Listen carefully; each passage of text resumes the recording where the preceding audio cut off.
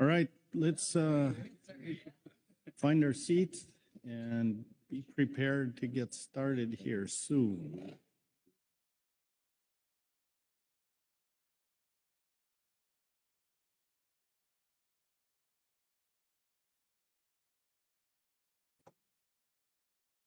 Good morning, everyone. Welcome to day 5, day last, as it's otherwise commonly known. Before we start on our agenda items, I'll turn to Executive Director Burden for any opening remarks. Yes, good morning, Chairman and council members. This is the day last, so just in terms of expectation management, if you haven't checked out yet, checkout is at 11. So we tried to provide some time earlier this morning. If folks need that again, we can look for another closed session, or not closed session, sorry, another break. Let's see, other than that, we do have a few matters to work through this morning and into the afternoon. So I would suggest we proceed, but I'm happy to answer any questions if you have them. Thank you. Any questions? Not seeing any then. I'm going to turn it to Todd Phillips. We started this yesterday, so please refresh us and let us know what we need to do. Todd? Yes, thank you, Mr. Chair. Good morning, Council. So we are continuing on with agenda item C7, which is the harbor specifications and management measures item. So yesterday we heard all the reports from the GAP, the GMT, the state agencies, National Marine Fisheries Service, the EC. We had a presentation from the GMT as well, and we made it all the way through public comment. So today is your discussion and action phase. With that, I can continue on my overview, or we could jump right into discussions, Mr. Chair. Well, let me just make sure everybody's clear, but I don't see any questions. So as Todd said, we finished all our reports yesterday. So let's start out with any discussion on this agenda item before we get to motions. Lynn Mattis.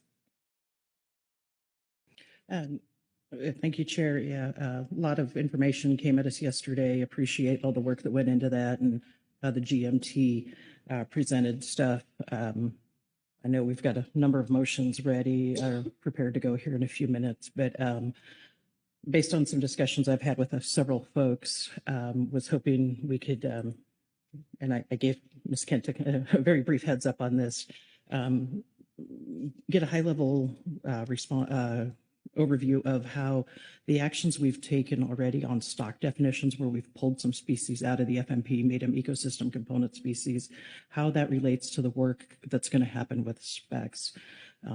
Hopefully that's okay to ask Ms. Kent to maybe just provide the 50,000-foot overview of how those will be interacting. Thank you. Keely Kent. Thank you, Ms. Mattis, for the question.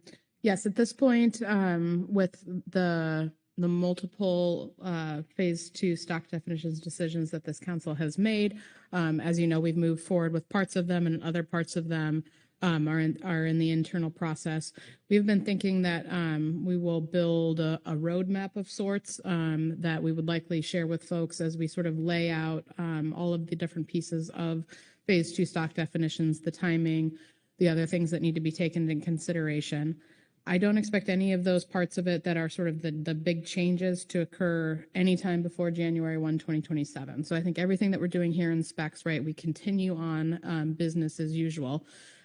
We will work to lay out a sort of cohesive plan of what comes when, but it'll all be after January 1, 2027. I think there's the possibility that changes would occur mid-biennium between 27 and 28, but I'll be looking for that opportunity to talk that through with folks and sort of lay out, here's our thinking, and an opportunity to, change that, right? There are parts that already have time specific, but a lot of the other parts don't, and we'll be looking for that input. So I expect to come back to you at a future meeting with more discussion. But for today, for specs, I would not worry about the phase 2 stock definitions. We'll sort of think that through and have an opportunity for discussion in the future. All right, thank you. Lynn? Yeah, thank you, Chair, and thank you, Ms. Kent. And that just really helps set the stage with how we were approaching motions to this. assuming that the current stocks in the FMP would still be in the FMP. And that's the thinking behind what we're going to be proposing here momentarily. But again, just appreciate the work and know that even with the slimmed down version, we may have some struggle with getting things in time, but appreciate all the work that council staff, NIP staff, and the GMT will be doing between now and June. Thank you. Thank you. Any other discussion, comments here before we get into motions that we need to cover? And I'm not seeing any hands. I do have, was informed of the order of the motion, so if you're ready to go on with those, I'm going to look first to David Sones. Thank you, Mr. Chairman. Yes, I do have a motion, if I could get that up on the screen.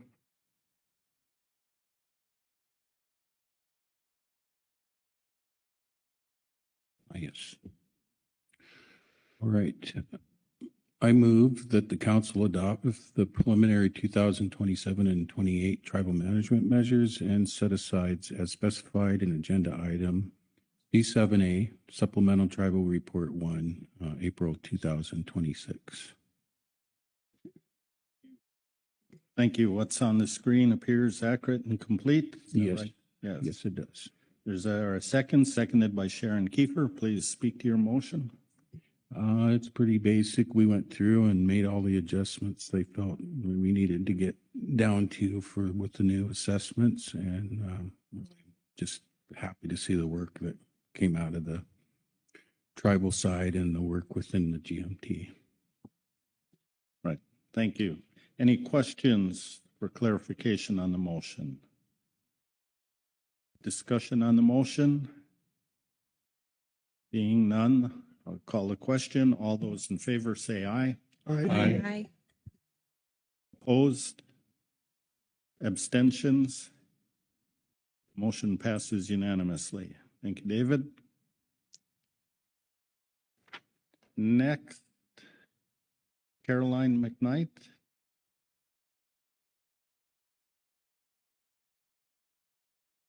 Thank you, Mr. Chair. Thank you, Tower. I move the council adopt the following preliminary preferred alternatives for management measures in 27-28, following the action item checklist numbering from agenda item C7, supplemental revised attachment 1, April 2026. For action item number 2, area management as described in C7A supplemental gap report 1 and C7A supplemental EC report. Remove from regulations the yellow eye rockfish conservation areas off California, including Point St. George, South Reef, Reading Rock, Point Delgado North, and Point Delgado South. Remove from regulations the Stonewall Bank yellow eye rockfish conservation area expansions 1 and 2 off Oregon from both the groundfish regs at 50 CFR 360 C2 and 50 CFR 660 70I. And the Pacific Halibut regulations at 50 CFR 363F. Remove the 50 fathom non-trawl rockfish conservation area boundary line around Lost Swin Knoll and revise regulations regarding the exemption for Lost Swin Knoll and Osborne Bank, and modify the non-trawl rockfish conservation area regulatory text in the federal trip limit tables. For action item number 6, ACTs as described in C7A supplemental gap report 1, status quo recreational copper rockfish south of 3427 North Lat, and status quo non-trawl short spine thorny head north of 3427, the 25% of the non-trawl allocation. And new recreational ACTs for California quillback rockfish, Vermilion sunset rockfish south of 4010 North Lat, and lingcod south of 4010 North Lat. For action item number 7, trawl non-trawl allocations as described in C7A supplemental gap report 1.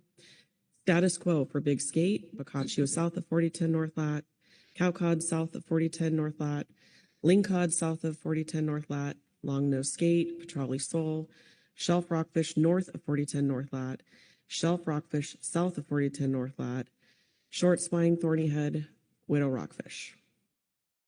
For slope or blackgill rockfish, option 4, the rolling 5-year average mortality.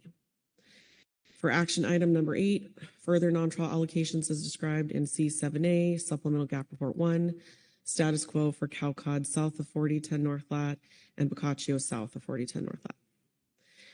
And lastly, for action item number 20, California recreational fishery, as described in C7A, Supplemental Gap Report 1, boat-based rockfish and lingcod season structure option 4, which is statewide April 1st through December 31st, all depths, and status quo rockfish sub-bag limits statewide, except 2 fish sub-bag limit on Vermilion Sunset rockfish statewide, and for December, a 1 fish sub-bag limit for cowcod and yellow eye rockfish.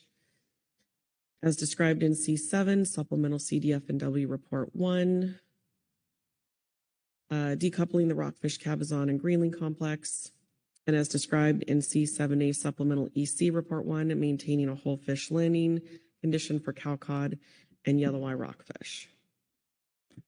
All right, before I ask you if it's accurate, can we scroll, I think, near the top, Lawson, Knoll?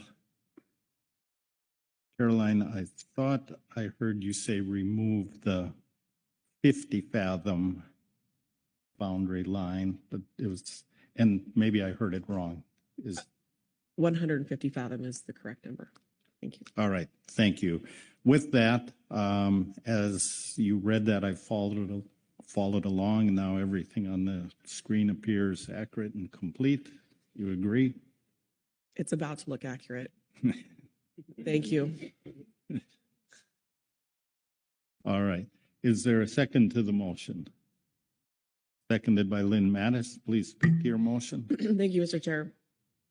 I'll admit I did struggle a little bit to develop my talking points for this motion because the GAP and the GMT and the EC, they all did an extraordinary job detailing out the trade-offs and rationale for what measures they supported, and they did so through the analytical document they created again. So thanks for that light reading. It was interesting.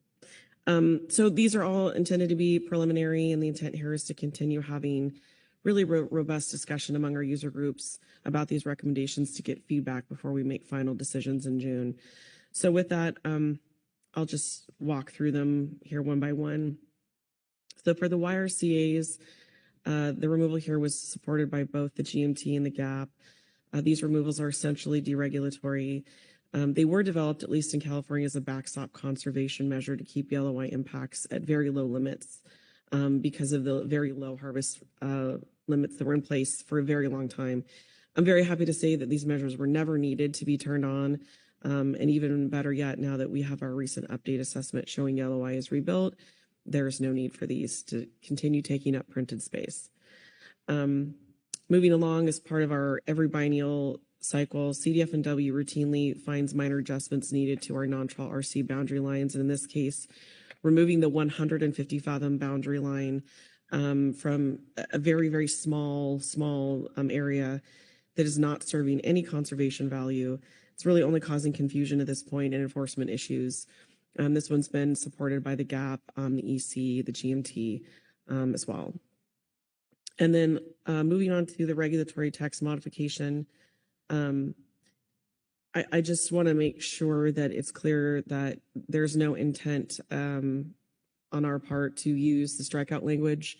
The intent was to get something out there to take a look at it, and we're happy to work with NMFS OGC with ours to make sure that the edits to the language meets everyone's needs. But this is essentially just a clarification in the regs to ensure that the integrity of our RC boundary line stands up in both federal and state regs.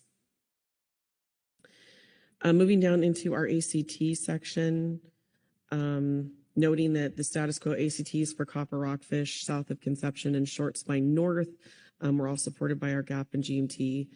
The review of how that ACT is performing indicates no changes are needed at this time. So that seems pretty reasonable.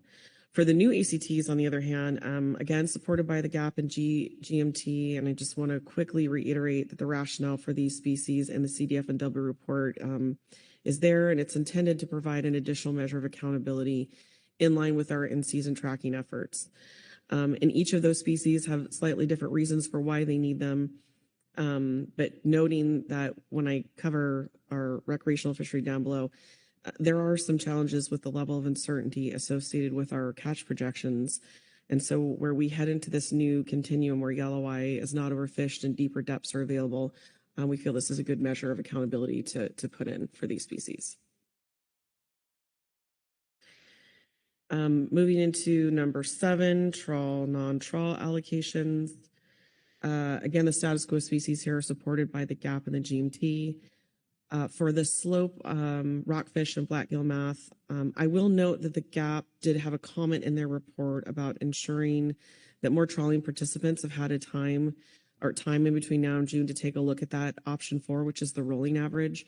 And I would, I guess, say here that there was no other consternation about some of those other options, but just flagging this as PP now, I think is a way to start the conversation. And there's still some opportunity to change that if need be in June. And then lastly on this one, I do just want to take a moment to come back to widow rockfish and just note that it is listed here for status quo. And it's under status quo specifically because of the action that we took under C3 for widow. Leaving this allocation as is was based on that input from the GAP and the GMT, noting that it would allow for a little bit more buffering under the scenario we have in front of us for the harvest control rule, where the OFL and ABC is pretty close together and pretty tight. So leaving this allocation provided that buffering in place. Moving on to number 8, action item number 8. Again, GAP and GMT were in alignment here.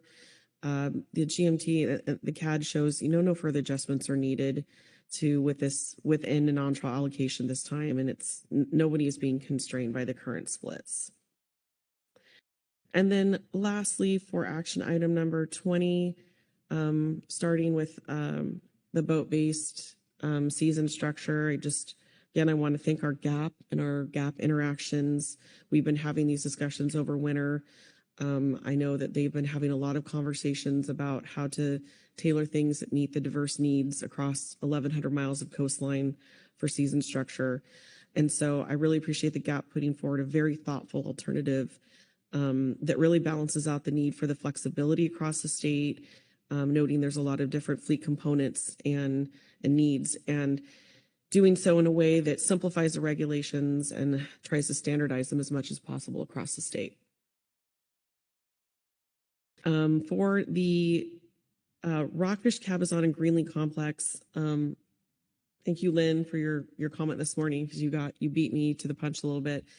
Last year, as we were making the final decisions under phase 2 stock definitions, and we made the decision to remove these species from the California for the California stocks.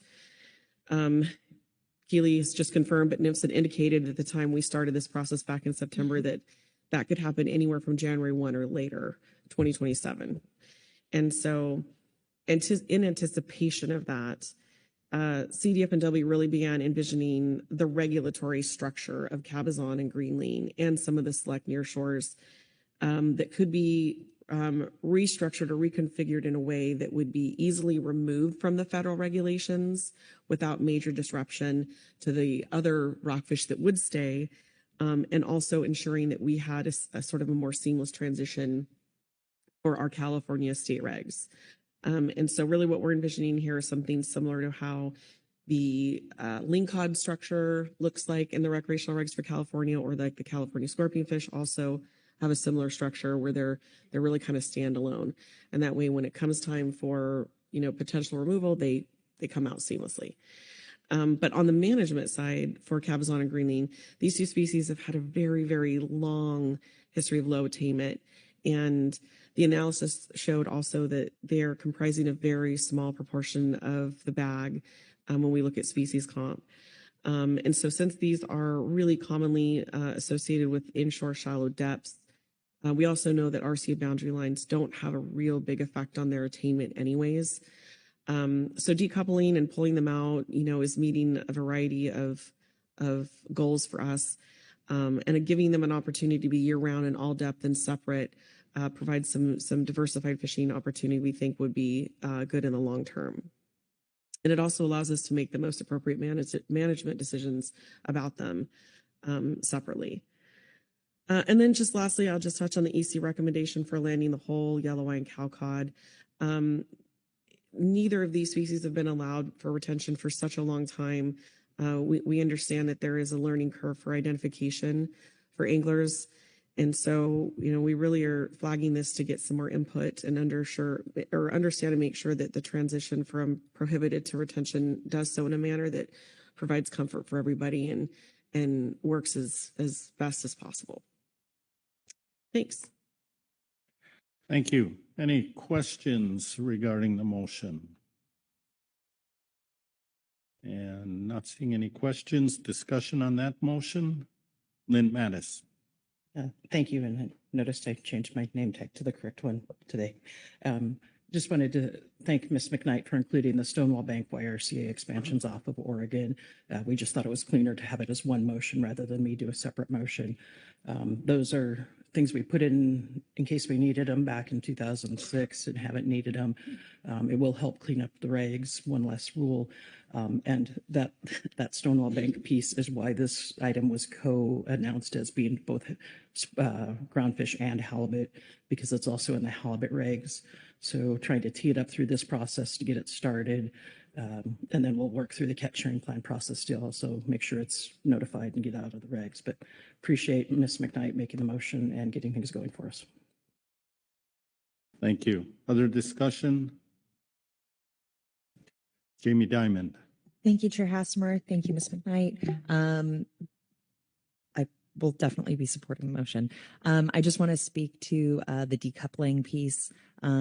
We heard over the last several years with the very restrictive management we had, mostly due to copper and quillback issues in the nearshore, a disparity in access for nearshore fishermen, which are primarily going to be in state waters, and access to stocks that are otherwise healthy and not copper and quillback. And so cabezon is one of those things. It will offer opportunity for both private recreational anglers, kayak fishermen, shore fishermen, but also the boats that do run trips when it's not rockfish season and they're fishing for sculpin or something else. So some added opportunity there for an under-attained stock. So that will help our nearshore community tremendously, and it's a very it's a fun thing to be able to catch and keep.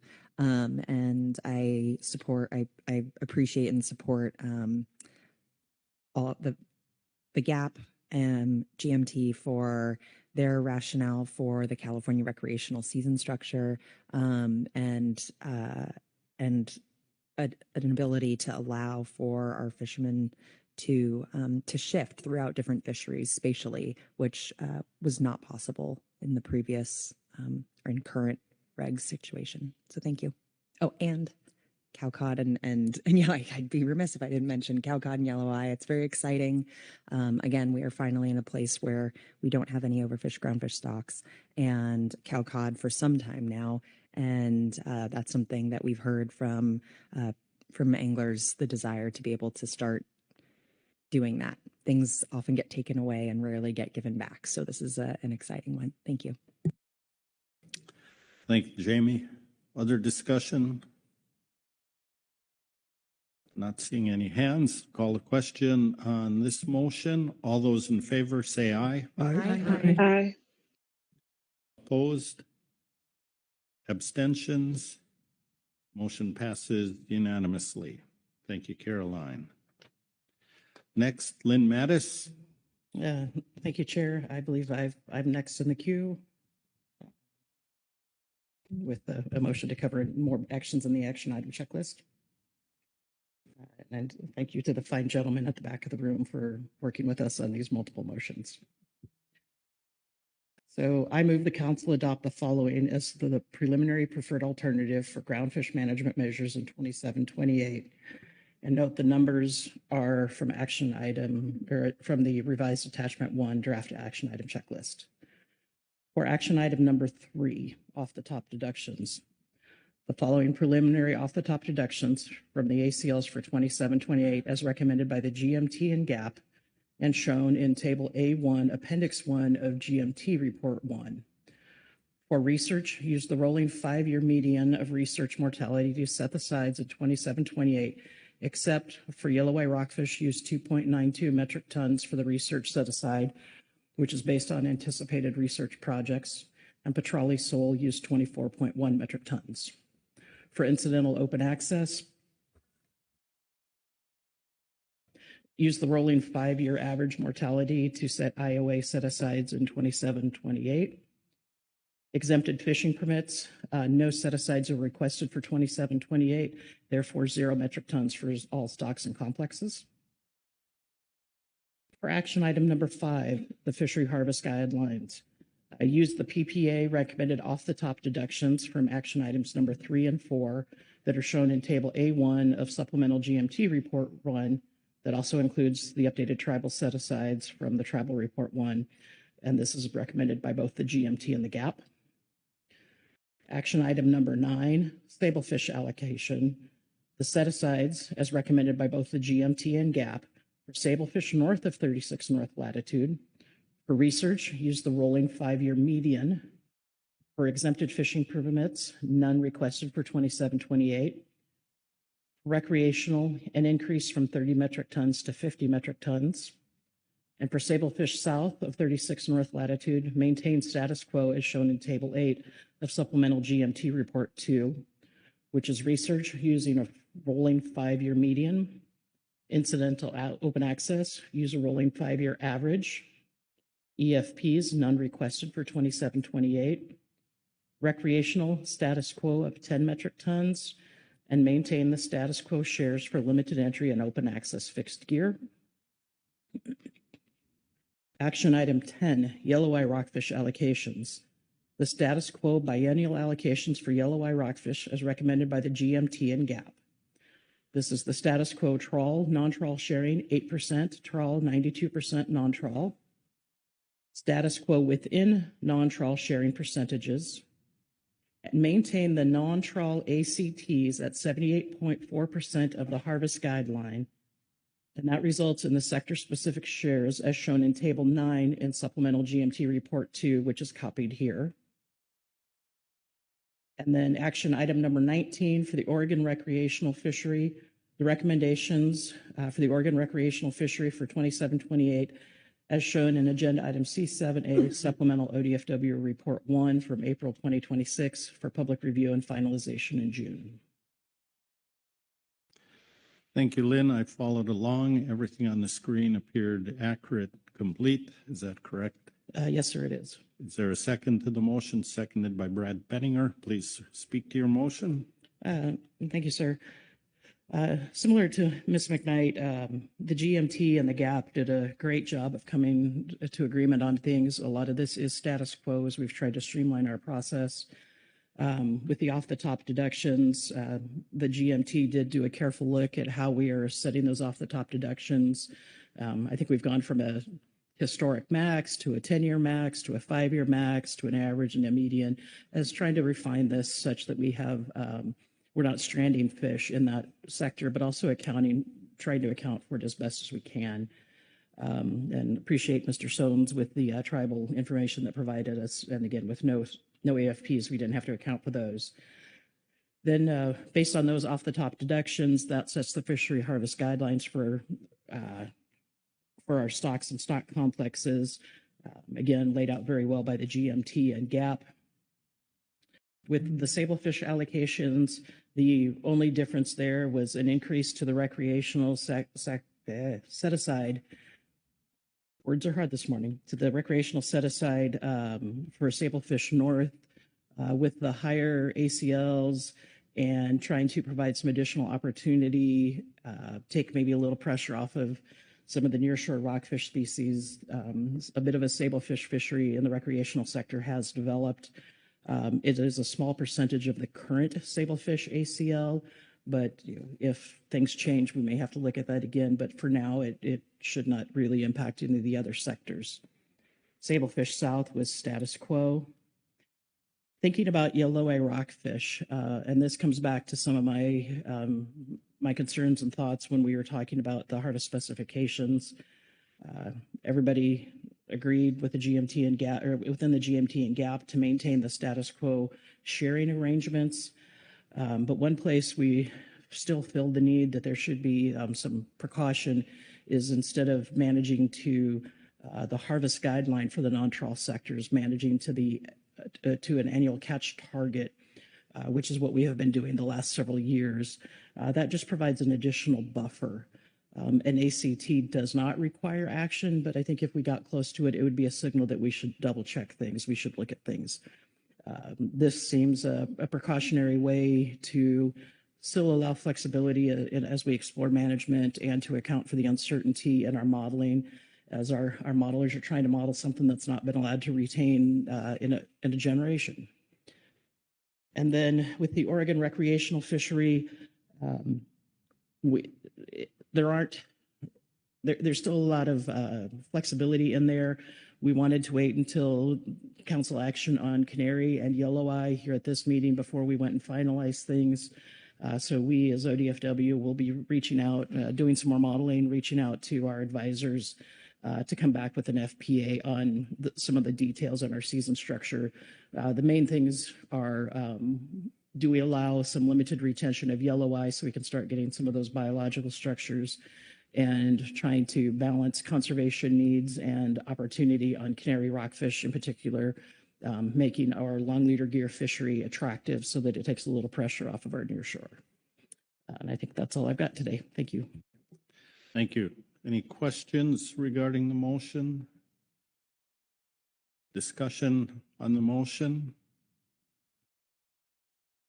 Seeing none, then I'll call the question. All those in favor say aye. Aye. Aye. Opposed? Abstentions? Motion passes unanimously. Thank you, Lynn. Now let me look to the right. Heather Hall. Thank you, Chair. I have motion number 4. Thank you.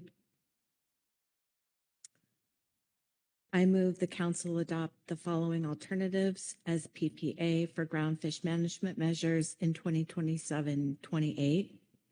The numbers from agenda item C7 revised attachment 1, April 2026, the draft agenda item checklist. Something about that doesn't look right. Just a second here.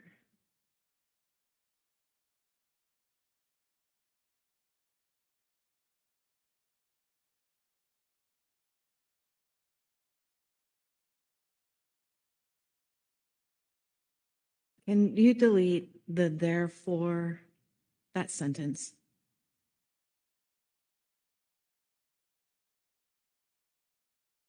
Thank you.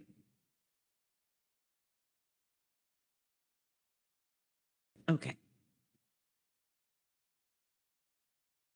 I'm going to start from the beginning. I move the council adopt the following alternatives as PPA for groundfish management measures in 2027-28. The numbers below are from agenda item C7, revised attachment 1, the draft agenda item checklist. Action item number 11, canary rockfish biennial allocations and within non-trawl harvest guidelines. Adopt the status quo biennial trawl, non-trawl allocations and within non-trawl harvest guidelines as recommended by the GMT in C7A Supplemental GMT Report 2. Action item number 12, within trawl set-asides, adopt the 2027-2028 at-sea set-asides as described in C7A Supplemental Gap Report Table 1. Action item number 13, shore-based IFQ, adopt the status quo IFQ trip limits for non-IFQ species. Action items number 14 through 17, open access north and south of 4010 North Lat and LEFG north and south of 4010 North Lat. Adopt the commercial trip limit options for open access and limited entry non-trawl fisheries as recommended by the GMT in C7A Supplemental GMT Report 3, April 2026. And action item number 18, Washington Recreational Fishery. No PPA. WDFW will continue to analyze the range of alternatives as described in C7A Supplemental WDFW Report 2, April 2026, and include a standalone alternative that would allow yellow eye retention on days open to halibut in June. Thank you, Heather. I followed along. Everything on the screen appeared accurate and complete. Yes, it does. Thank you. Is there a second to the motion? Seconded by Caroline McKnight. Please speak to your motion. Thank you. Starting at the beginning with canary rockfish, these are the biennial allocations under status quo are 72.3, 27.7% to trawl, non-trawl would be the PPA. Within non-trawl harvest guidelines under status quo are 36% commercial, 12.3% Washington recreational, 18.5% Oregon recreational, and 33.2% California recreational as the PPA. Acknowledging that these are biennial allocations and they're specifically designed to be discussed each biennium. I think we've attempted to spur that discussion over the last few years, making the point that we should be doing a better job at harvesting the ACL. And I know we've heard over the week or over past discussions on this that some suggesting that why don't you just adjust the allocations, and that would be the simplest approach to this. But it's not simple, not at all. It's important to, canary rockfish is important to all sectors, and yet we are failing to catch the full ACL year to year. Through our WDFW reports, we've attempted to propose an alternative way of thinking about this that doesn't put sectors against each other and in a way that provides flexibility in circumstances where the ACL is underutilized.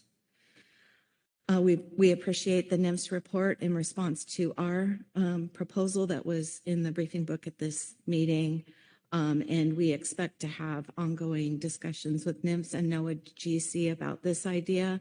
In particular, we are really interested in understanding the specific cases that NOAA GC is worried about, and look forward to hearing more about that and having more information on that.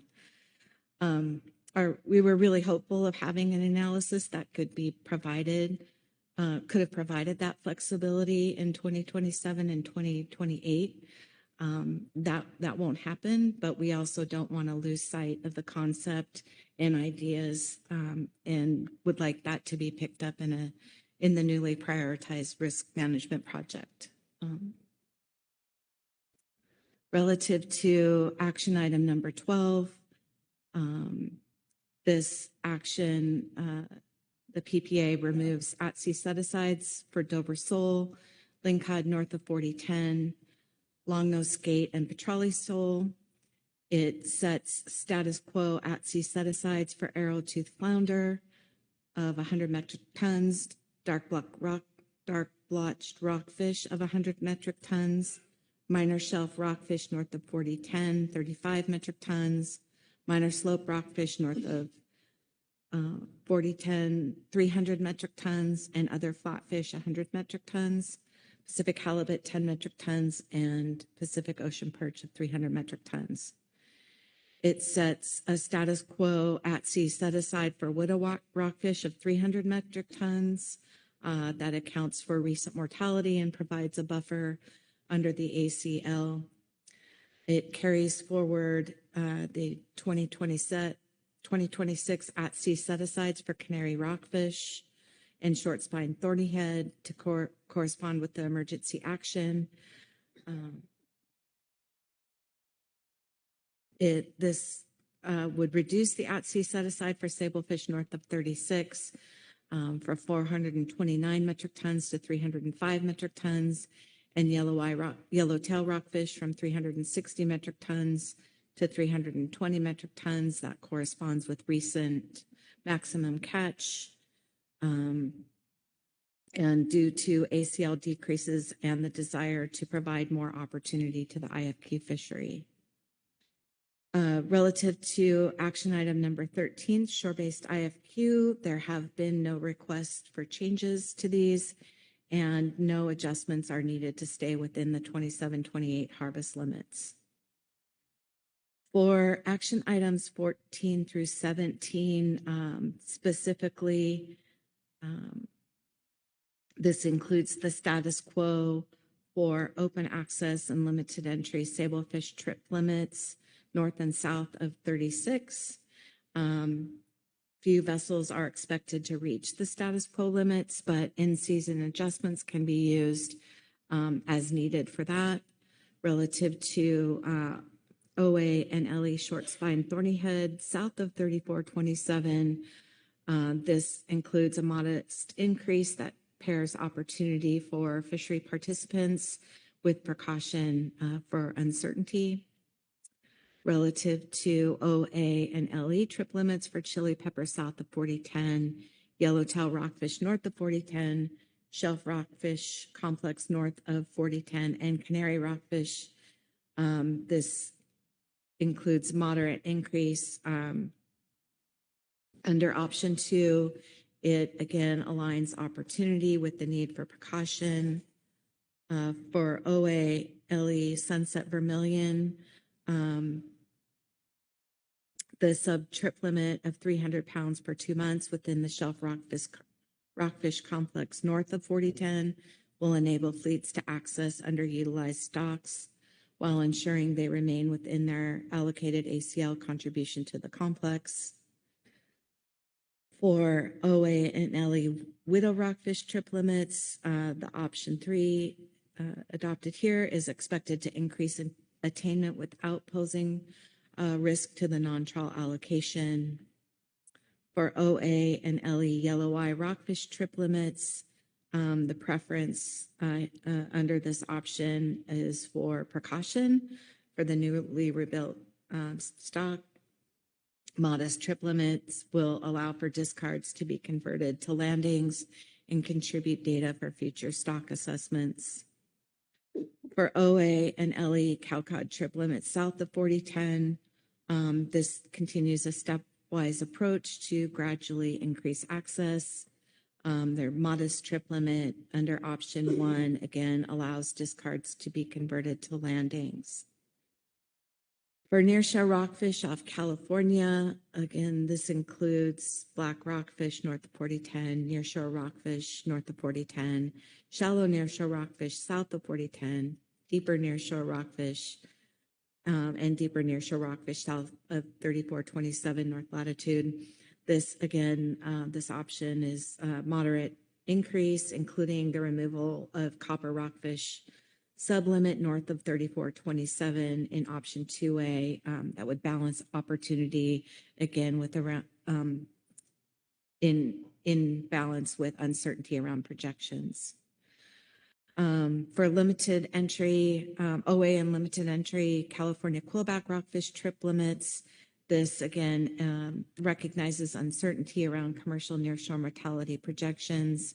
The increase in option 2 here balances opportunity with a cautious approach to retention. And under here, this also is status quo for all other species and sub-areas that aren't just specifically outlined here. For action item number 18, the Washington recreational fishery. This allows not selecting a PPA at this time, allows WDFW to continue to analyze the range of alternatives that we outlined in our WDFW report. It picks up a new idea recommended by the GAP at this meeting to look at yellow eye retention in a limited way in a fishery where encounters with yellow eye are more common. That covers it. Thank you. Thank you. Any questions for clarification regarding the motion? No questions, discussion on the motion? Caroline McKnight. Thank you, Mr. Chair. Thank you, Heather, for the motion. And I just wanted to echo, and you took a beefier section there with all the triplements for LE and OA, and just wanted to echo that I know there's been a lot of discussion about a lot of moving parts within those triplements, especially for the nearshore rockfish, including folding copper back in and folding quill back out. And so I just really appreciate you covering that. And I look forward to some feedback on the options that the GAP put forward. Thank you. Thank you. Any other discussion? Seeing none, call the question. All those in favor say aye. Aye. Opposed? Abstentions? Motion passes unanimously. Thank you, Heather. And I'm going to look your way again. Please go ahead. Thank you. I do have another motion. This would be motion number 5. Thank you. ACL attainment probability. I move the council continue to explore the WDFW approach as described in C7A WDFW Report 1, April 2026. G6A Supplemental WDFW Report 1, September 2025, and F8A Supplemental WDFW Report 1, November 2025, as well as other ideas to improve attainment of the ACL across sectors under the newly prioritized risk management project. Thank you. I followed along. What's on the screen looks accurate and complete. Yes, it does. Thank you. Is there a second to the motion? Seconded by Caroline McKnight. Please speak to your motion. Thank you. I know we've been talking a lot about this. We talked about it under the workload and management prioritization discussion earlier in the council week. I just wanted to be very clear that the ideas that we've put together aren't lost, that they are included in that discussion on risk management. And this motion also doesn't limit it to the idea presented by WDFW. It's meant to, again, just get at that flexibility that we're trying to achieve for all sectors and prove our ability to harvest the full ACL. I think we owe it to continue, owe it to our stakeholders to continue to figure out how we can do that. And so I just wanted to formalize that in a motion here. Thank you. Thank you. Any questions regarding the motion? Lynn Mattis. Yeah, thank you, Chair, and thank you for Ms. Hall for making sure this doesn't fall off of her radar. Just so it's crystal clear for the GMT and everybody else, this is not intended to add this to the specs analysis, but to a different prioritized item that we discussed yesterday when we get to the risk management. Just want to make sure that that is crystal clear to everybody listening. Heather? Thank you. That is a good point of clarification. All right. Any other questions? Is there any discussion on the motion? Keely Kent. Thank you. I just want to say thank you, Heather, for this motion. I think it's a great idea to formally put a home out there for this. So I appreciate you doing that. Like I said earlier in the meeting, we're very supportive of looking at ways to better attain our ACLs for canary and for other species. And I appreciate the work done by WDFW thus far. I've also had a lot of great conversations sort of in the GAP and the GMT in the hallways on these issues. And so I look forward to the opportunity to hear from a lot of folks too about what else might be out there in addition to all the work that WDFW has done to try to look at this problem. So thank you for finding a home for it. And we'll definitely look to engage further on trying to fix this issue. Thank you. Other discussion? Asia Shumalo.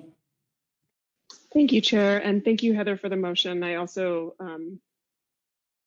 agree with the thanks that people offered for all of the work that was put into thinking about this.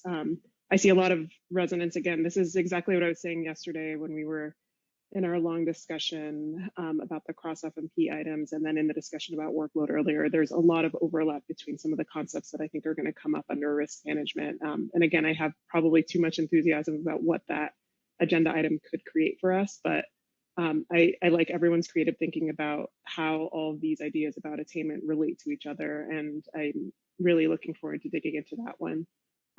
So yeah, just wanted to voice really strong support for this, and also how you wrote the motion showing like just sustained work on an issue that was important to you through a lot of agenda items over time. So thank you. That's it. Thank you. Any other discussion? Seeing none, call the question. All those in favor say aye. Aye. Aye. Opposed? Abstentions? The motion passes unanimously. Thank you, Heather. Lynn Mattis. Thank you, Chair. I've got another one. I think we've completed the action item checklist, but there's still a couple of things out there. So this should address one of those. The tower's already ahead of me. I move the council adopt the draft language for amendment to be determined to support removal of yellow eye and California quillback rockfish's rebuilding plans from the Pacific Coast Groundfish Fishery Management Plan for public review. And that's agenda item C7, attachment 3, dated April 2026. Thank you. The language on the screen looks accurate and complete. Yes, sir, it does. Thank you. Is there a second to the motion? Seconded by Heather Hall. Please speak to your motion. Thank you, Chair.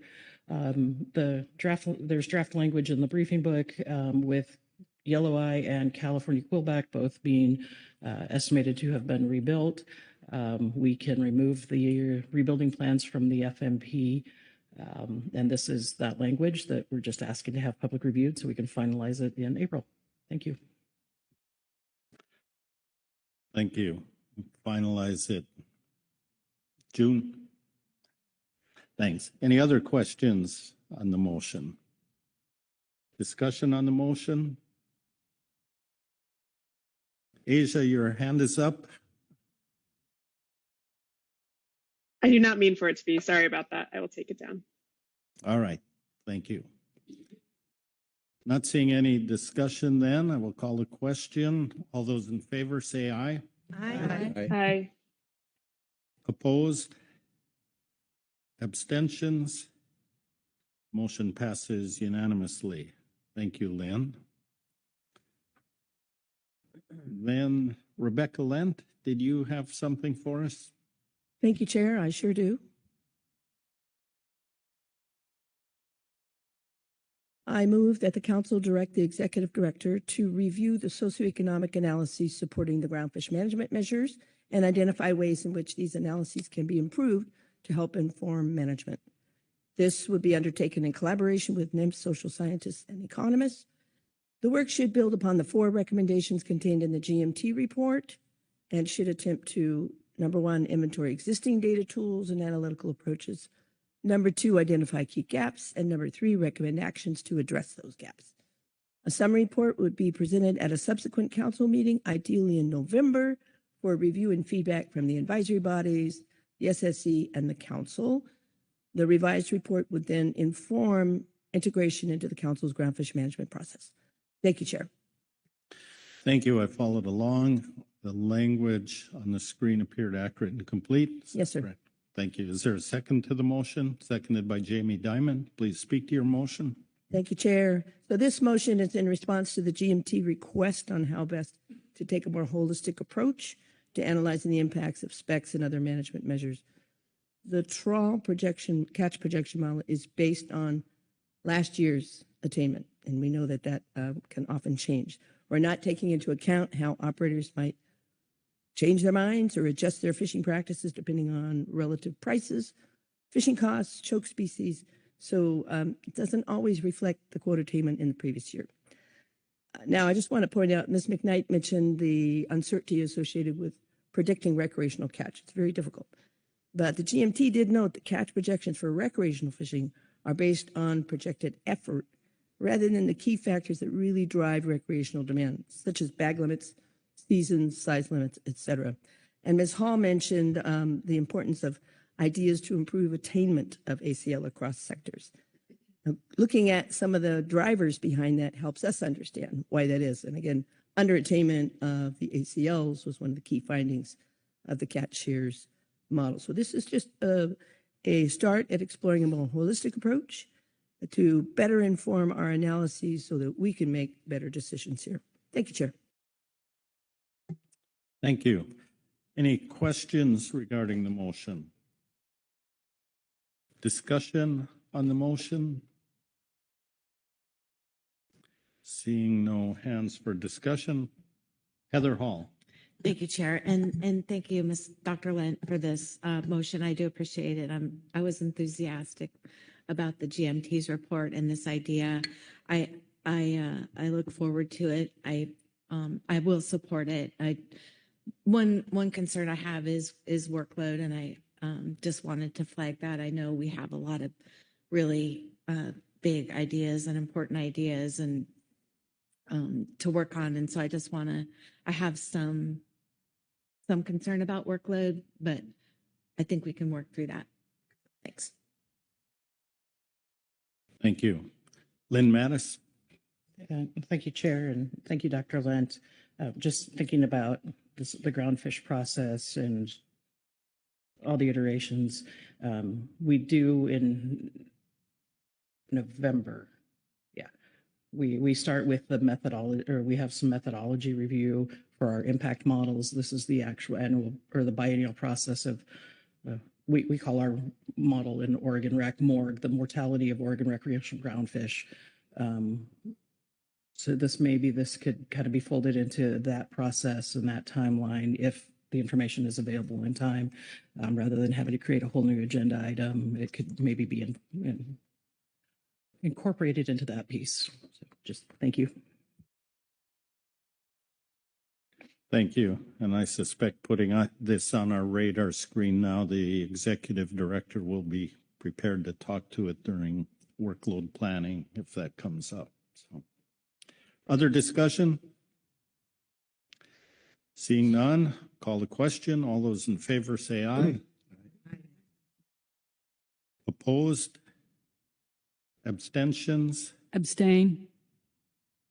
Motion passes with one abstention. Ms. Kiefer?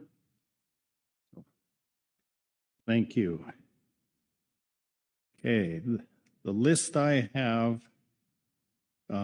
we've gone through everything, so our council tasks are up there, and I will first look to Todd. We'll come back for make sure we've discussed anything, but regarding the 6 items on the screen before us, Todd, is there more to do? Thank you, Mr. Chair. So looking at the items there and just incorporating all of them under the action item checklist, you have addressed items 2 through 20, noting that number 1 was effectively taken care of under agenda item C3 and C4, agenda item C3 and C4. So I would agree that you have 1 through 5, we are good to go. With number 6, I do have a question for the council, and that refers to the FMP language, and that if in the interim between this meeting and June, if we happen to find any technical corrections, can we bring those back along with any new revised language? Right. Lynn Mattis? Thank you, Chair. You kind of licking my way since I'm the one who made that motion, I assume. I believe, yes, we should allow the council staff the leeway to make technical corrections as they come about. All right, thank you. I know they have lots of documents at hand to refer to, so if that's good with everyone. Okay, any other discussion or action items to be had under this agenda item? And not seeing any, thank everybody, especially the GAP and the GMT. There's been a lot of work, and other staff, council staff that has led up to this as we proceed. So thank you, everybody. And with that, we will close this agenda item. We're going to take a 15-minute break here if you didn't get a chance to completely pack up and check out. And we will come back to, I have to look at my screen here, agenda item H2. And when we come back, Vice Chair Smith will have the gavel. So be back in 15 minutes, 10:15.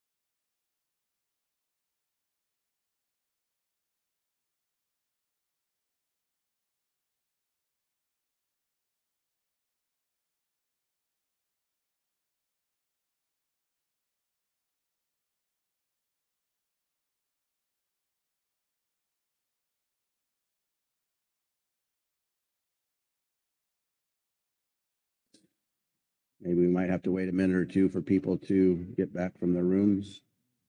Hopefully we have critical mass. We can start here.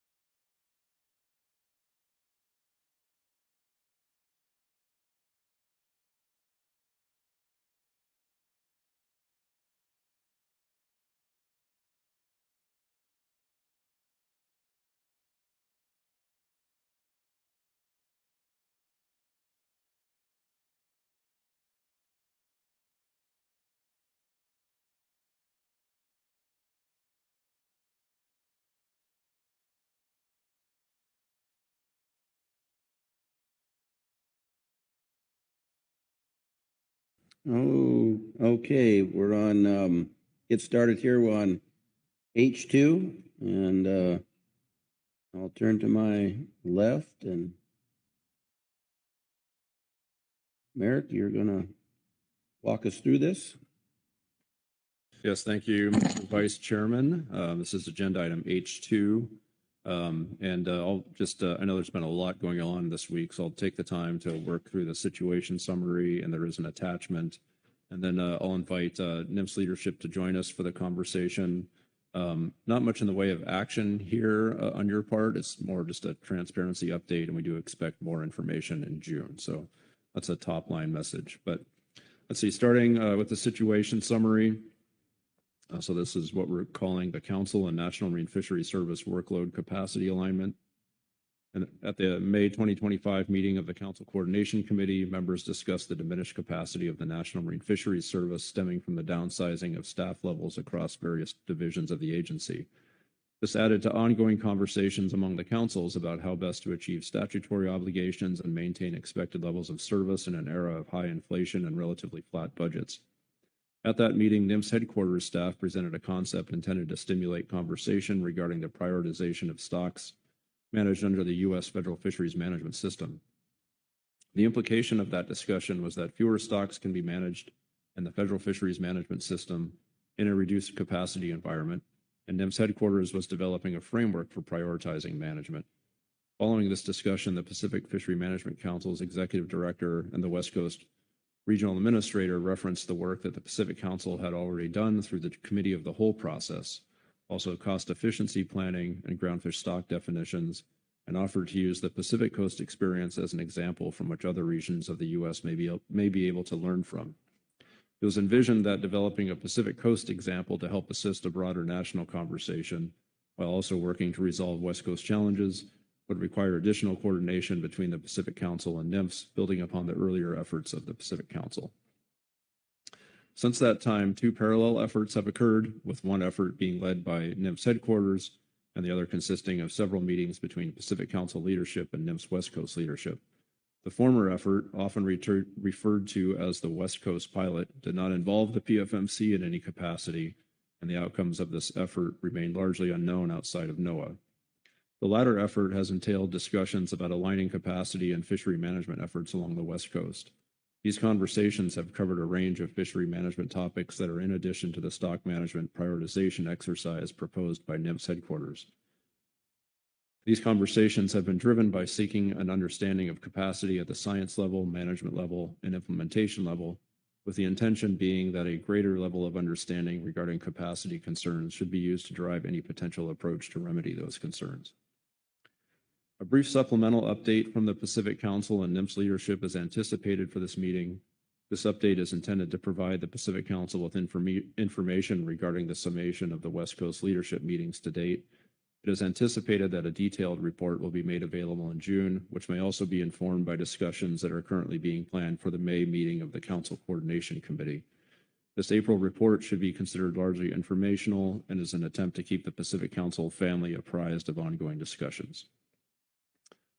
So, Mr. Vice Chairman, and as indicated in the situation summary, the task is here to consider the update and any relevant recommendations from Council and NMFS leadership.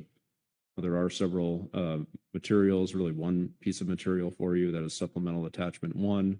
And that's a quick summary overview of Council and NMFS West Coast leadership meetings regarding capacity alignment. I can pause here and take any questions, and if there aren't any, I'll go ahead and summarize that document. Okay, are there any questions for Merrick? Rebecca. Thank you, Vice Chair, and thank you, Executive Director. Did you have any updates, even if verbally, from the Assistant Administrator during his 2-day visit? Thank you.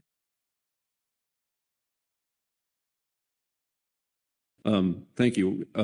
Yeah, that's a good question. We did have a chance to talk with the Assistant Administrator while he was here. He made note of a few things. One is I may be getting a little bit ahead of folks here, but he indicated they were rethinking their what we call the risk value matrix, which is the headquarters effort that is referenced in the situation summary. So that there may be a pullback on that effort. I know we'll learn more about that at the May CCC, but that's my understanding after talking with Mr. Pinero Solar. Thank you. Any other questions? Seeing none. Okay, Merrick. All right. Thank you, Mr. Vice Chairman. I will also take the time to read through the supplemental attachment 1, and then I invite Mr. Wolf, and maybe we can also invite Mr. Rusin to the table as well, and they can engage in the conversation. So the attachment 1, titled Addressing Capacity Constraints Through Operational and Management Efficiencies, and this is a brief summary of Council and NMFS leadership discussions. So there is an executive summary there, and as you all know, we have convened a series of meetings which began almost a year ago now, and those meetings are intended to address this shared and what is becoming an increasingly acute challenge regarding our management workload and our staff capacity and our financial capacity. So as we all know, this is not a new issue, but some recent constraints and staffing reductions at NMFS have made this more acute for us. We also have ongoing process complexity, which is adding to these workload issues. And as a result, the historical level of analytical support, process engagement, and scientific output that has underpinned council decision-making no longer looks sustainable. So the discussions have focused on identifying some practical, durable approaches to right-size the system. In doing so, these meetings have had an eye to ensuring that core statutory responsibilities are met while maintaining the long-term health of West Coast fisheries and the legal defensibility of management actions. So in the document, there are a few main points. One, we attempt to describe the nature of the capacity challenge with the thinking that if we understand the problem collectively, we might be in a better position to do something about it. We do also acknowledge steps that have already been taken by the council to improve efficiencies. Many of you will recall the committee of the whole process that we undertook in 2024. There are some key themes that have emerged from our discussions that are highlighted in the document. There are some broad categories of workload demand which straddle most of our fishery management plans. And as we contemplate these categories, they may help us think more about how we can change the demands that we are placing on our personnel and fiscal resources. And then we have this last section, which outlines potential pathways forward, along with some near-term next steps. So briefly summarizing the section 2, which is called the core problem, we do have a series of items here in bullets. So first is NMFS capacity constraints, and as we know, depending on the office, NMFS staff were reduced by 30 to 40% last year. And as a result, NMFS has necessarily prioritized workload, and that prioritization has aligned with administrative objectives, core statutory responsibilities, and have downplayed the importance of discretionary or lower priority efforts. We have council process demands. Council workload has remained steady or increased in complexity. At the same time, we've had quite a bit of turnover among council staff, advisory body members, and all of those things coming together have created some challenges. We have what's called process complexity and review requirements, so increased levels of national level review and procedural requirements have extended timelines and increased the number of analytical and administrative touch points that are required to complete actions. We talked about this a bit earlier this week. And then we have what we're calling baseline conditions. So even prior to recent constraints, there was a broad recognition that we were operating beyond sustainable levels, and the current climate has exacerbated this conclusion. So perhaps most importantly, is the way in which we should perceive these efforts. And that means that the conversations that we've had as leadership are not intended to free up capacity for new work, but are instead aimed at right-sizing ongoing work with available resources. So section 3, progress to date at the council level. So as everyone knows, we have already taken meaningful steps to improve efficiency and streamline operations through the committee of the whole process. So we've made some headway in reducing unnecessary workload and redundancy. We've been improving our meeting efficiency and agenda management. And I think we've been fairly successful at implementing some discipline about how we prioritize our work within our process. Number 4, we have NMFS capacity changes and implications. So recent changes within NMFS have some direct impacts on council process and expectations. Some of the key considerations that we've highlighted include a reduced ability to support the full range of historical activities by NMFS. So these include extensive advisory body and scientific and statistical committee engagement at prior levels.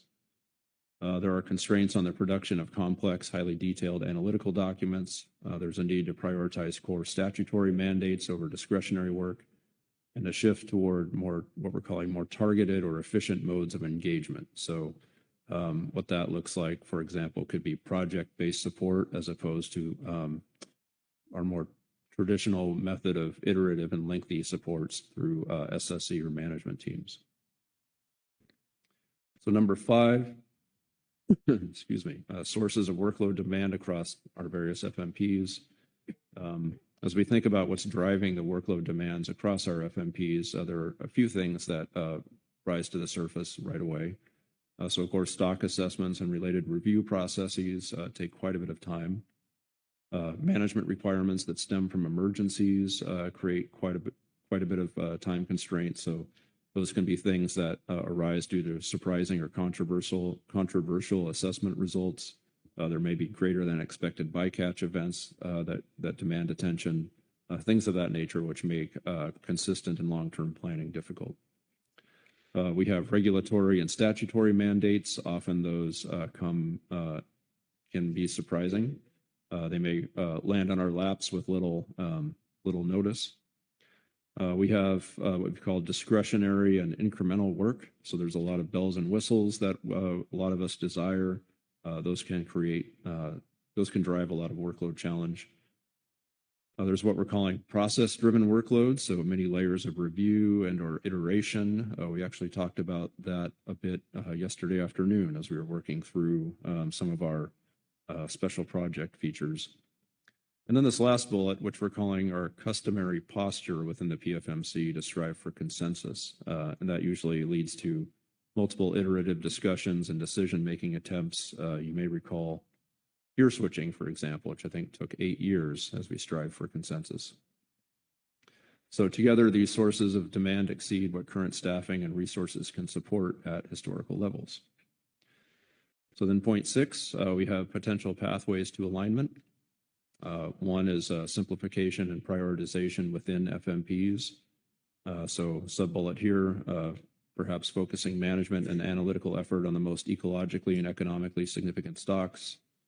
Another sub-bullet would involve the consideration for removal or reclassification of some lower priority stocks from FMPs.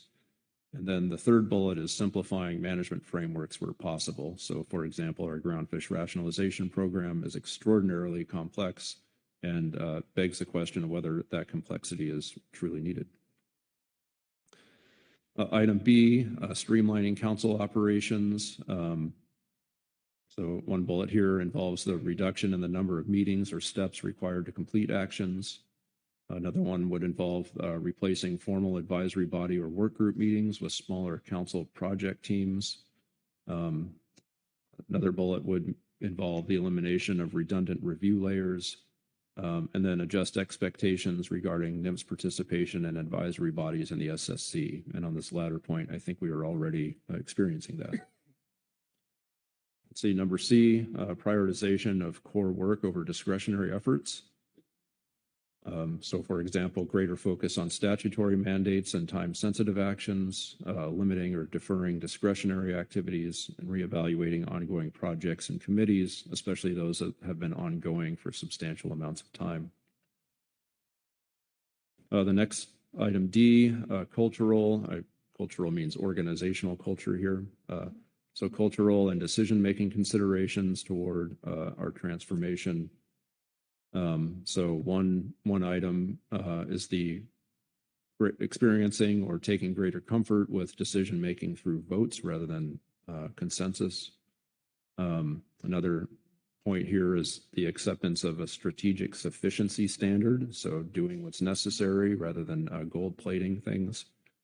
And then recognizing that not all desired work can be completed. So these are ideas that come through our conversations. Nothing that we are necessarily proposing, just things that are ideas that have come to mind. So the next last two sections, so we do have some next steps as outlined there. So here at this April council meeting, I'm providing you with some big picture outcomes of these discussions. Curious to get your feedback here at this meeting if you haven't. We have a May CCC meeting next month, and these items are on the agenda through the risk value matrix, through the downsizing of NOAA, through our flat funding of councils. That's a constant conversation we've been having for as long as I've been director. Then in June, what we're envisioning is a more detailed report that can provide options for you for moving forward in a way that would align capacity and workload demands, and then identifying council priorities from within these options. And then the fall of 2026, develop and begin implementing selected changes, which might involve updates to COPs or a regional operating agreement or something else. And this is likely to be aligned with what we have called council efficiencies and is on the YAG. So number 8 is just a conclusion. I don't really feel the need to reiterate what's said there. It's pretty short and sweet. I guess I would stop here and I would invite any of you, Mr. Vice Chairman and Mr. Chairman, or Mr. Wolf, or Jeremy Rusin, if you guys would like to add anything more to my summary. Right? Yeah, thank you. And thank you, Merrick. I appreciate the kind of thorough summary and explanation of what we've been through. I think it's no secret, folks, here we've discussed the significant losses that the agency has suffered over the past 18 months. As outlined here, I mean, that has real implications for us on the workload and capacity front. But that said, I think the discussions have really been focused on how can we coordinate and collaborate and really look forward, kind of given the new state of affairs, recognizing, I think as aptly put here in the conclusion sentence here, that it's a difficult reality rather than the presence of temporary constraints, is whether it's people or whether it's budget. We are anticipating this is essentially a new normal kind of going forward here. and give us a good opportunity really to reflect on how we do business, what are the kind of the core functions here, and how can we, as partners between the council and NIMS, who work for both the center, at the region, and at obviously with council leadership. And it's not lost on me that we are talking about this today, literally one day away from the 50-year anniversary of the Magnuson-Stevens Act being signed into law. Tomorrow will be 50 years. And that act, of course, is the basis for everything we do. It also not only establishes the council, but it establishes the true partnership and the true connections on multiple levels between the agency and the council, in not just what we do, but how we work together. And if you look at the NIMS operational guidelines that have implemented how we work together, I mean, one of the top first overarching sentences is that we are partners. And that's how we feel. And Merrick is right. I mean, there was some things going on the West Coast, obviously, as he outlined here. Stockton, we were already looking at our FMPs. We are already doing a lot of this work. I would argue it's not the first time the Pacific Council has been a little bit ahead of some overarching agency priorities. So West Coast region leadership, the center leadership kind of jumped at the chance when this came up with the CCC to utilize that and to offer to further these discussions and kind of get ahead of it. And we'll see next steps. We will come back in June. There may be some changes or tweaks to guidance that will impact this that comes up with the CCC, but your leadership will be there. We'll discuss this more in June, but I think I can speak on behalf of the region and the centers on the agency, although we also have Director Risson here who can speak as well, that it's really been a very constructive dialogue. It has been open and honest and really looking at ways that we can, as Merrick just outlined here with quite a list of all the things that we've been talking about, trying to look at not just efficiencies, but where we can actually chart a productive path forward that brings us into more, hopefully, future success as well as efficiency. So anyway, I'll stop there. I'll see if Director Risson wants to add maybe briefly before we get into discussion. Thanks.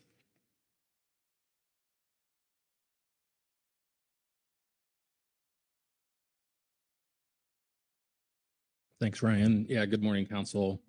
Thanks, Mr. Burden. Yeah, I'll be brief. I did want to amplify a couple of points that Ryan and Merrick raised. Jeremy Rustin, Acting Director for the Northwest Fishery Science Center.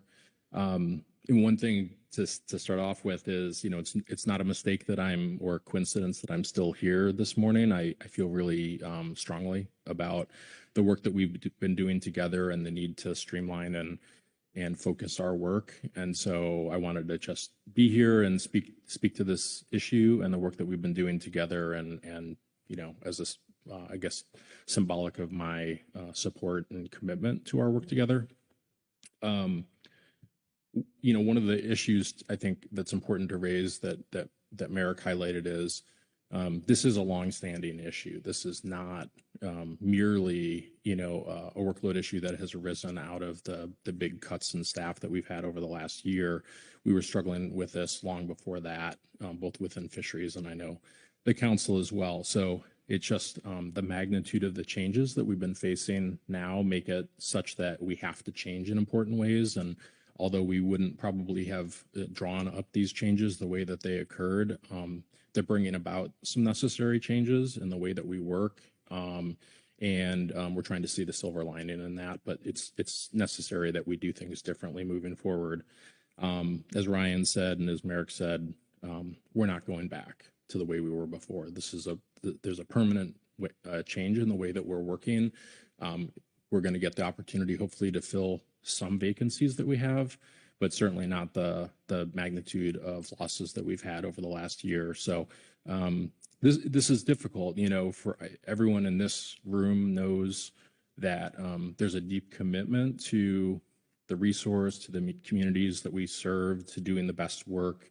That conversation happens in this room every day, and it happens in our laboratories and in our regional office every single day. And so while the idea that we can do less is easy, right? In concept, everyone wants to do less. It's actually very hard. Our staff, the council staff, the council community, fisheries, we have folks who are very dedicated and deeply committed to the work that we do. They want to do A+ work on everything. They think doing the absolute best in every circumstance is what we need to do, is an important, because they take such pride in their work. And we all recognize that and feel similarly, but we're not living in that world anymore. And so what I'm saying is these are deeply held beliefs and practices, and they require culture change. And so that's why it's so important that we're aligned together. And I think we do a great job on the West Coast. As a relative newcomer, I've been super impressed with how we do that very intentionally on the West Coast and try to be aligned and work in partnership. And the discussions we've had over the last several months together have been really productive, and I think brought us even more closely together, which is necessary given the challenges that we face and what we're trying to do. So I think just in closing, one of the things that we're trying to instill in our staff is just a completely new way of working in terms of finding efficiencies and innovating the work that we do. And there isn't really a notion that we're going to keep doing anything. Everything is going to be done differently, and we're going to do some new things that we haven't done in the past in refocusing our work. We've also had the philosophy previously of, if there's an impact of not participating in a working group or not doing something, to reconsider that decision of not doing something. And now we're really in the mindset of, we're acknowledging we can't do everything. We're acknowledging that there will be impacts, and just trying to assess the risk associated with those impacts. So it's a different kind of mindset and analysis that we're going through, and trying to instill in our staff that we just aren't going to be doing everything, and we're going to be letting go of some really important work. Everything we do is super important, but not everything is the highest priority. So thanks for teeing this up, and thanks for the opportunity to speak a little bit this morning. And yeah, I look forward to continuing the conversation. Thanks. Thank you, Jeremy. Any questions for Jeremy? Lynn? Thank you, Vice Chair Smith, and thank you. Just on that last point, not everything is a priority. Who and how are priorities going to be decided? That's probably a bigger picture discussion at the national level, but we here probably prioritize fishery independent surveys, et cetera. But just, can you speak a little more to how that prioritization may be occurring, or if it's above your pay grade? Yeah, thank you, Vice Chair and Ms. Mattis, for the question.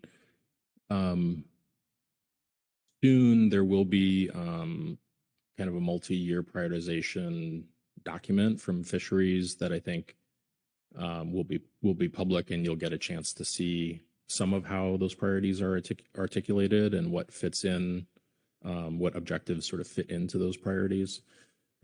I can say that for the Northwest Center and for Fisheries in general, our survey work, our observer program work, and other fishery dependent work, that's going to continue to be right at the top of the priority list. And so partially our ability to make sure that we continue that critical work is what makes necessary finding other things that we can stop doing so we can support that work. We can, if necessary, shift staff to support that work from other activities. Even within the surveys that we do, I think it's safe to say that there's a tiering of surveys. And so the surveys that provide information directly into assessment are going to be top tier surveys that we're going to make sure that we continue.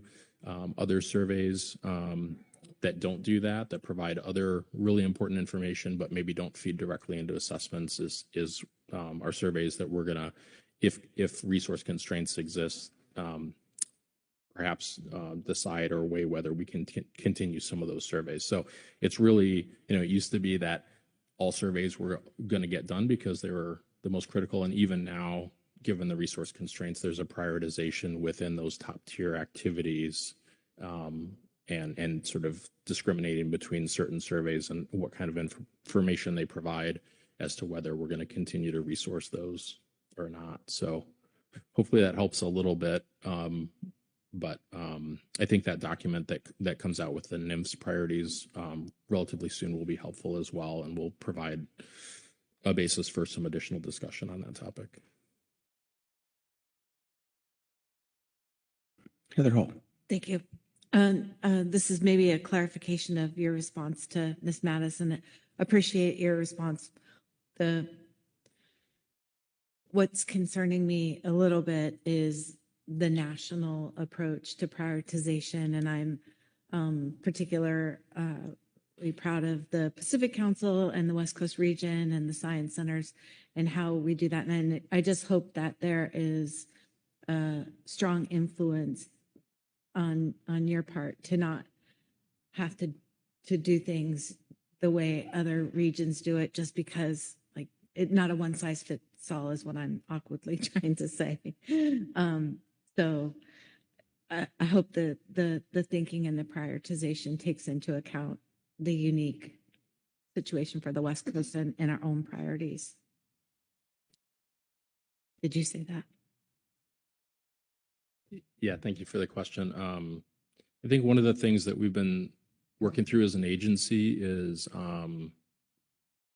in concept, when you have resource constraints at the level that we do, you want to be able to say nationally that we're prioritizing the most important work across the entire agency. But I think there's also a recognition that regionally there are those important differences that you were highlighting. And so how can we balance those things and achieve our national priorities through doing the most important regional work? Because I think everyone agrees if all of the resources flowed to certain regions or certain or some of the work that we were doing, like assessments, was done primarily to support one or two or three specific regions, and other regions didn't get the level of support that we need to do the work. For example, for the Pacific Council, that sort of inability to do our regional priorities wouldn't achieve the national priority and the work that we need to do. So I think your point is a really good one. It's important consideration. I think that discussion is happening about how to balance those things, and just the importance of the regional differences and making sure that we serve our regions in the best way possible. Corey. Thanks, Mr. Essen. My question is actually in response to the question that Ms. Mattis asked you. And it's really good to hear that survey work, observer work, and fishery-dependent work is at the top of the prioritization list. What's at the bottom? Thank you for the question, Ms. Ridings. Some of the work that we were doing previously, I don't know that I'll say at the bottom, but maybe it's not right at the top, and we have to figure out how we're going to scale it. So there are certain administration priorities that distinguish our work or bring greater focus to our work that's been different in the past. So, for example, some of the work that we've done related to ESA species, now it has to be more focused on supporting fisheries and fishing opportunities. So I'll call out specifically some of the work that we've done on health of certain endangered species. That isn't sort of enough to take that to the top of the priority list, but if there's work we can do on how the diet of certain or habitat restoration for endangered species promotes fishing opportunities, that would be a higher level of priority.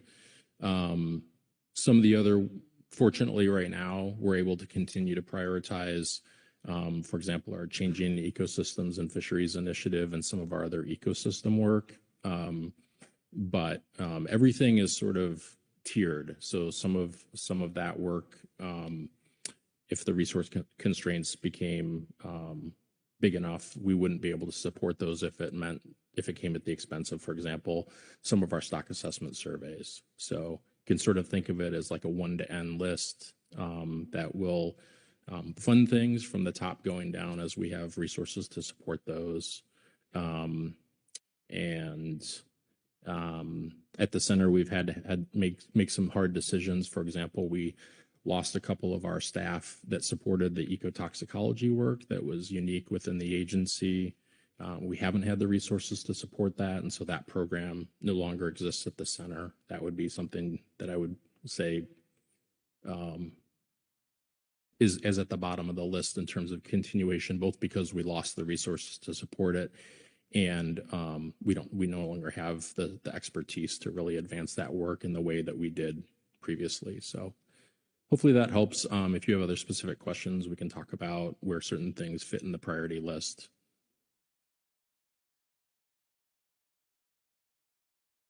Any others?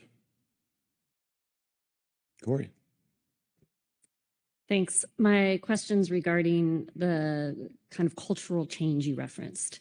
And so we just heard a little bit from Director Burden about cultural change that the council might be considering later this year about how the council does its business. What do you mean when you talk about cultural change sort of within the Science Center? What does that mean for Science Center business? Thank you for the question. One of the things that I think is really a challenge within, it's not unique to the Science Center, but something that we experience at the Science Center is doing our highest quality work in every single case, really perfectionist kind of work in every single case is the way we do our work. That's the norm. And to do anything less is, in some cases, I think viewed as not living up to our, expectations. And even in some cases, I think individual staff feel like they're failing those who depend on that information if they don't provide sort of perfectionist level work. And that's a really admirable goal. But when you don't have the resources to do that in every case, I think what we're trying to do is instill that sometimes, it's necessary to only do as much work as is needed to answer a question or to meet an objective, and knowing where that point is so that we don't sort of exceed it. We're not trying to get extra credit on the assignment. Some work requires A or A plus work, and other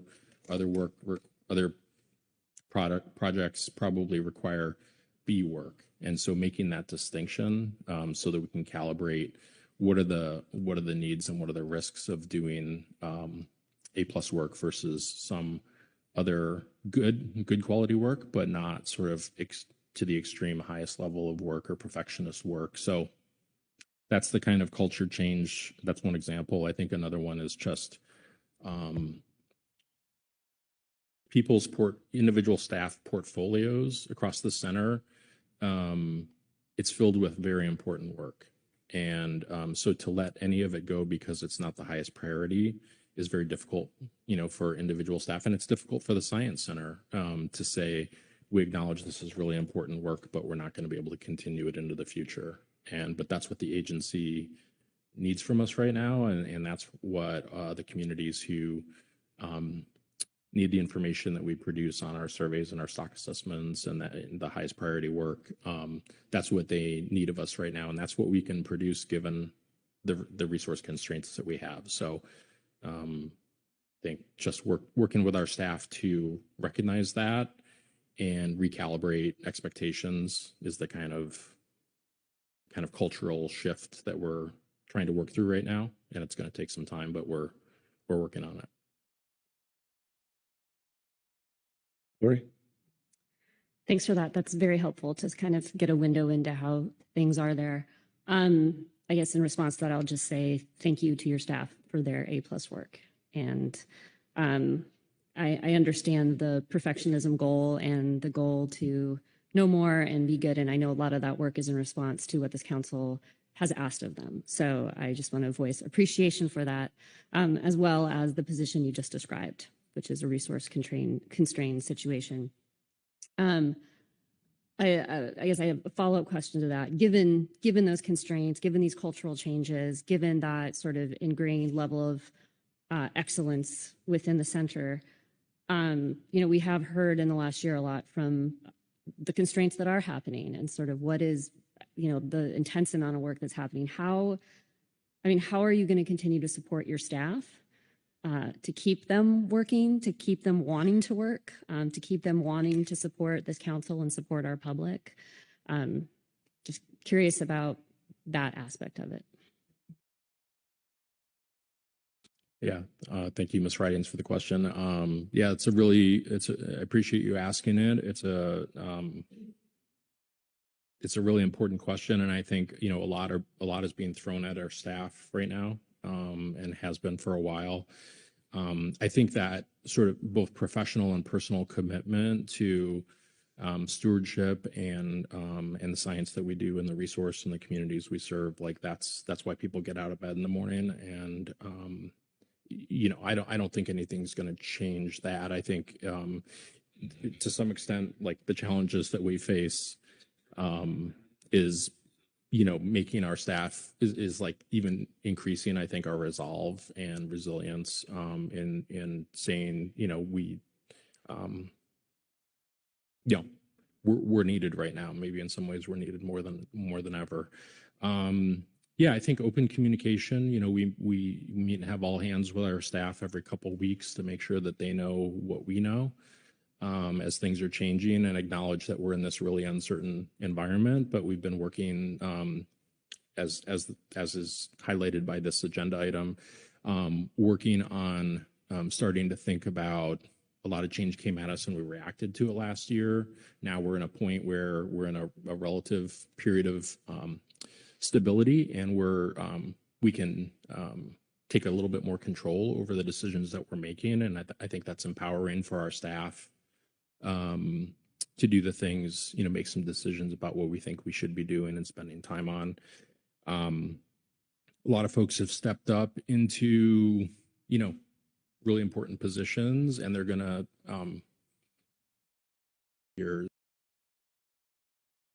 so we're asking a lot of our staff to wear multiple hats and step into positions that they're not necessarily being compensated for, and that's, I think, I've been super impressed with our staff, and this goes across the agency, just their willingness to do that, because that's what is needed from us right now. And, and I think some people feel like, that's very demanding, and they are openly communicating like when they need to tap out. And we need to just, next person up to step into these positions. So I think it's really just about communication and making sure that everyone knows the environment that we're in, and that we're trying to share, everything that we know with our staff, so that it's sort of we're in this together sort of philosophy, and that that extends to everyone on the West Coast. We're very closely linked to Southwest Fisheries Science Center and West Coast Regional Office and council leadership, and making these decisions and talking about what's possible and how we need to move forward. So I think working through that in partnership and having our staff feel like they're part of that, aligned group is important, so they feel part of it and not like they're isolated in their work. So, but yeah, thanks for asking the question. It's a difficult time and difficult situation, but I think we're trying to make the best of it and do the best we can. Thank you, Dr. Lent. Thank you very much, Vice Chair, and thank you to our NOAA colleagues for being here and reminding us once again of the kinds of challenges that you're facing. And as I've said before, we should never go numb to that. We should always stay aware. I am reminded, though, that many years ago when I was at NIMS, someone high up in the NOAA offices said, fast and good enough is better than slow and not perfect. That's kind of a reality smackdown. But I certainly sympathize, and I'm thinking about people's performance evaluations, where they might have just done something at the super polished level and now they're trying to get work done. It will be helpful to hear from our NOAA colleagues about this section, potential pathways to alignment. My sense is we'd spend more time trying to sort out what's ecologically and economically significant than the time we might save from it, but I'm open to some suggestions. Simplifying management frameworks, it would be great to hear from our NOAA colleagues about that eventually, if not today. I think there are things that the council can do based on my meager 2 years of experience, some things where we might be able to save some time and do a 5-day meeting in 4 days. I'll share those later on. But again, just to thank you for the ongoing support, despite the constraints, for coming in here with a smile on your face when I know you've had a lot of tears shed at your home offices. Thank you.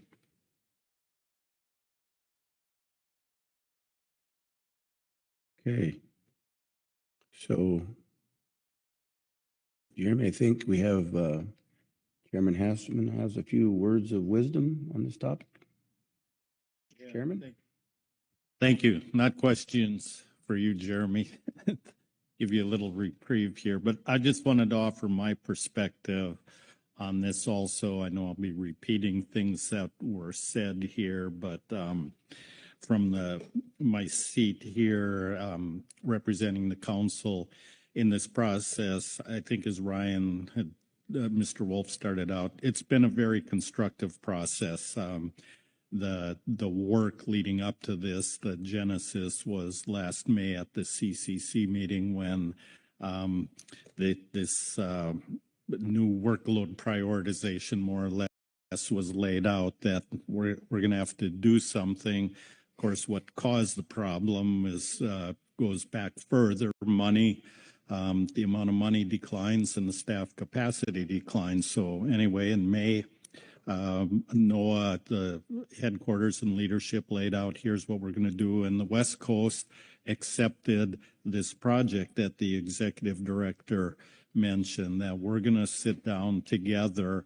And again, as Mr. Wolf said, that's been a cooperative, a collaborative project, and I think really constructive. We have some good results, and part of that was what Mr. Russin said. Even in the Science Center, the focus is on fisheries and fishing opportunities, and that's what all of us were looking at. We didn't come in there, and this council leadership team needed to protect our turf and what we need, and the Science Centers wanted theirs, and the regional office, that we had this focus about supporting across the region the fisheries and fishing opportunities and protecting the resources and what we had to do that. And so we really, had their hard discussions, but everybody had the same focus on how do we do a better job. And I think the meetings we've had were bearing some fruit from that already, and things we did this week, because I always think of it, if you've got less money and you have less staff, a logical outcome is that you're going to have to do less, and it might take longer to do it. But you consider some of the decisions we made this week where we're fast-tracking things, and it's a very aggressive workload.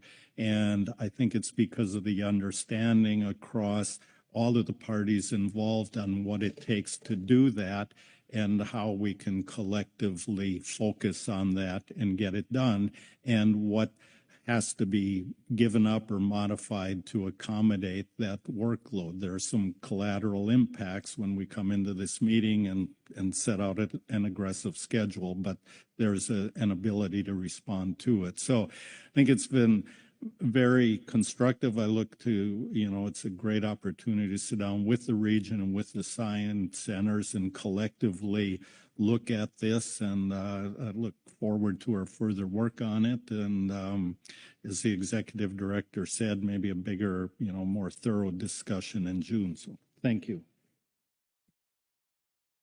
Thank you, Chairman. So I think if there's any further questions, I have no comment myself, but great work and we'll get moving here. So thank you very much for coming up and your comments too, Mr. Wolf.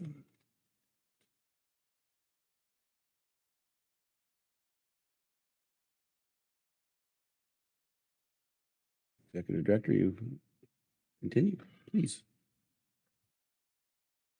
Yeah, thank you, Mr. Vice Chairman. Yeah, I appreciate the discussion here.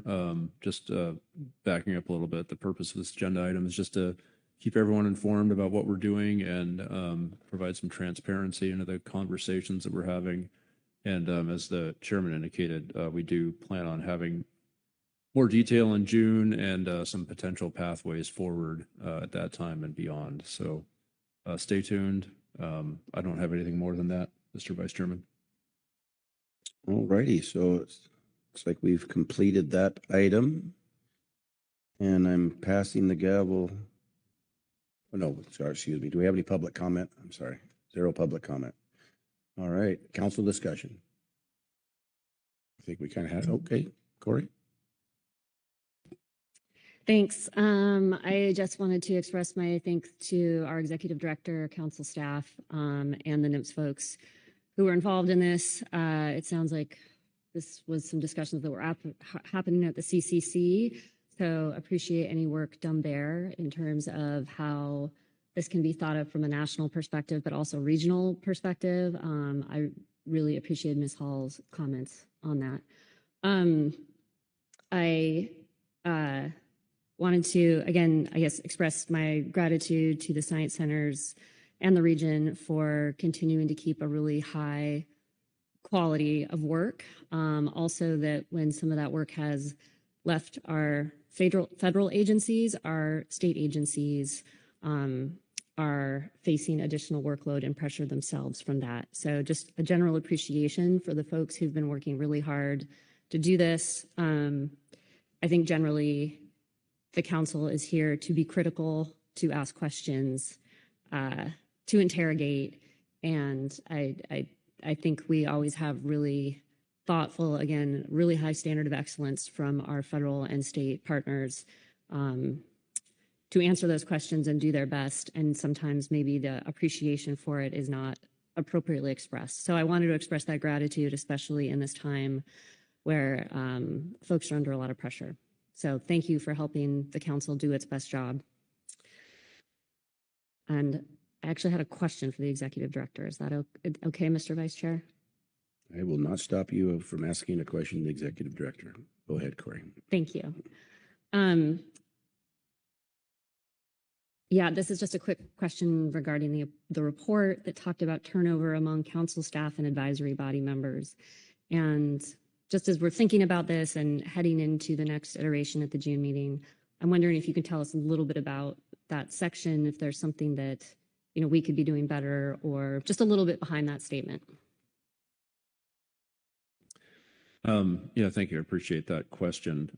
So I guess the big picture with that statement about our turnover is that affects our capacity and our efficiency at doing our work. And so as we have, long tenured people on our advisory bodies and staff, there's a lot of institutional memory there about how to do things efficiently, how to anticipate your needs.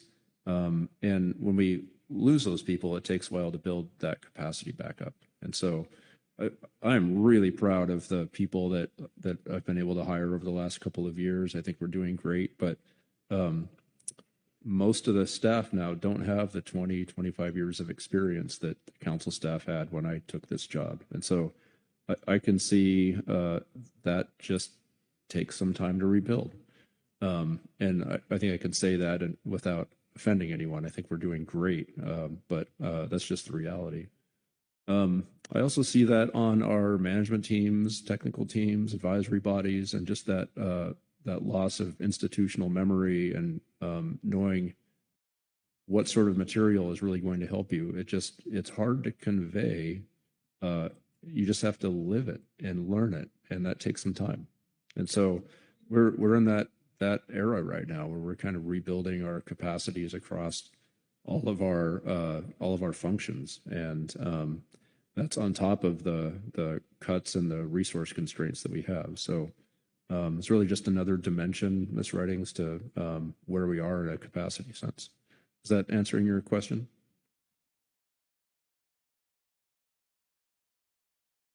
All righty. Heather. Thanks. Yeah, just to add a little bit to the discussion here, appreciate the work that's going on to think about our workload and our capacity. It's something that we're doing at WDFW2 in the face of budget cuts, and it's really hard.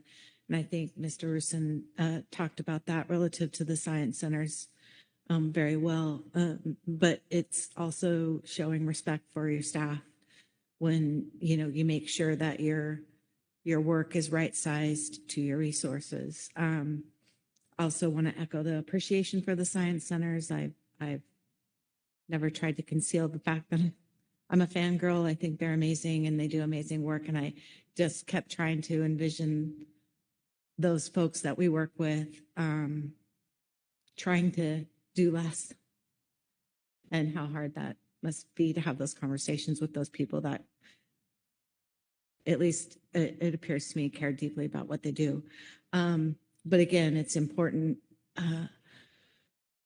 And the right sizing, I think, is appropriate, but I also think we have to keep pushing for the resources we need to do, and not have a new baseline that is going to be like that into the future. Keep pushing for resources to do the work that we need to do, and funding and support in that way. And I hope that that's part of the conversation here, that we don't lose sight of, that this isn't the new expectation. I hope we do rebuild and grow back important staff that you're having to do without right now. So just a thought about that. Thanks. Thank you. Oh, look at this. Dave Sones and then Sharon. Thank you, Mr. Vice Chairman. I'm pretty new to this whole process, so I haven't really been able to study a lot of what's going on, but I do have some concerns with who's really looking out to make sure we meet our obligations to the Magnuson Act and our national standards. I know when these funding, if it's reacting to the funding cuts, I know most of those cuts were done with a chainsaw. They just hacked through our budgets and stuff and didn't really evaluate how it does affect our ability to meet our obligations to the Magnuson Act and the national standards that really guide us in how we do our work. And, the culture changes. I hate to see that. I've always,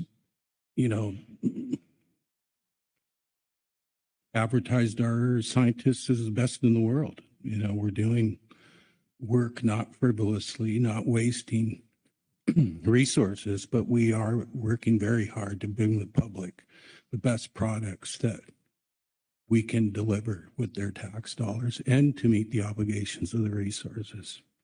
So I'm a little uncomfortable with some of the changes I see proposed. I don't know if they're aligning with our obligations to the Magnuson Act and the national standards, and fighting back, as Heather said, to make sure where we identify that we do push back and say that we have obligations here. We can't just chop money out and react to it without understanding how it affects our ability to stay within the act and our standards, and give the public the best approach to managing these resources, sustaining them and sustaining their economies.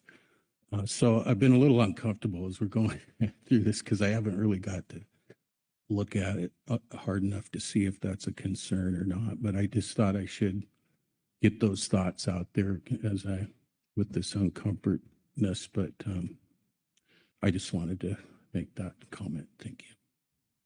Thank you, Dave. Sharon? Thank you, Mr. Vice Chairman. And I do have a question for the Executive Director. So I appreciate the document. I recognize this is not a plan. This is a conversation starter, really, and trying to lay out some ideas. And in that spirit, in regarding streamlining council operations, could you kind of give me a conceptual example of what can consider replacing formal advisory body or work group meetings with smaller council project teams, either what that might look like or kind of what you might see as the application, just kind of a little bit of what thinking behind that? Yeah, sure. I appreciate that question. I would start by saying the difference is it's kind of nuanced, but it does add up to quite a bit of time savings in our experience. And this is something that we already do periodically. And so at times when we are putting together an analytical package, we will put together a team that's made up of, maybe a couple staff officers, maybe a couple folks at NOAA, maybe a couple folks at a state or tribal entity, and work on that project together, not as a committee or as a formal council function, but as a team of experts that knows how to deliver an analytical product to the council. Doing it that way can save a lot of time, and I think one of the underappreciated things that our staff officers do is staffing committees, which takes a lot of time. So you put together an agenda, you deliberate on what the agenda is with the chair, you staff the team, maybe you bring your hybrid equipment, you're taking public comment, you're trying to find a meeting space, and that's a lot of work. And so if we can forego some of that type of activity in the form of these project teams, we're in a place then of working more efficiently and expeditiously, and then bringing those products to the council and deliberating on them as a more finished state. So I think I'm answering your question. It's a function of, procedure and operations, and how do we find ways of doing things more efficiently. Thank you. That is helpful. Marcy? Yeah, thank you, Mr. Vice Chair. First, I just want to acknowledge and appreciate this kind of early warning heads up and memorializing of some of the conversations that you've had over the past year or so. I guess I would say that I do find the document to be a bit vague, and that's probably purposefully so, though I don't know that I'm looking forward to the specificity that may be ahead. Just thinking about the crucial role that the council plays in creating a venue.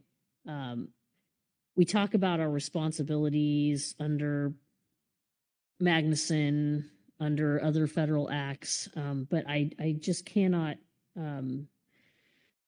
leave or get away from the fundamental concept that this is a public process and it creates a venue for both stakeholders, but also a venue for the states.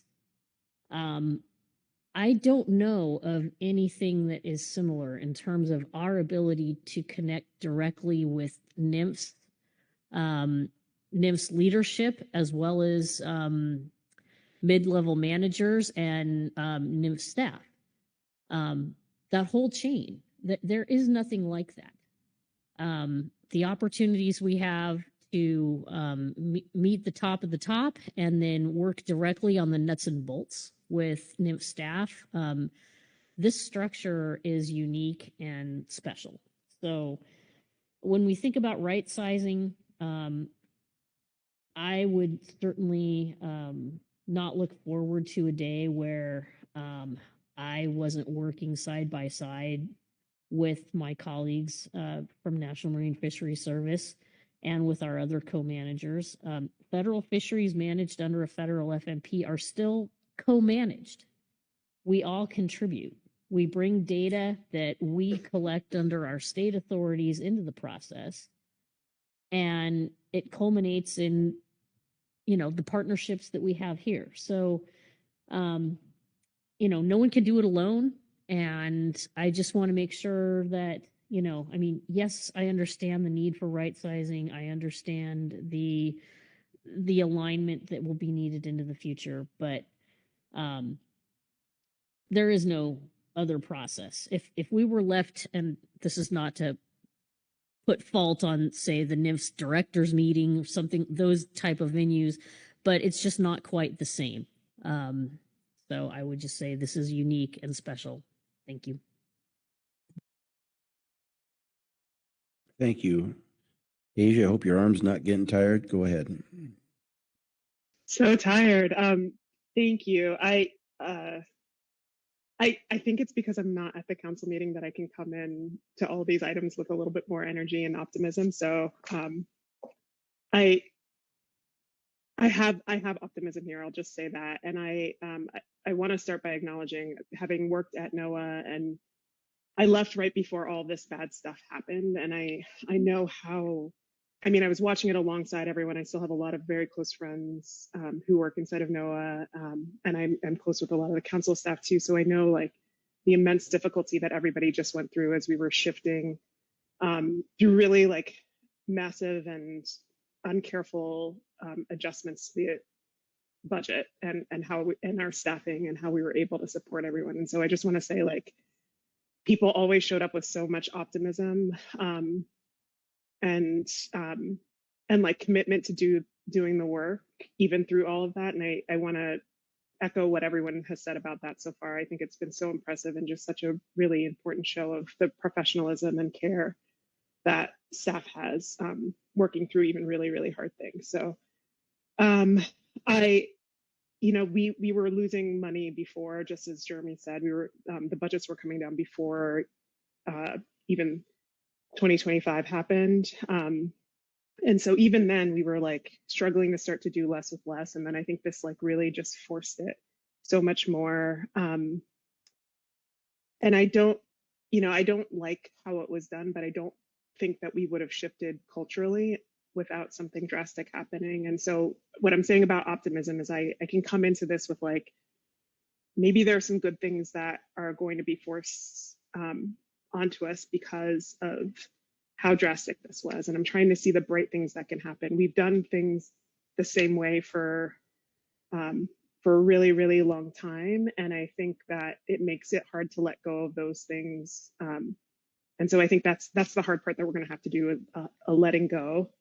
And I think that we can then shift. And, Marcy, you were just saying like you really valued this space for interaction in this venue. But like if that is the important thing, I think then we refocus our efforts around creating we pick the things that are critically important to us and then leave some things behind that weren't important. And I don't truly think that everything that we've been doing has the same level of importance. I think there are some things that are like undeniably way more important that we do. So I think that this, if we can look at it from that frame, that this is this chance to realign around our priorities with renewed heart and vigor, then I think that we can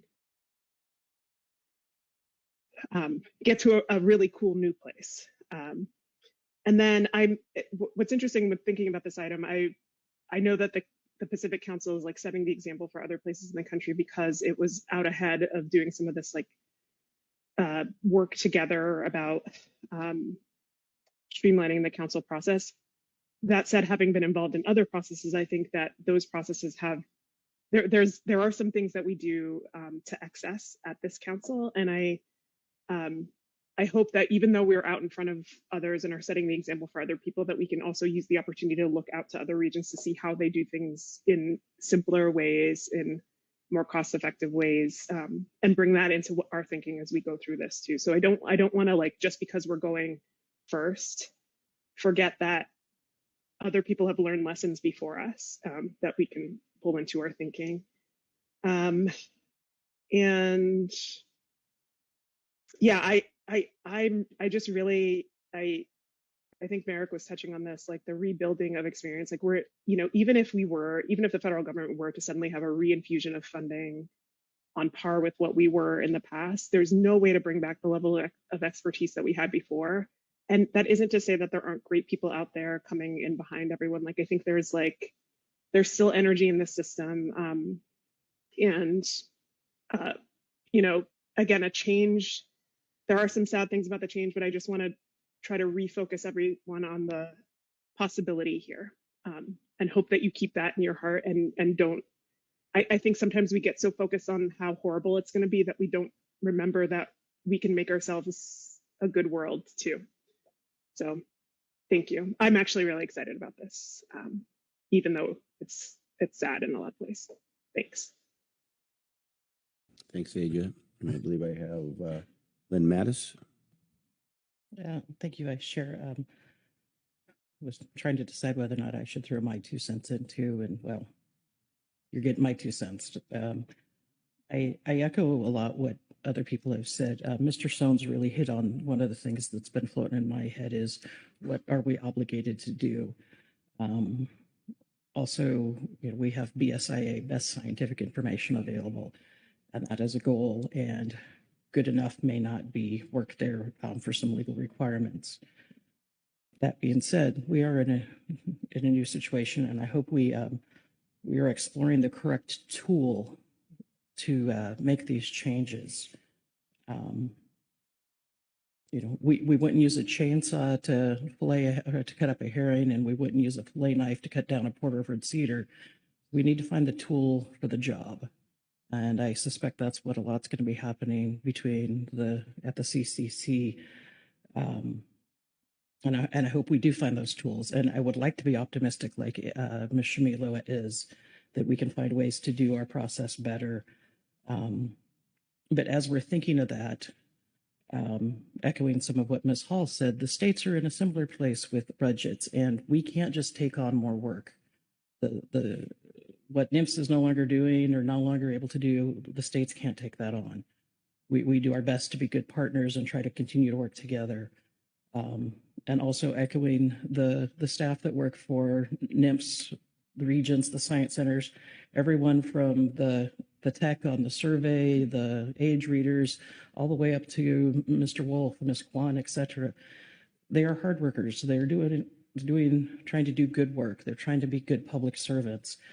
And many of them have more brains in their little finger than I have in my brain. And I appreciate and learn from them. So really appreciate how we can make sure we keep those folks. It's good to have new people come along, need some new blood, need to get some new opportunities, some new training, but we also don't want to lose the institutional knowledge. And then my last thought on this, the tone of this discussion thus far has been very different than the tone I got from the recreational roundtable the other night. The tone I heard, what I came away with that is, there's resources coming to NMFS. I heard there's staff coming, more staff being hired.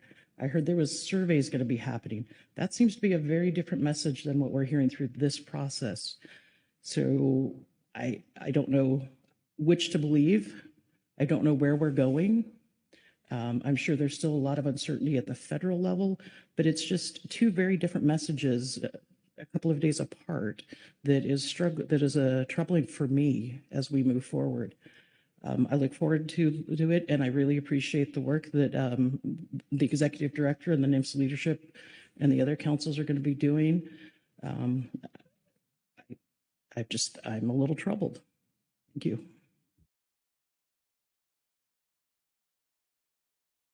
Okay. I think, Brad. Yeah, thank you, Vice Chair Smith. I was involved in the leadership discussions last summer. And I just like to say I can very impressed, I think, with the attitude, at least that the NMFS leadership on the West Coast, as far as understanding where we're at, what needs to be done, and trying to find a path forward. And I think just when you look at the people that we have involved in that council leadership, the folks in the region, I'm confident in them that we're going to get the very best product out of this as we're moving forward. One thing about less money, it sharpens you as what your core objectives are, and it focuses you on doing those well. I think there's been a lot of creep, I think, in the council process, trying to do everything to everybody. And so it's good. It's not going to be the same moving forward, but I think the trick is to get our core,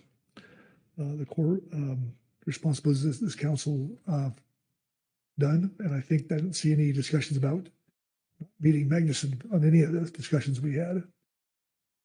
I've been out of it since those discussions since last fall. His leadership has changed, but I was heartened for the attitude, and I think people understand where we're at and what needs to be done. So I look forward to hearing in June the CCC meeting and what work has been done out of that discussion and moving forward. So thank you. Thank you, Brad. Any other comments? So, Mr. Executive Director, I think we've completed this task, but if we haven't, you'll sure tell us. Yeah, thank you, Mr. Vice Chairman and everyone. You've completed your task. Okay, here we have announcement on salmon, Mr. Chairman, so I will pass the gavel right back to you. All right, I think we're just going to take a 5-minute break here so everybody can get organized, and we'll come back to our last salmon item. I believe our last salmon item. So let's be back in 5 minutes.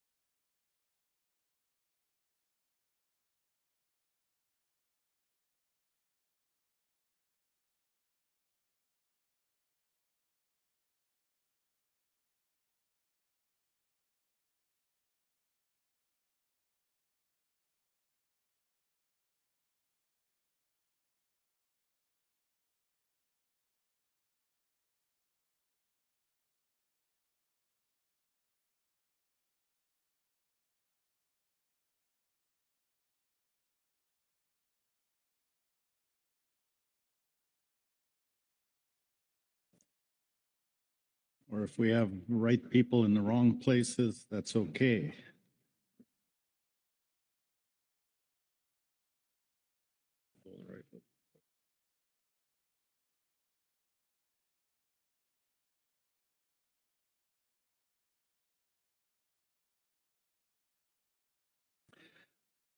All right, thank you. Welcome back. We are going to see if we finish up our salmon items here. I will turn it over to Angela Forstall to give us the overview here. Angela. Thank you, Mr. Chair. This is 2026 Management Measures Final Action, Salmon Agenda Item D8. The Salmon Technical Team will briefly review its analysis of the tentative management measures and answer any council questions. And final adoption of the management measures will follow any comments received today. The season structures considered for adoption that deviate from the Salmon Fishery Management Plan will require implementation by emergency rule if there are any. And if emergency rule appears to be necessary, the council must clearly identify and justify the need for such an action consistent with the attachments included under Agenda Item D2. This action is for submission to the U.S. Secretary of Commerce, and the final motions must be visible in writing. To avoid any unnecessary delay and confusion in proposing final regulations, minor edits may be made to the STT analysis and other documents provided by staff. You do have one tribal report under this agenda item in addition to a report from the Salmon Technical Team. There is one individual signed up to provide public comment.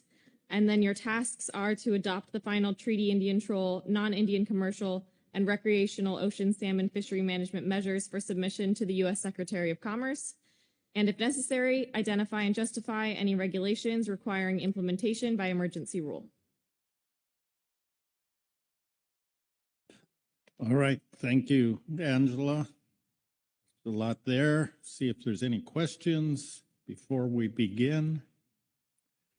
And not seeing any, then we will go to our reports. First is the Salmon Technical Team, Mr. John Carey and Dr. O'Farrell.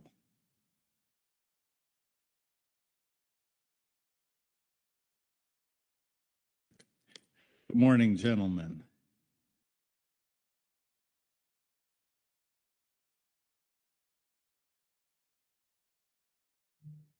Morning, Mr. Chair. I'll be referring to agenda item D8A, Salmon Technical Team Report on Preliminary Analysis of Tentative 2026 Ocean Salmon Fishery Management Measures. The STT has completed their analysis under agenda item D8A, and all applicable management criteria are being met.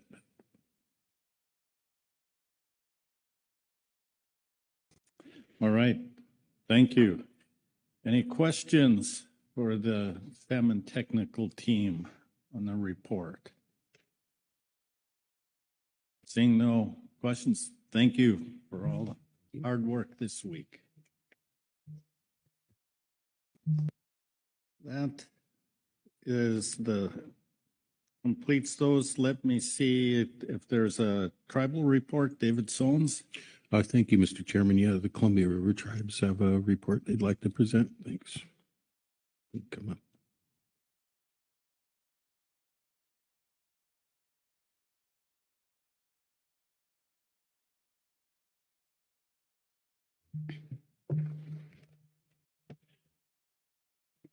Good morning and welcome. Hey. Yep, it's still morning. Good morning, everyone. And I'm glad to be here and present this testimony on behalf of our salmon. And good day, members of the council. My name is Wilbur Slockish Jr. I am a member of the Yakama Nation and a commissioner with the Columbia River Intertribal Fish Commission. I am here with, Bruce had to go home, and from Warm Springs, and Judy Oatmer from the Nespers.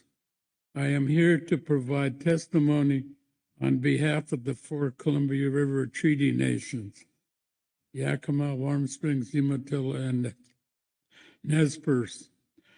Prior to the 1850s, our tribal nations controlled much of the interior Columbia Basin and fished and hunted and traded from west of the Cascades to the Rockies.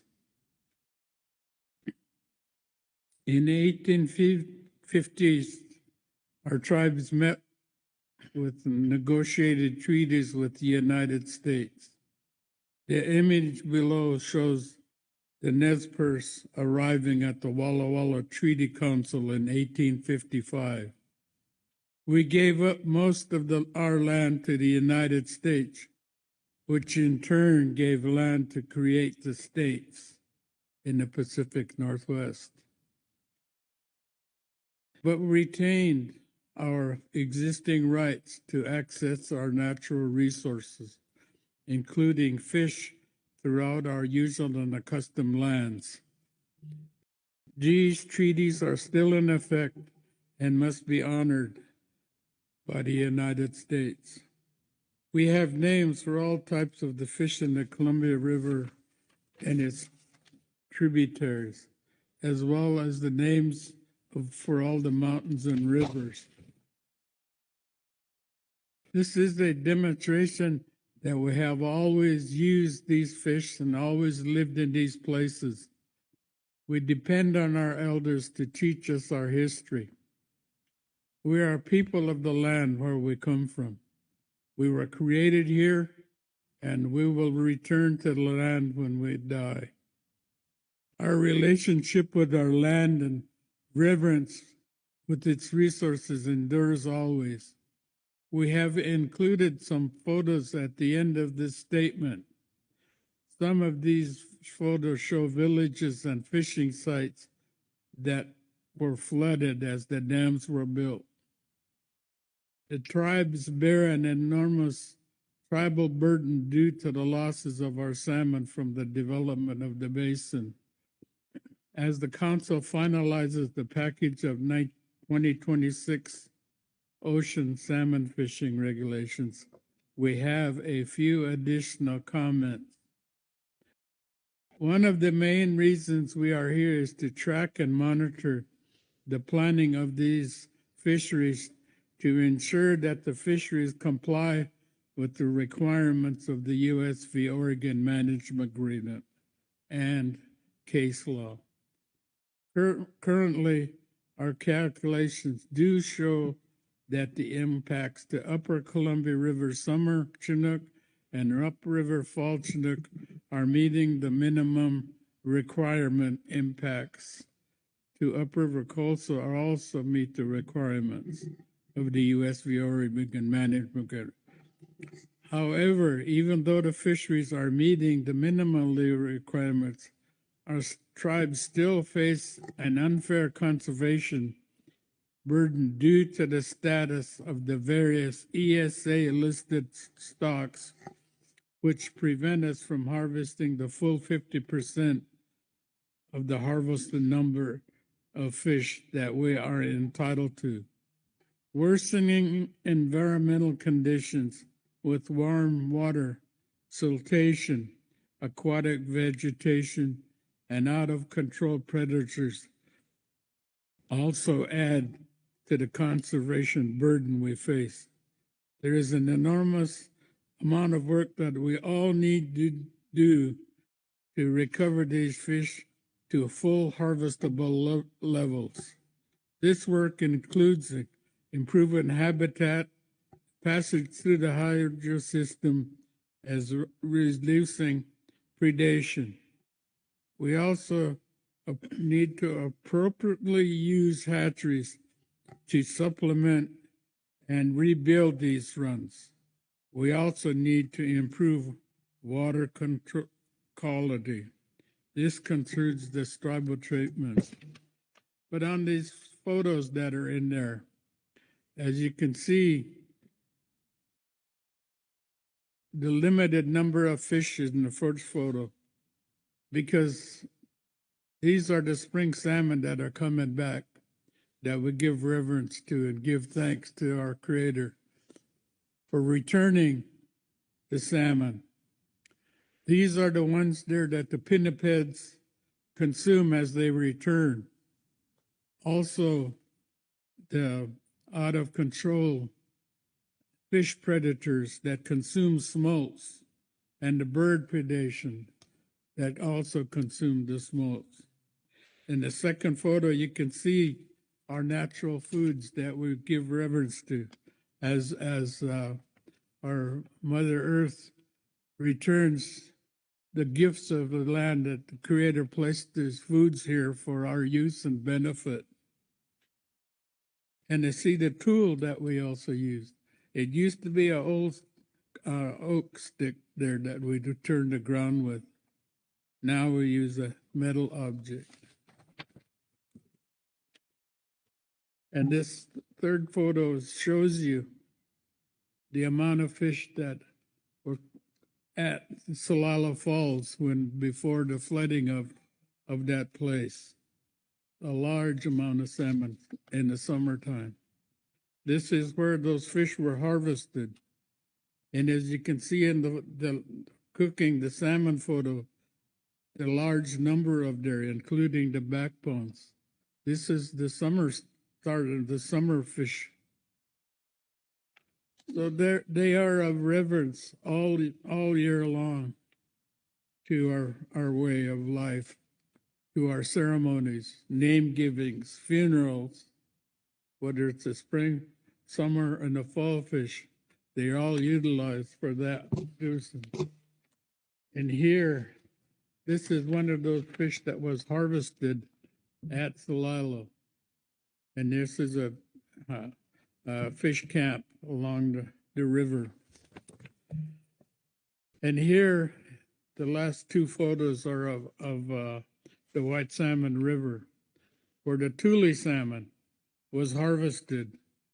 It was a medicine for our people, the dried, smoke-dried tules. They were also a good commodity that we used in our trade.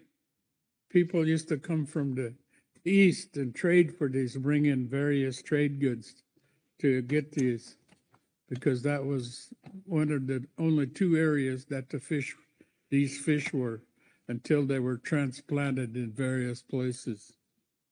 So that is a little history of these fish, of how we care for them and why we care for them.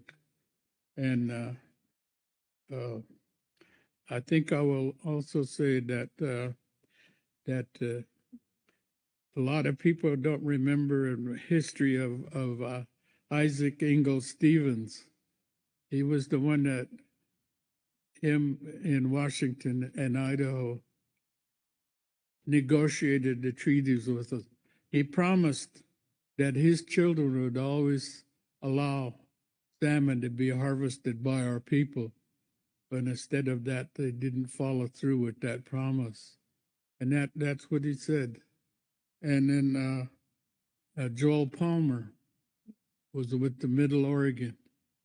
A lot of people don't know the stories of those, how we gave up the land, how we gave up a lot of area. But we retained our lands that are situated on the water table, the various mountains that had the nice cold water that come into the river. So I hope you understand of why we fight for that so hard to retain these fish. And the promise is made when they built Bonneville Dam that they would supplement and rebuild with these hatcheries. Instead of that, the states used it for their constituents, the sportsmen and the commercial fishers. We were an afterthought.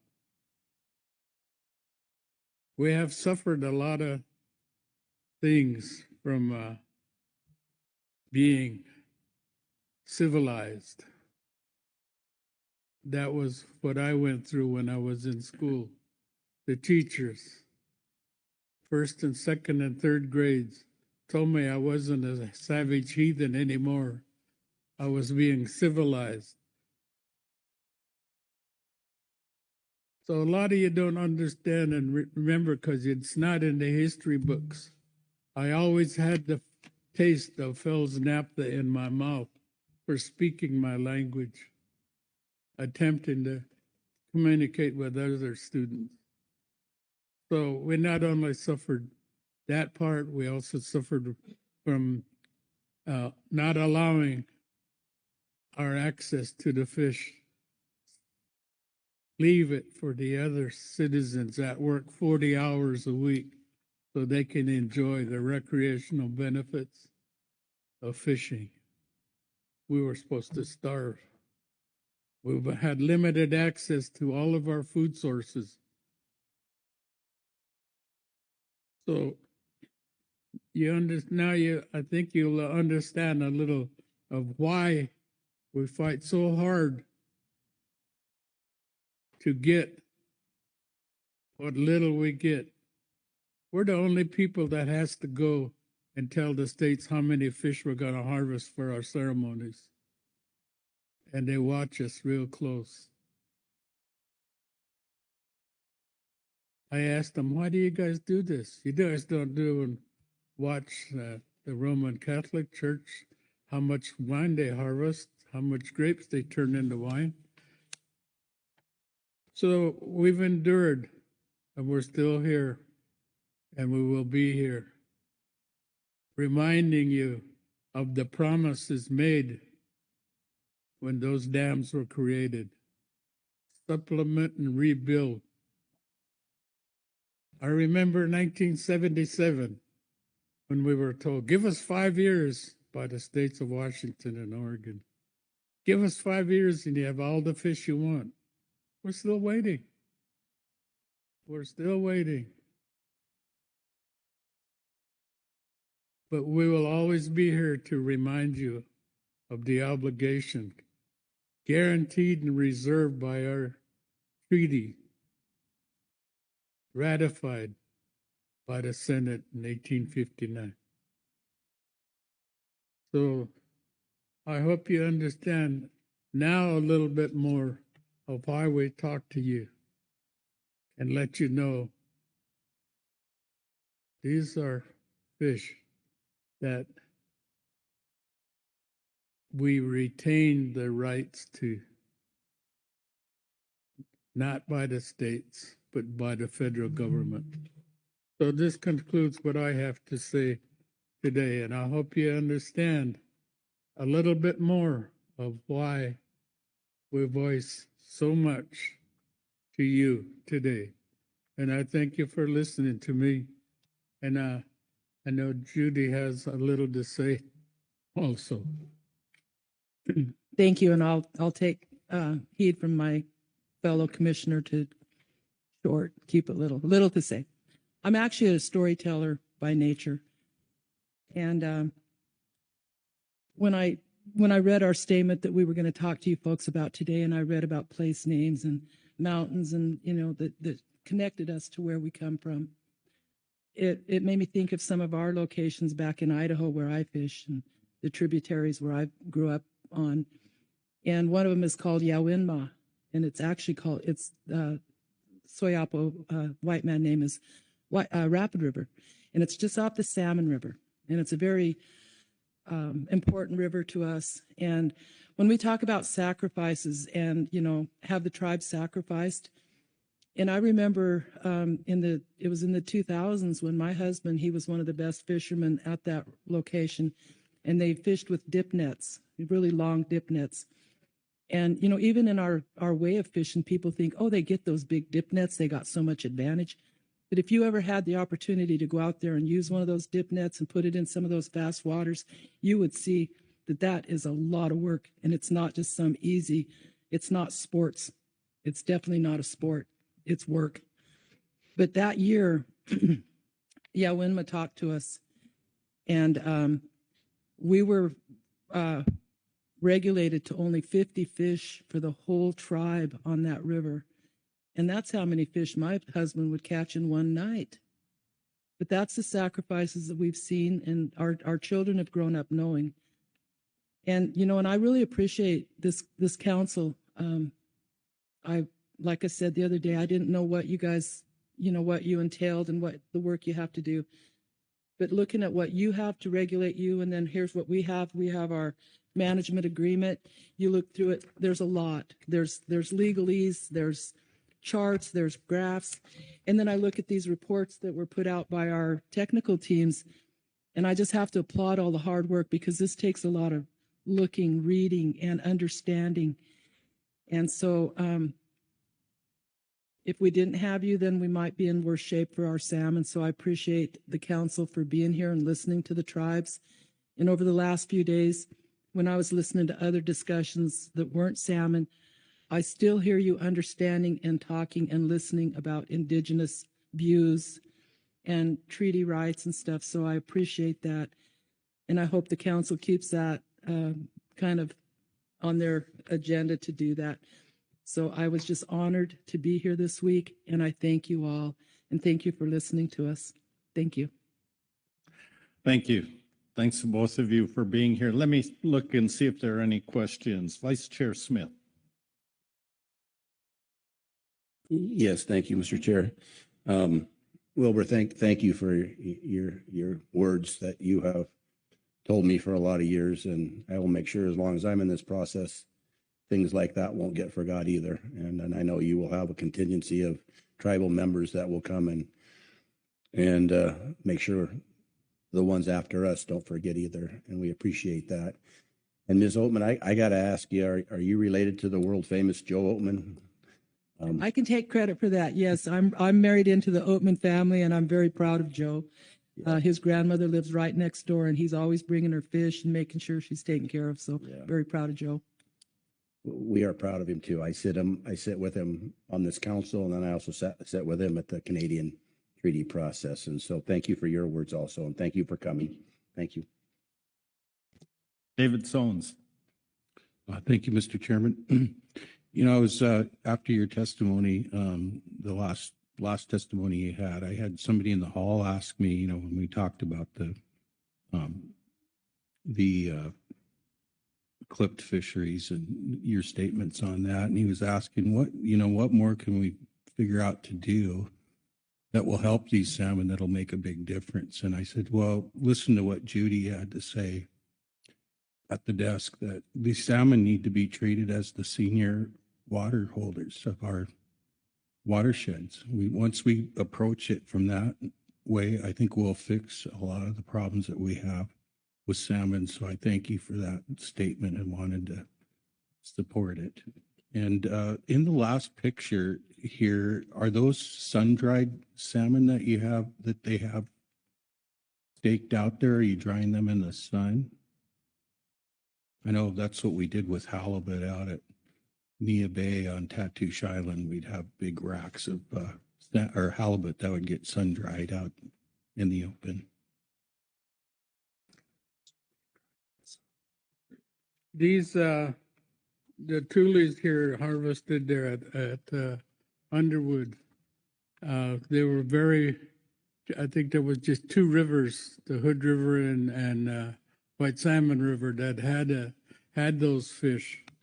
And the Eastern tribes came down and traded with my grandmother. This is where my Allah dried those fish, and they'd come down and trade, and they would take back 25 burlap bags of those smoke dried fish, and they in turn would have tanned hides, and blankets, and some of the stuff that they have up in their area, because different fish were in those rivers. Not the way they have it now, because they altered them. They moved fish around for the use of benefit of the sports fishermen. Klickitat River, where I caught my first salmon was primarily a spring salmon and steelhead, because the steelhead and the salmon are together because the oil from the steelhead preserved the pounded fish so it wouldn't spoil when they put them into those cedar baskets.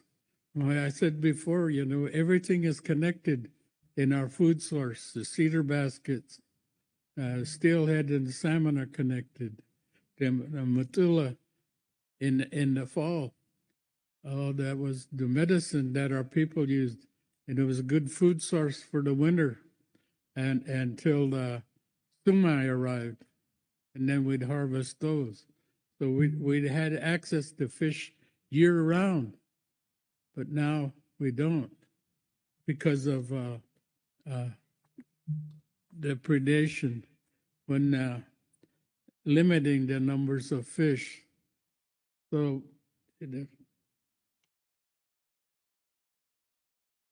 well, I think in it, excuse me, I'm sorry. my father would select the fish because there was shallow water in there when they'd come in, and he used to almost cry when he'd watch them when they'd come up and they'd bump into Condit Dam trying to go further upriver. So, but they selected those fish that they wanted. They didn't take them all. They select fishing, just like our other tributaries further down, traps and weirs, and they select fish and then they'd let the rest go. So, we had our conservation system in place, and that's been altered and changed. So we've had to adapt a lot of things there, accessing our fish and preserving them. So this was a good commodity, or however economic in our economy that we had, and was altered. Oh, it's really hard to follow up with Mr. Slockish because he's a world of knowledge and history of being on this river. But we also need to look at the listing of these species and how they affect the tribes. Every report I see, it's like the ESA listing is prohibiting the tribes from actually receiving their fair share. So I'm hoping that we can get that looked at. And I know you talked yesterday about monitoring and about portals.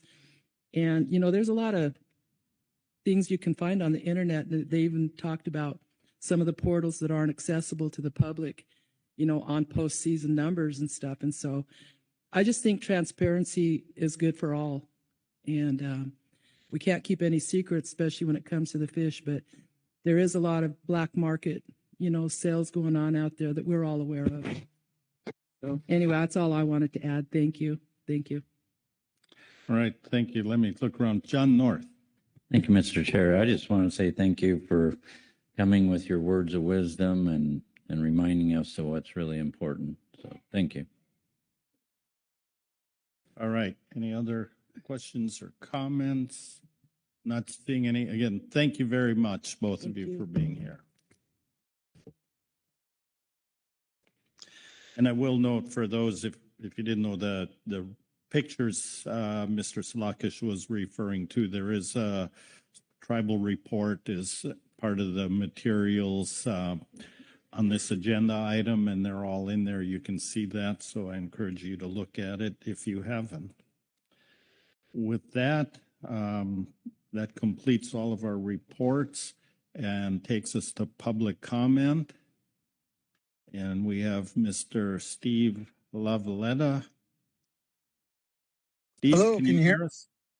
Yes, we can hear you. Go ahead. All right, guys. Wow, listening to the tribal elders speak, it makes our problem seem so insignificant compared to what they've been through.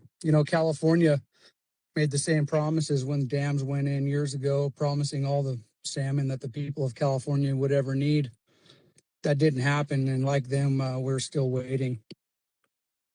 But today I just want to say thank you to everyone on the council and all the staff who put in long hours and hard work to get us to this point.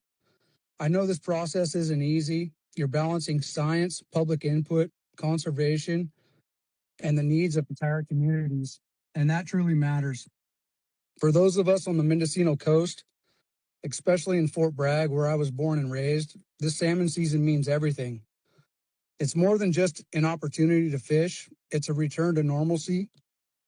It's our harbors coming back to life. It's families getting back out on the water. It's local businesses, fuel docks, tackle shops, restaurants finally getting some relief. And just as important, it shows that we can protect this resource while still allowing people to connect with it. That balance is critical because we all want the same thing, to make sure salmon are here not just for us, but for our kids and our grandkids. I also want to emphasize how important it is that we continue pushing towards getting our commercial salmon fishermen in Fort Bragg back out on the water next season. These are hardworking people who have built their lives around this fishery. When the season is closed, it's not just an inconvenience, it's their livelihood. Getting them back out there is essential, not just economically, but culturally for our coastal communities. There's one thing I do want to speak to, especially today.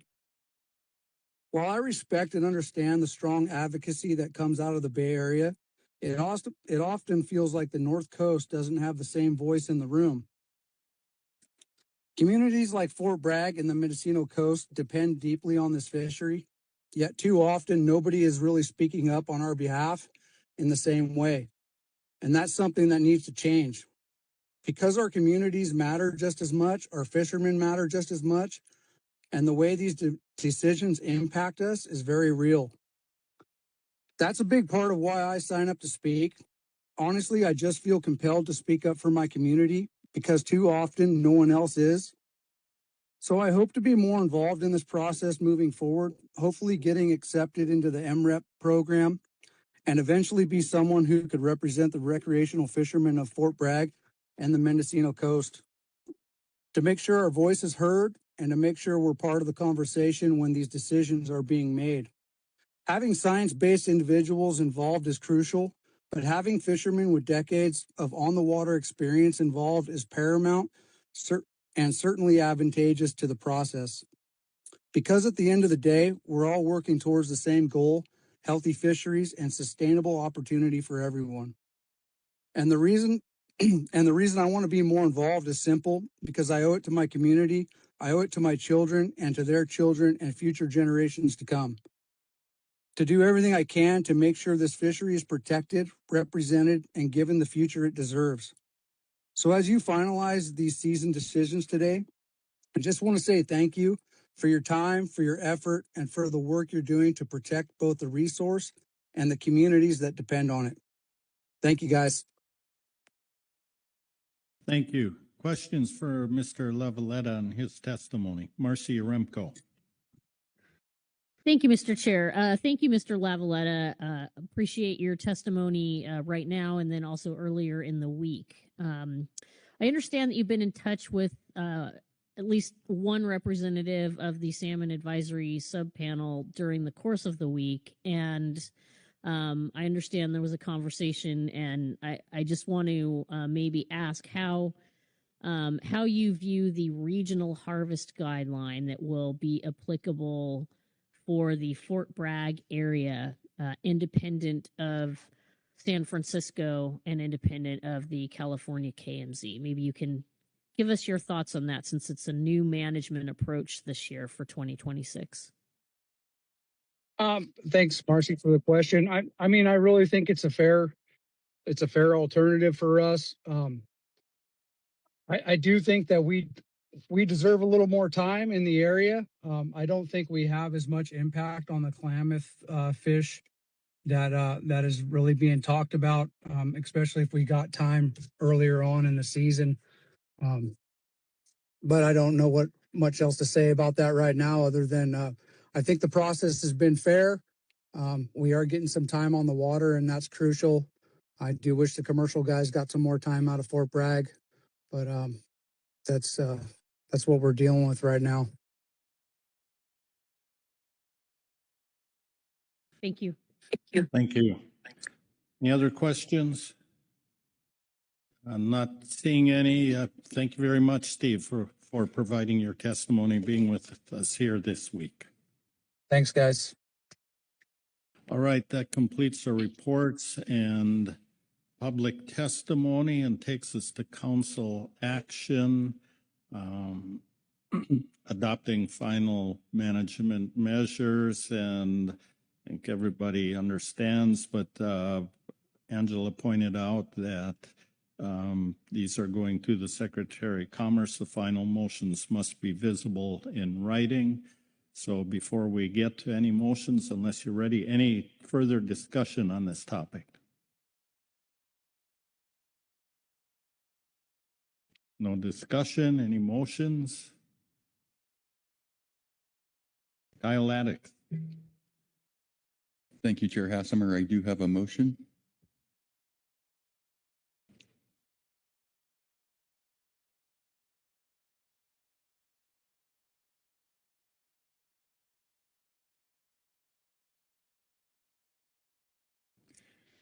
I move that the council adopt for submission to the U.S. Secretary of Commerce the non-Indian commercial and recreational salmon management measures for the area north of Cape Falcon as presented in Agenda Item D8A, Supplemental STT Report 1, dated April 12th, 2026. Thank you, Kyle. I followed along. What's on the screen looks accurate and complete. Yes. Thank you. Is there a second to the motion? Seconded by Sharon Kiefer. Please speak to your motion. Thank you, Mr. Chair. The set of council fisheries you have in front of you in the STT report, combined with the freshwater and marine fisheries in Puget Sound, coastal Washington, and the Columbia River, meet all of our conservation objectives, ESA obligations, Pacific Salmon Treaty obligations. Amazing that the amount of work that goes into this 27 pages boils down to one sentence to adopt all of that. But thanks to all of the state, federal, tribal staff that have worked tirelessly over the past month and more to get us to this point. Thanks to the SAS for all the work they do representing their communities and helping us through these decisions, and the STT, who I don't think we put through as horrible a week this week as we have in the past. But we've got the best fisheries we can with the conservation objectives we have.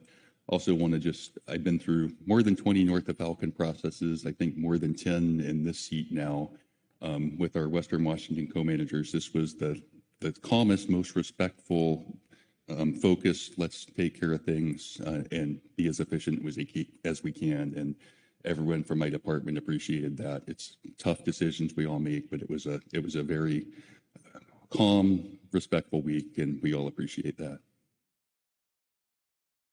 Thank you. Any questions regarding the motion? Discussion on the motion? Seeing no hands, I'll call the question. All those in favor say aye. Aye. Aye. Opposed? Abstentions? Motion passes unanimously. Thank you, Kyle. That takes care of areas north of Cape Falcon. David Sones? Thank you, Mr. Chairman. I do have a motion.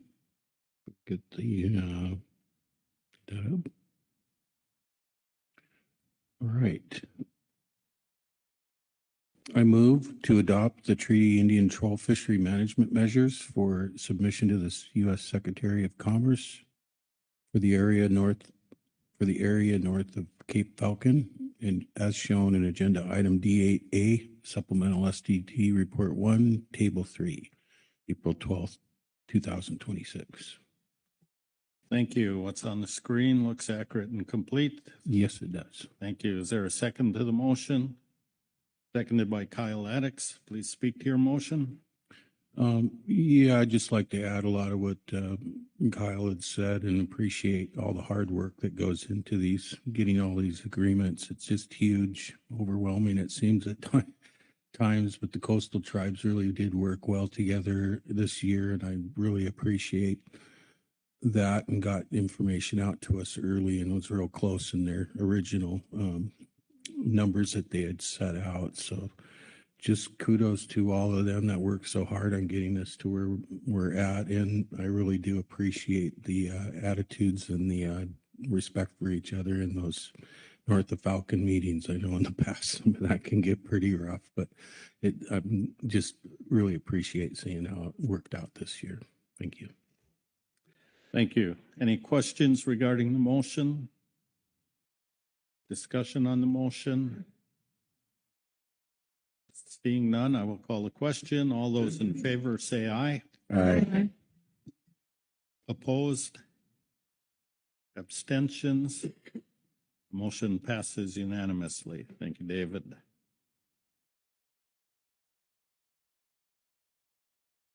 Anything more?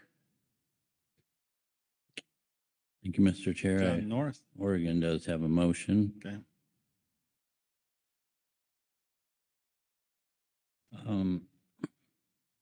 This jug has been in my way all week.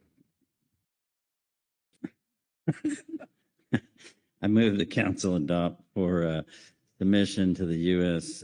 Secretary of Commerce the non-Indian commercial and recreational salmon management measures for the area from Cape Falcon, Oregon to the Oregon-California border as described in Agenda Item D8A Supplemental STT Report 1 dated April 12, 2026, including all season descriptions, minimum sizes and requirements, definitions, restrictions, and exceptions, and also with the following addition to the Cape Falcon to Cedar Bank line at the bottom of page 2 in Table 1.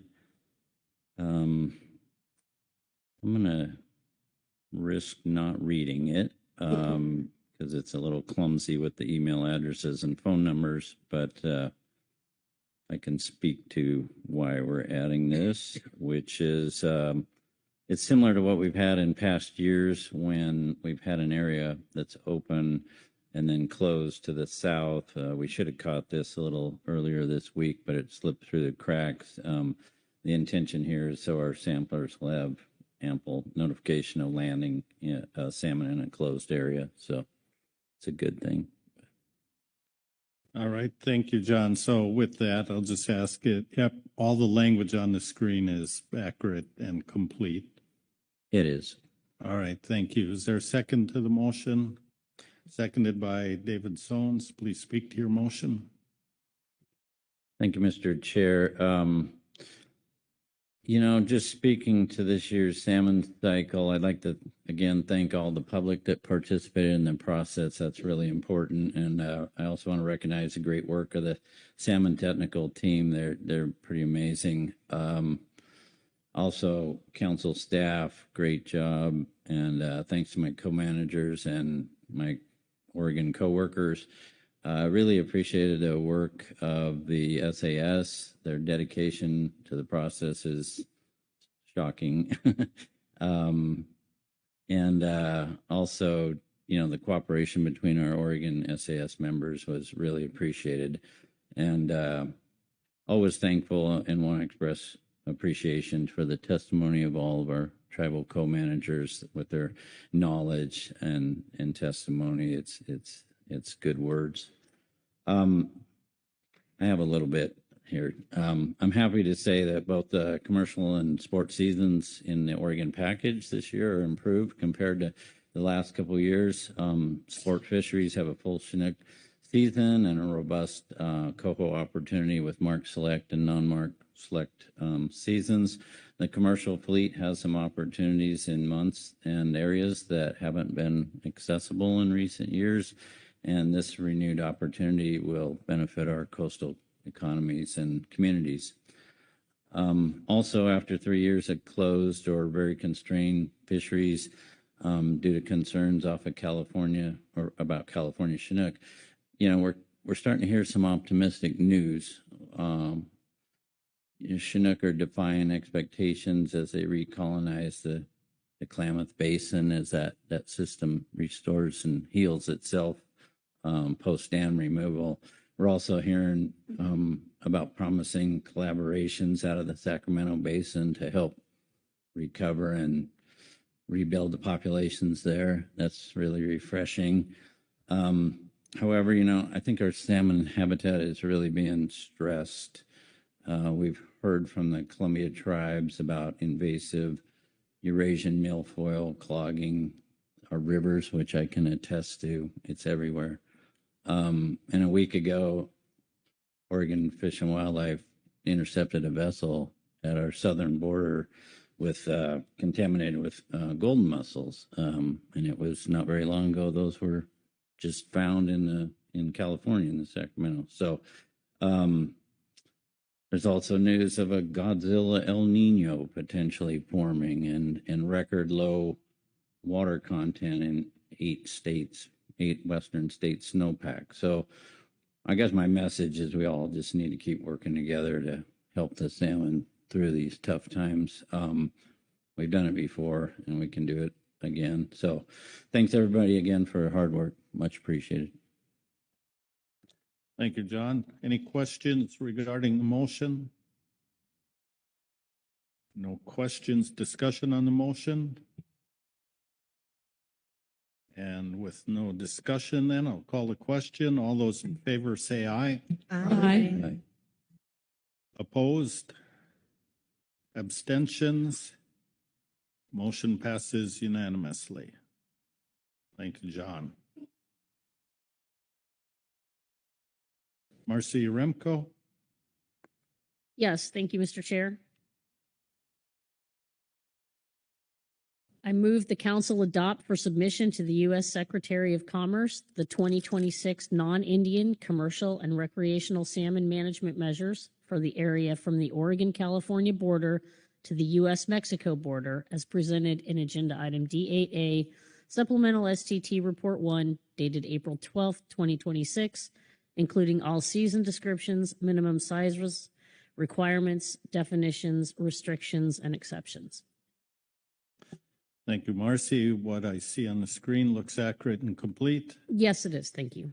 Thank you. Is there a second to the motion? Seconded by Rebecca Lent. Please speak to your motion. Thank you, Mr. Chair. I agree entirely with Mr. North's description of this preseason process and the outlook, and that's for California, a sense of cautious optimism. The Sacramento River Falls Chinook population forecast, our backbone stock along the California coast is nearly 400,000 adults, which is more than double last year's estimate, combined with a Klamath Falls Chinook forecast of 176,000 adults, which is also more than double that of last year. These forecasts give us promise following on the heels of 3 years of closed or nearly closed salmon fishing seasons in ocean and inland waters of California. The stocks have recovered to the point that we can offer sport and commercial ocean fisheries while limiting catches in a way that ensures significant numbers of adult fish will return to natural spawning grounds and hatcheries this upcoming fall. And the package we're adopting today projects pretty decent escapements, even after the planned fisheries that exceed the minimum goals. Particularly in the case of Sacramento Falls Chinook, the package in front of us projects escapement for Sacramento Fall of 211,000 adults to return this fall after fishing. Looking to last fall's escapements, we did better. We had returns of about 165,000 adult Chinook in the Sacramento Basin, which exceeded the minimum escapement goal of 122,000 spawners. It also exceeded the forecast escapement of 148,000 spawners, which is really, really good news. Even more promising, the jack count for 2025 was over 65,000 fish, and that is the highest on record since 2011. So very good news there. This year will bring the first full year of implementation of the new in-season management framework in California, resulting from the coastal Chinook buyout. This season builds upon our first toe in the water use of in-season management for our limited recreational fishery last year. this is going to be very new for us, and monitoring commercial and recreational ocean fisheries concurrently is going to present new challenges and new opportunities for us as we work through the year to keep catch aligned with the seasonal and the regional harvest limits. The in-season framework will allow managers to close salmon seasons early should the limits be reached, as well as adjust vessel trip limits accordingly. This is the first year that we'll be using vessel-based trip limits in the commercial fishery, combined with the commercial seasonal harvest guidelines. So it will be new. And thinking about that,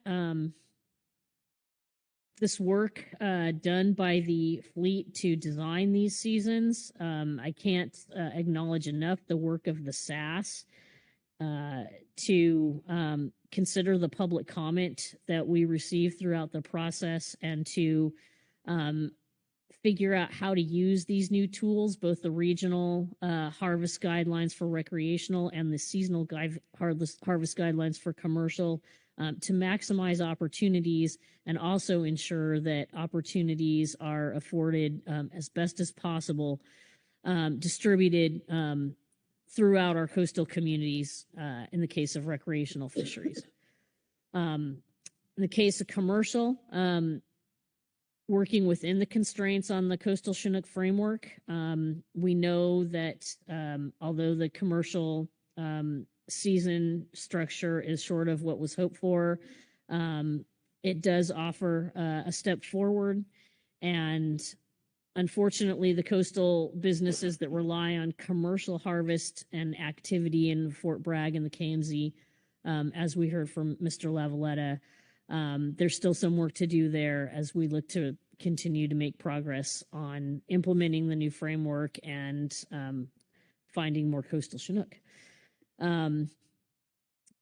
This will be a learning experience for all of us as we track the progress of our fisheries closely, and in fact, probably even daily, and working with National Marine Fisheries Service and our industry to go through the processes of in-season management as we proceed from the spring into the summer and the fall. Time on the water information from on the water is going to be really important, and timely data into our data streams is going to be very important and new, but we couldn't have better partners to work with as we move ahead into this new era of California salmon management. Thank you. Thank you, Marcy. Any questions regarding the motion?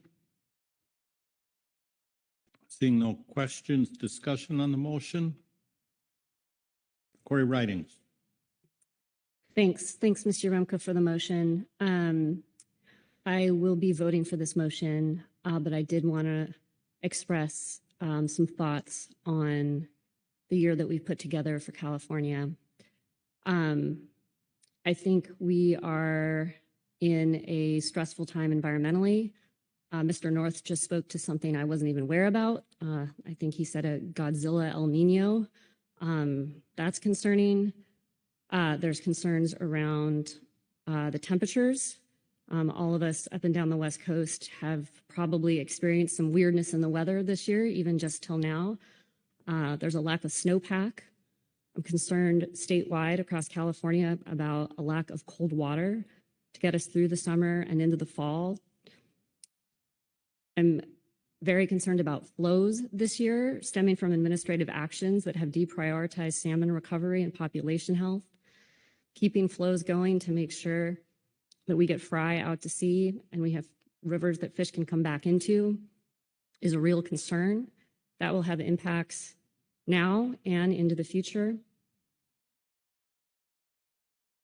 Last year, we were able to have a small recreational season, and I give a lot of credit for CDF&W for the excellent work that they did.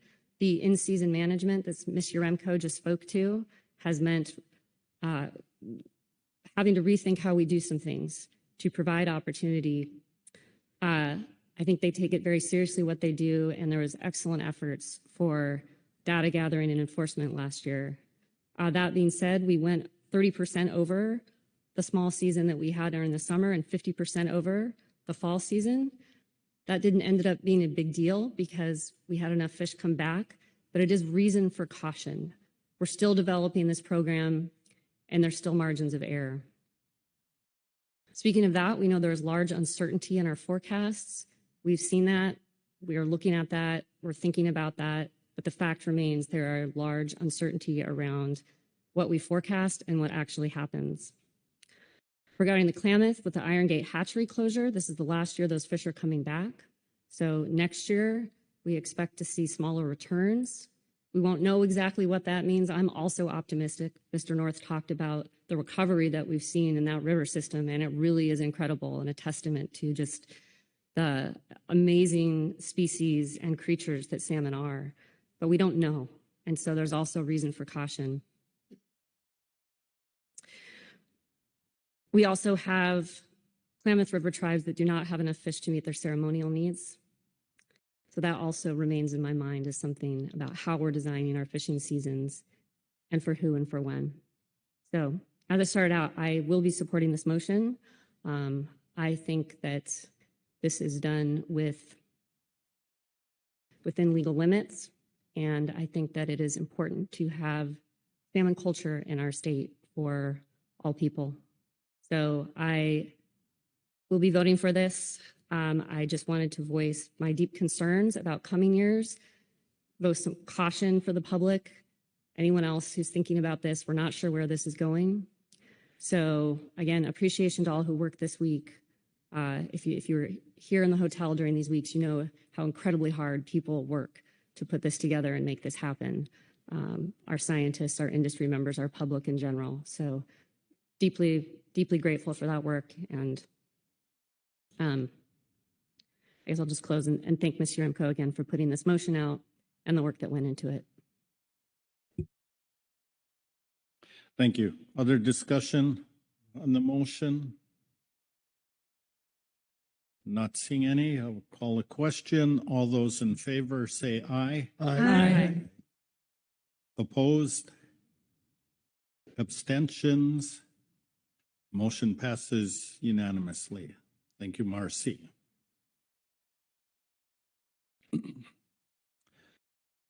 With that, our tasks are again before us on the screen, and I will turn to Angela to see if there's more to do here. Angela? Thank you, Mr. Chair. You have adopted treaty Indian troll and non-Indian commercial and recreational ocean salmon fisheries. These will be included in the STT's preseason report 3 and transmitted to the Secretary of Commerce by next week for implementation for May 16th. And so your work under this agenda item is complete. All right, thank you. Before we leave the table, let me look around for any comments. Vice Chair Smith. Thank you, Mr. Chair. I think it's important to recognize, at some point in time in this hotel room, we probably had some of the best salmon scientists and salmon teams in the world between our co-managers and the states, and must recognize Susan and her team from NOAA and the amount of work they have accomplished and what they do accomplish every year. We get to sit up here and look smart, but what we're reading is all their hard work they've done, sometimes till 2 and 3 in the morning. And I just wanted to recognize that, and also the Salmon Advisory Subpanel, and John Carey and Michael O'Farrell on the STT. This is one big orchestra, and sometimes there's some clinker notes, but by the time it's all said and done, it sounds like beautiful music. So I just want to thank all of you for your hard work, and by God, we got a California season. It might not be exactly what they're used to, but it's a start, and I know a lot of hard work went into that. So thank you all very much. Thank you. Susan Bishop. Thank you, Mr. Chair. I want to echo the sentiments I've heard around the table. Sometimes I feel like I'm in a video game. Every time I feel like I've hit that level, then there's a new level that pops up with new challenges and unexpected things that happen.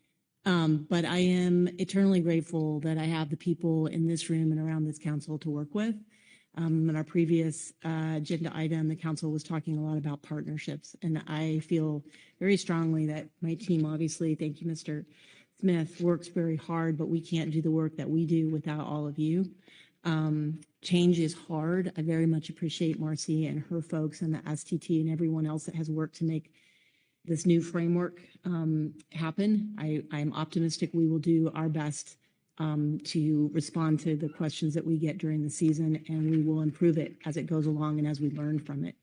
So I want to thank folks very much for that. I want to thank a lot of the SAS members and others for conversations in the hallways. Every time I'm here, I learn something different and something new. Mr. Slockish, thank you for your heartfelt words. Again, I learn every time you come and testify, I learn something new that I didn't know before. So I just want to express my gratitude to the folks in the rooms in the hallway and all the folks that do really hard work. Thank you. Any other comments here, discussion?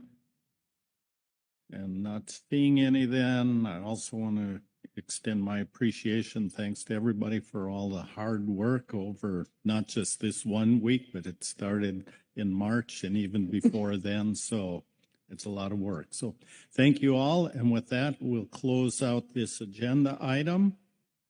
And before we move on to our next agenda item, if it's okay with everyone, we'll take about a 10-minute break and then see if we can push through our last two, unless you want to take an hour for lunch. But I've heard a desire to just charge through, so take 10 minutes, get coffee, snacks, whatever you need, and then we'll be able to finish our day. Thank you.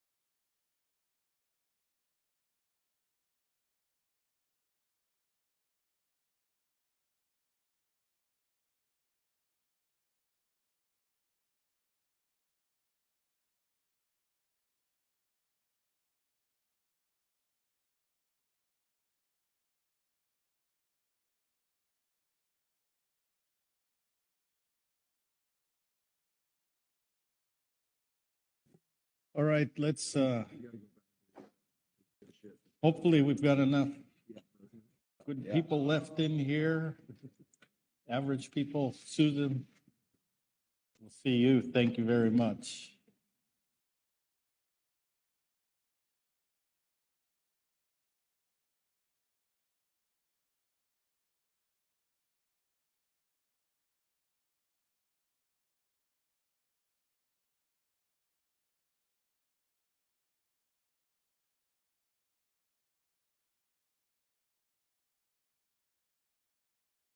All right, I think we're ready to reconvene here on our administrative matters, our first agenda item on that. So I will turn it over to Kelly Ames for the introduction. Kelly.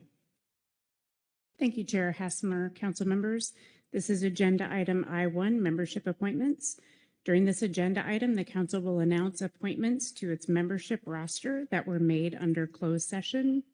Additionally, we're seeking some council guidance necessary to solicit nominations for council appointments to advisory bodies for the June council meeting.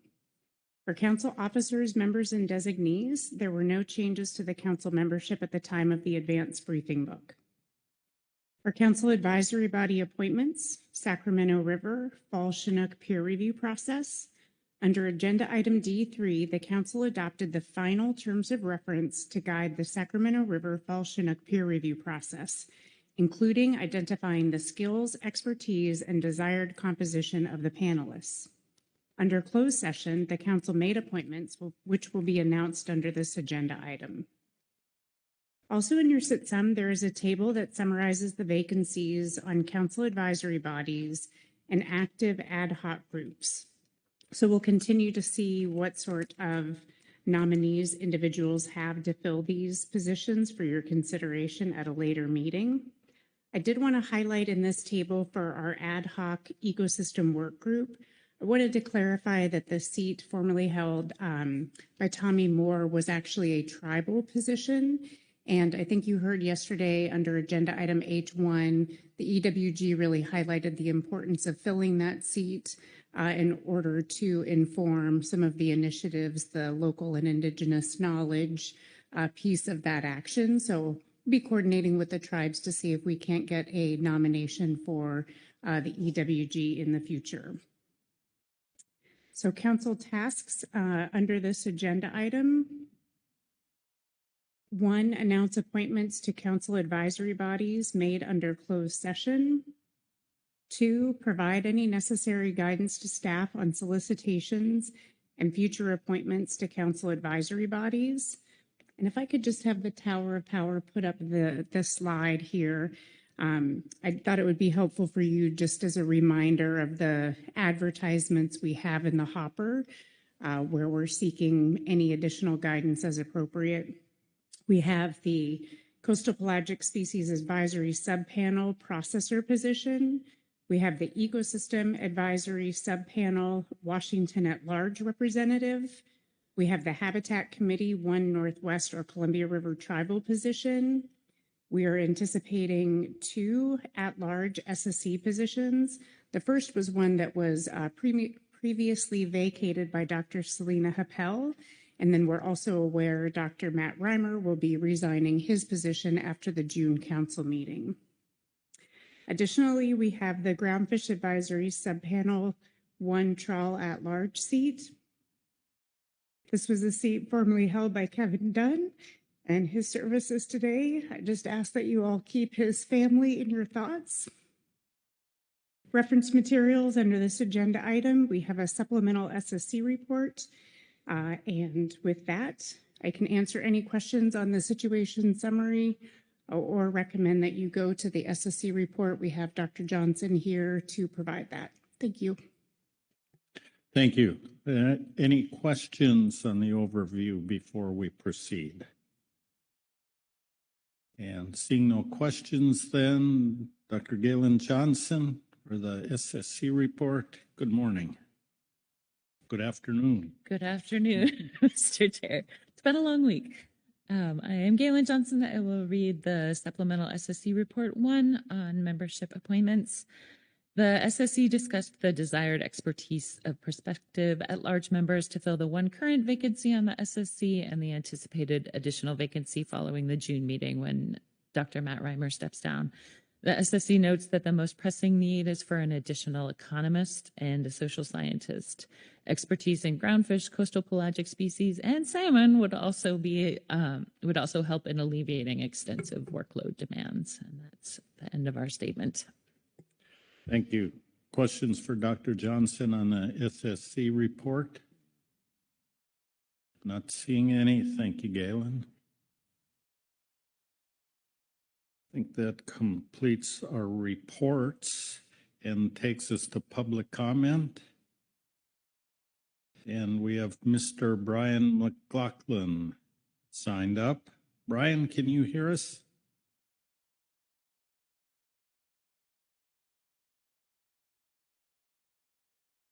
We're pausing for a second here.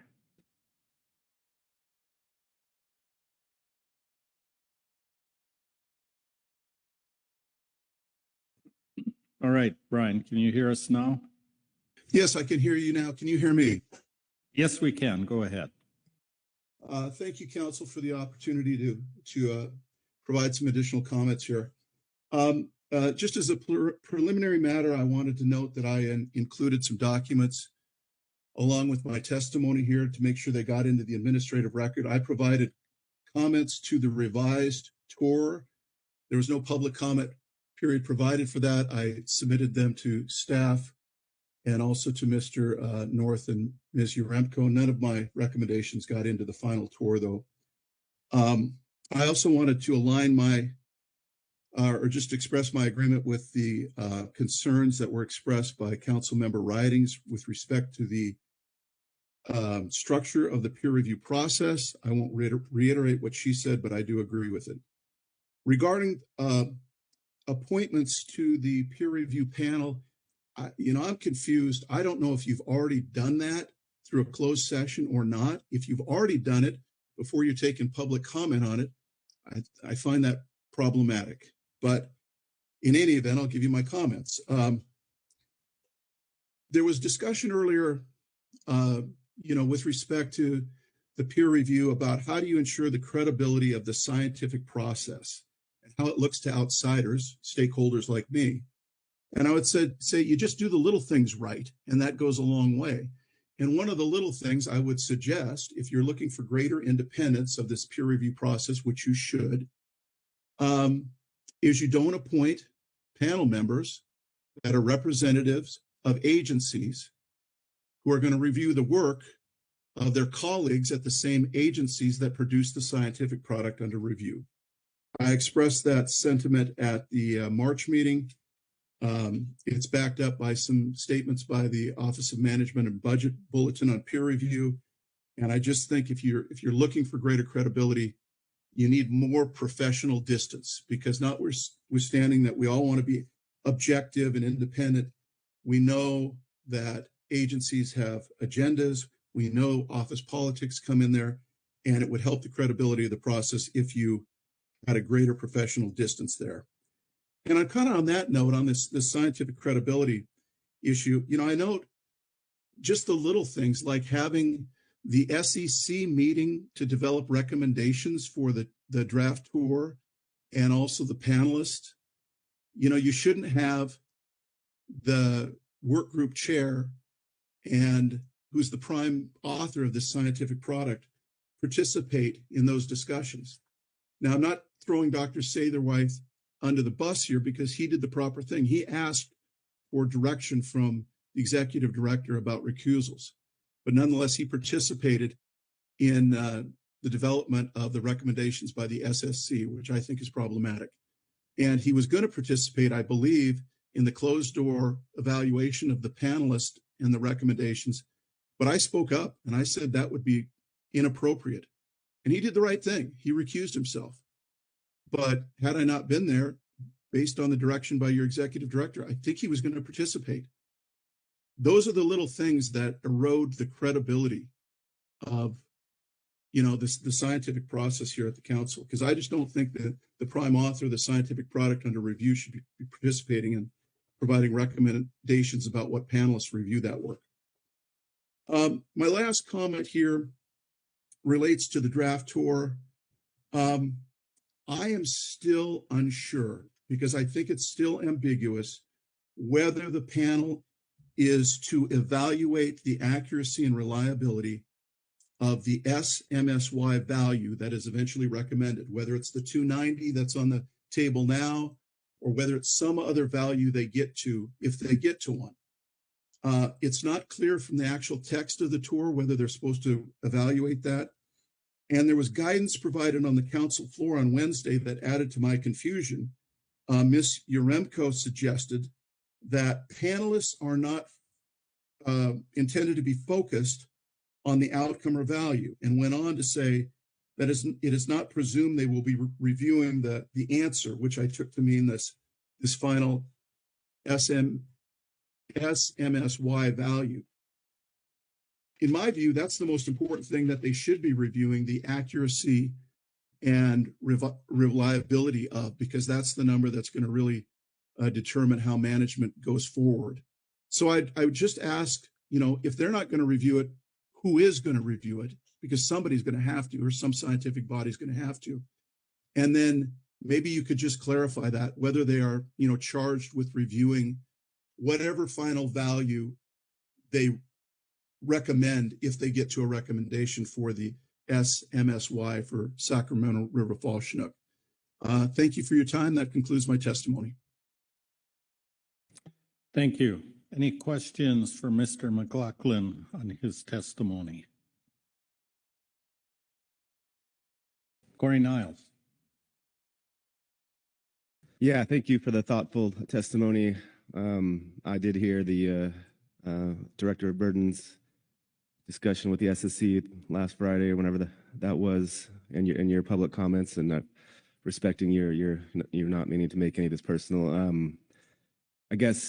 I think on Dr. Punt there, Andre Punt said, ignorance is pure, inexperience is pure, and I guess fisheries experts don't grow on trees.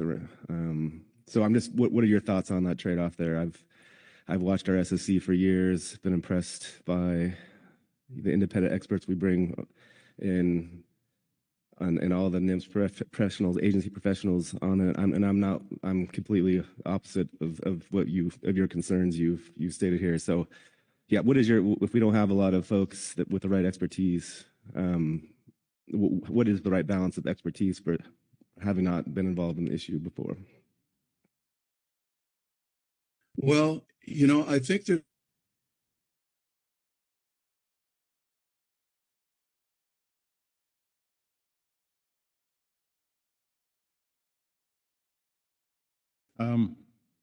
Brian, I think we lost you here.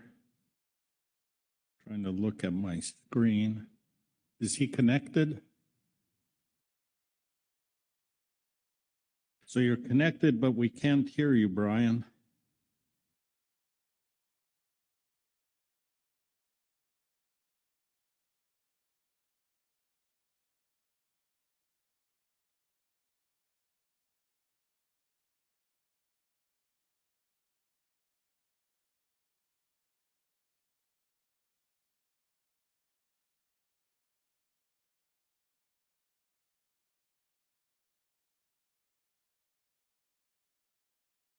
I can't see if his microphone is active or not.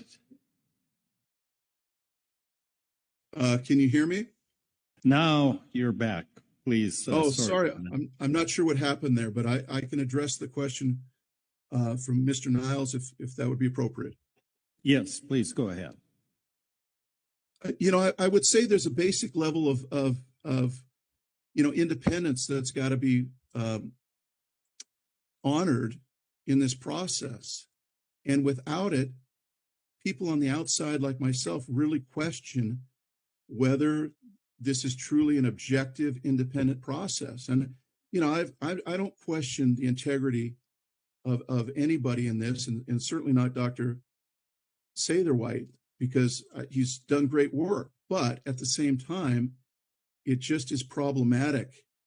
And, I think there's just some basic independence that should be honored here. And I gotta believe that with all the salmon scientists and quantitative scientists up and down the West Coast, that there would be some people you could find that could fill these roles on the panel that wouldn't have this appearance of not sufficient professional distance. And that's what I would strive to have. And the other thing I would say is, you know, when you say we're going to have representatives from CDFW or ODFW or something like that, the tour shouldn't even say anything about anybody that represents any specific agency. It just should be looking for people with the expertise. And if there is the expertise that you really need and you can't find it anywhere else, and you should look for it, but then if it exists in CDFW, for instance, then that might be a reason to, you know, put somebody from CDFW on there. But it shouldn't be spelled out that they're representing CDFW. It just should be spelled out that we're looking for this kind of expertise. Thanks for the question. Thank you. Other questions? Not seeing any. Thank you, Brian. All right, that completes our report and the public comment. And let's get our council tasks before us again. So, as we go through that, first task is to announce appointments that were made. And there were some questions regarding that brought up just now in the public comment by Mr. McLaughlin. I'd like to say the council did go through a process of looking for individuals to serve on this peer review panel. It was regarded as a personnel decision matter, so it was done in closed session.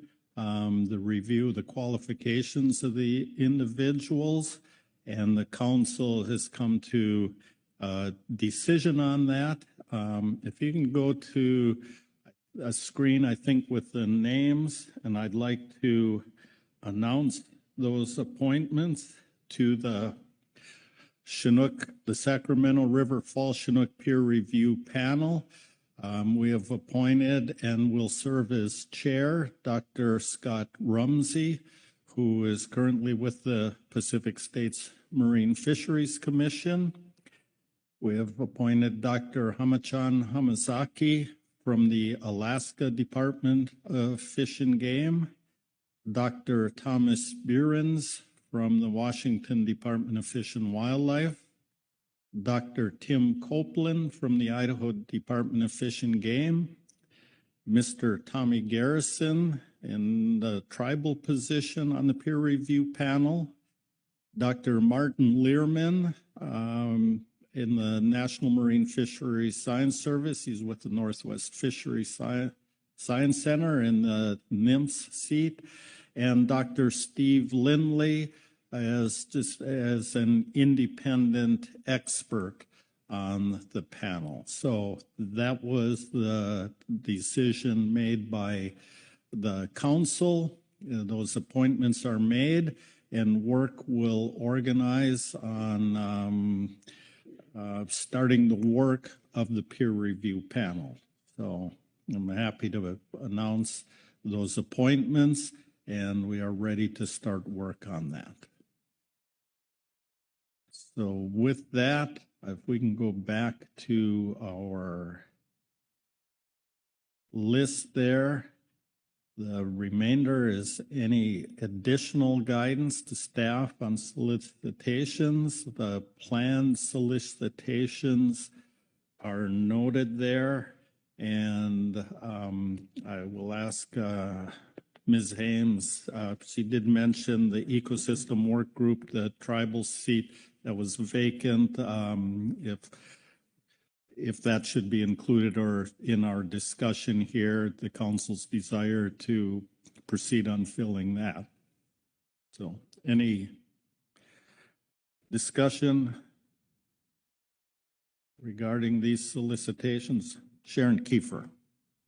Thank you, Mr. Chairman. And so we did hear a fairly specific competencies in the testimony from the SSC, as well as also then kind of a additional tier of broader competency. I'm assuming that will be reflected in the whatever you send out to seek the SSC positions, a notice, or I don't know how exactly you get the word out that we're looking for someone, but I'm assuming the things she pointed out would be reflected.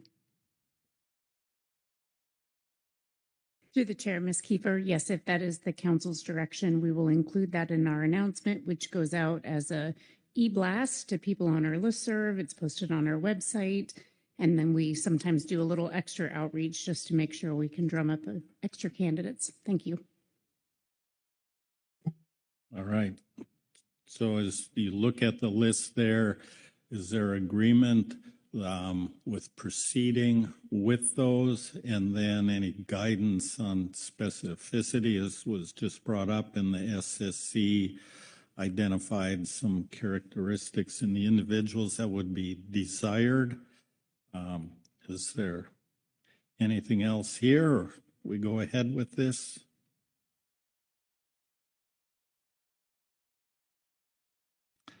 Getting some affirmative response here. So, all right, we will proceed in that direction. Kelly, are there other things to do here? Through the chair, thank you. I have the direction I need to proceed with filling the vacancies you have listed on your screen, as well as additional outreach to fill the tribal seat on the ecosystem work group. And finally, we'll reach out to the individuals appointed to the Sacramento River Fall Chinook peer review panel, and we'll begin to coordinate their appointment and scheduling of those upcoming meetings. Thank you.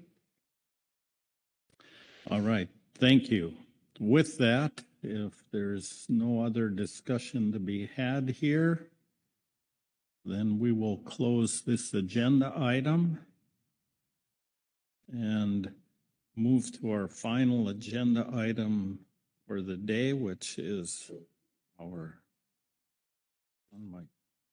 I get my computer responding here, is the future council meeting agenda and workload planning.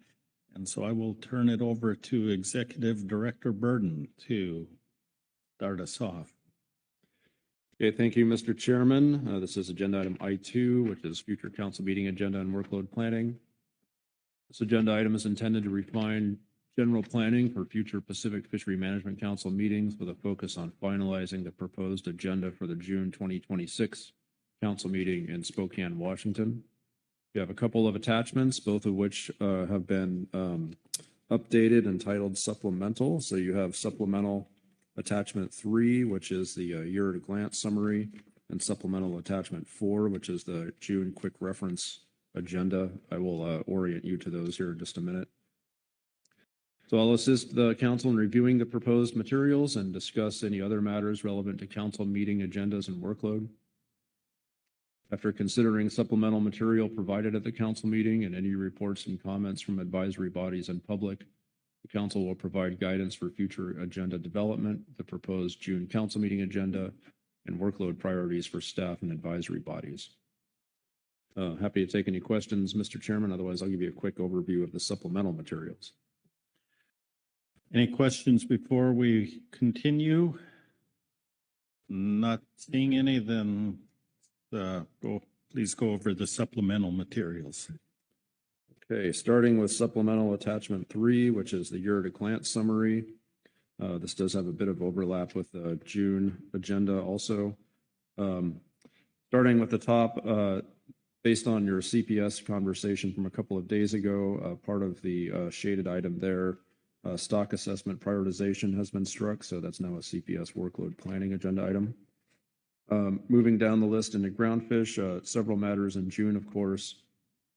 You may be interested just to see the trawl gear EFP and regulations, PPA, that is one of your groundfish priorities. Moving down into HMS in June, over the last couple of meetings, that has become quite a bit lighter. So there's just 2 items there for the council agenda. We do have some thoughts about utilizing the advisory bodies, which I will get into here more in a little bit. And then other than that, it's a fairly light meeting. We do have some matters under cross FMP. September is also a fairly light meeting. So we do have a CPS matter scheduled for September. That is the starting and stock definition issue. It's a range of alternatives in a PPA. We are trying really hard to make sure that September is not a groundfish meeting, but we have a couple of things that we have to schedule for September in order to meet our marks. One of those is tentative final action to the trawl gear EFP and regulations scheduled for September. Salmon, based on the outcomes of this meeting and some additional conversations that we've had with NMFS regarding salmon workload management, quite a few things have been struck from the September agenda and are being moved. So one of those, the SACFAL peer review matter, that has been moved from September to November. We still do have the risk management framework for salmon scheduled for September. That, of course, aligns somewhat with the SMSY issue. All of these come together in terms of a revised harvest policy for SACFAL eventually. And then a central fish habitat for salmon based on workload and discussions with NMFS staff. Doesn't look possible to take up EFH this fall. So we're actually moving that to a meeting that's not currently on the YAG, but looking at either June or September for that. Let's see, moving over to November. November looks like quite a busy meeting. And I'm eyeing the times very carefully.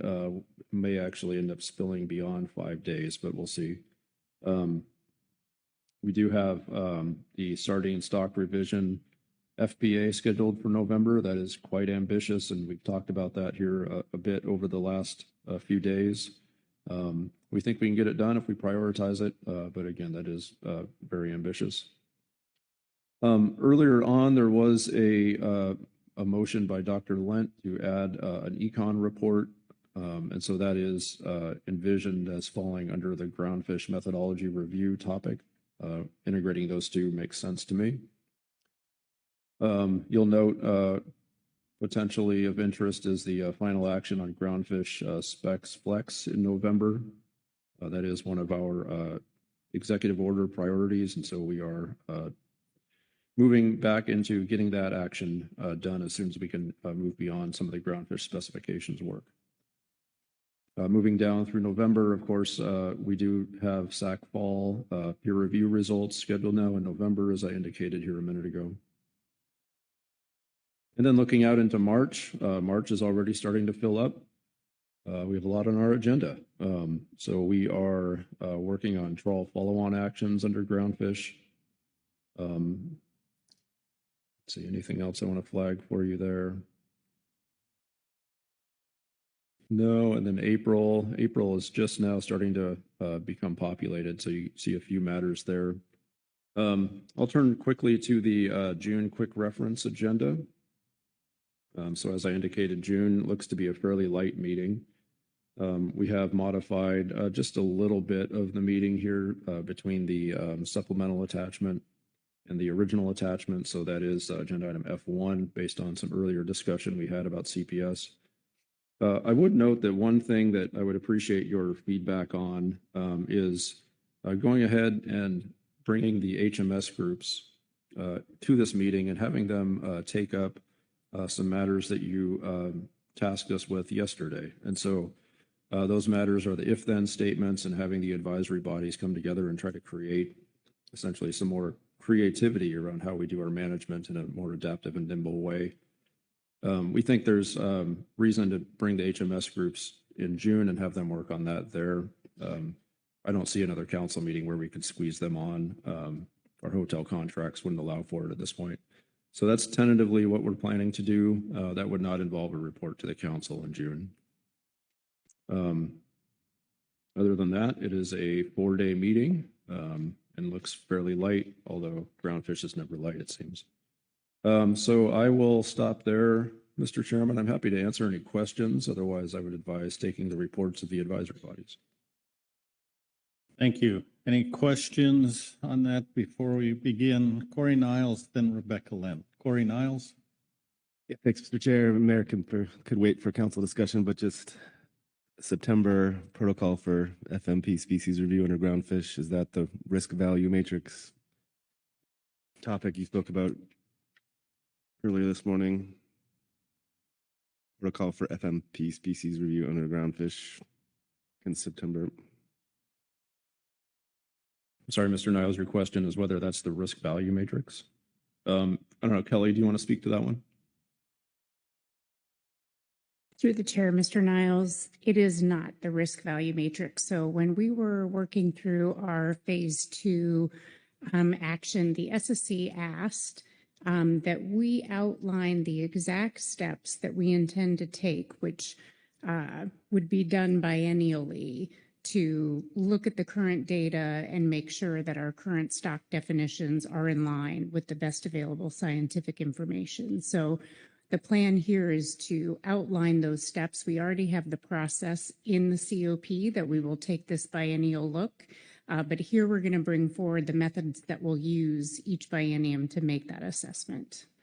Thank you. Thank you. Rebecca Lent.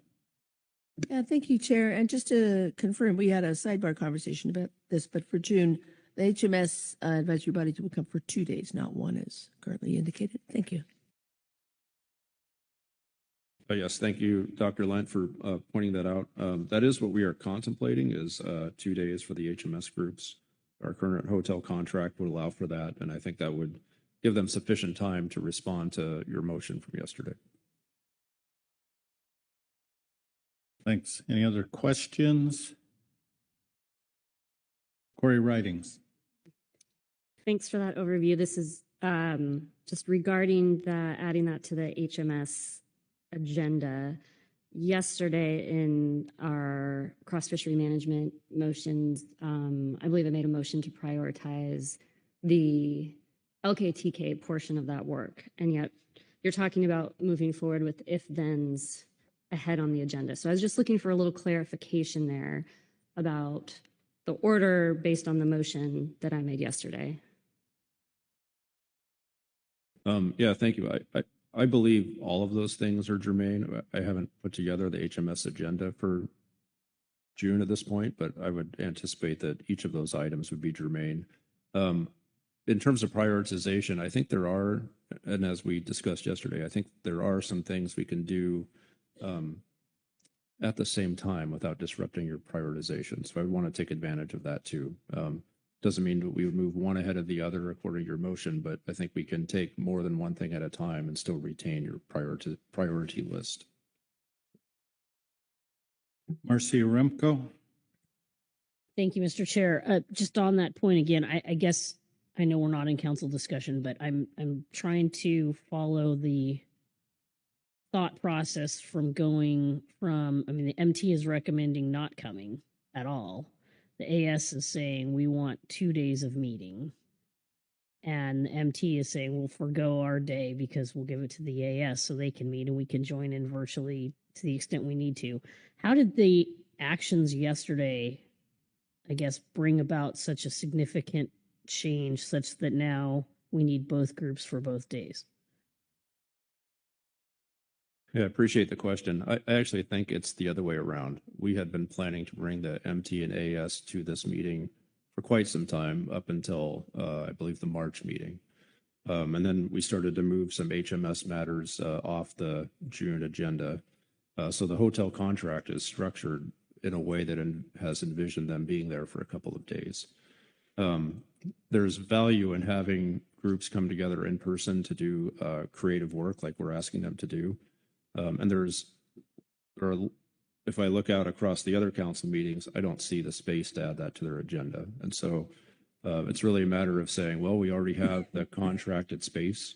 And based on the work that you've tasked all of us with yesterday, that work in my mind is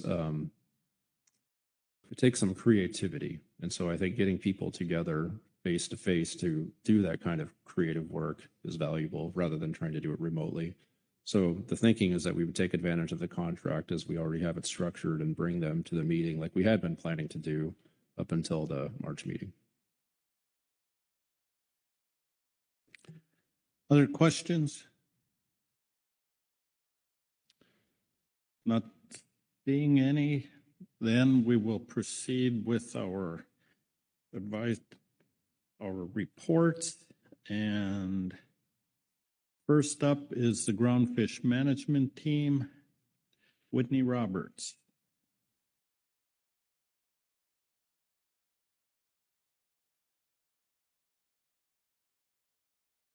Good afternoon, Whitney. Good afternoon, Chair and members of the Council.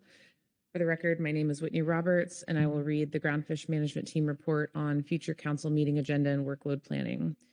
With regard to June 2026, the GMT continues to request a webinar in advance of the June Council meeting, which could be partly or fully joint with the GAP. The GMT also recommends unshading the trawl gear EFP into regulation agenda item, and I see on the supplemental attachment that is already the case.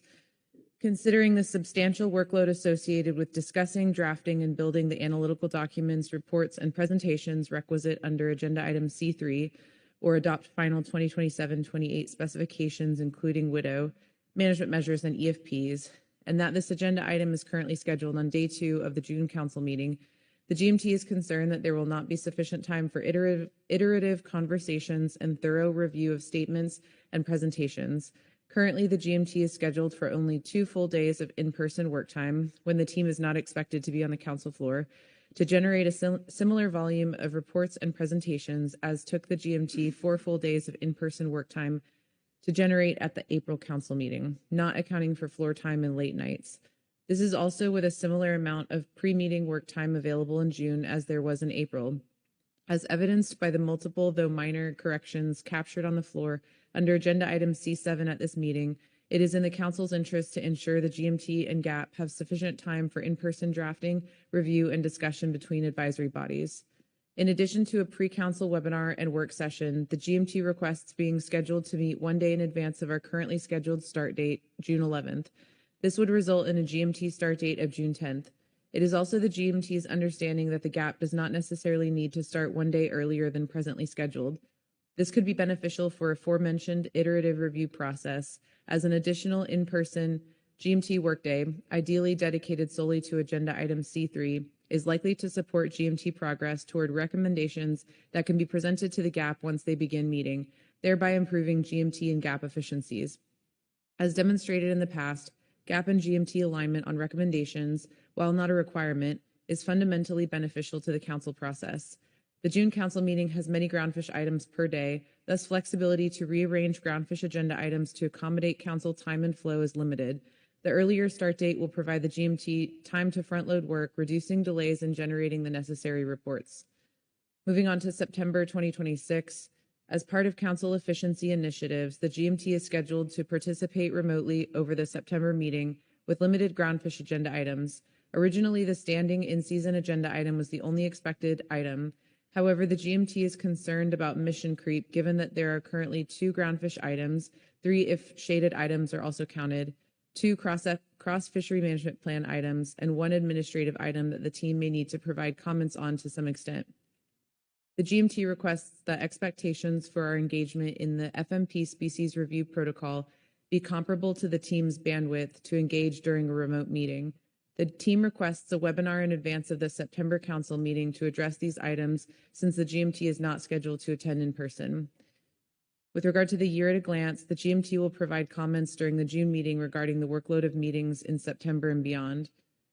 With regard to additional meetings, refer to the GMT's future agenda planning report for March for upcoming meetings the team expects to engage in outside of council meetings.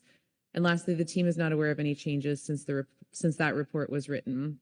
With that, I'm happy to take any questions.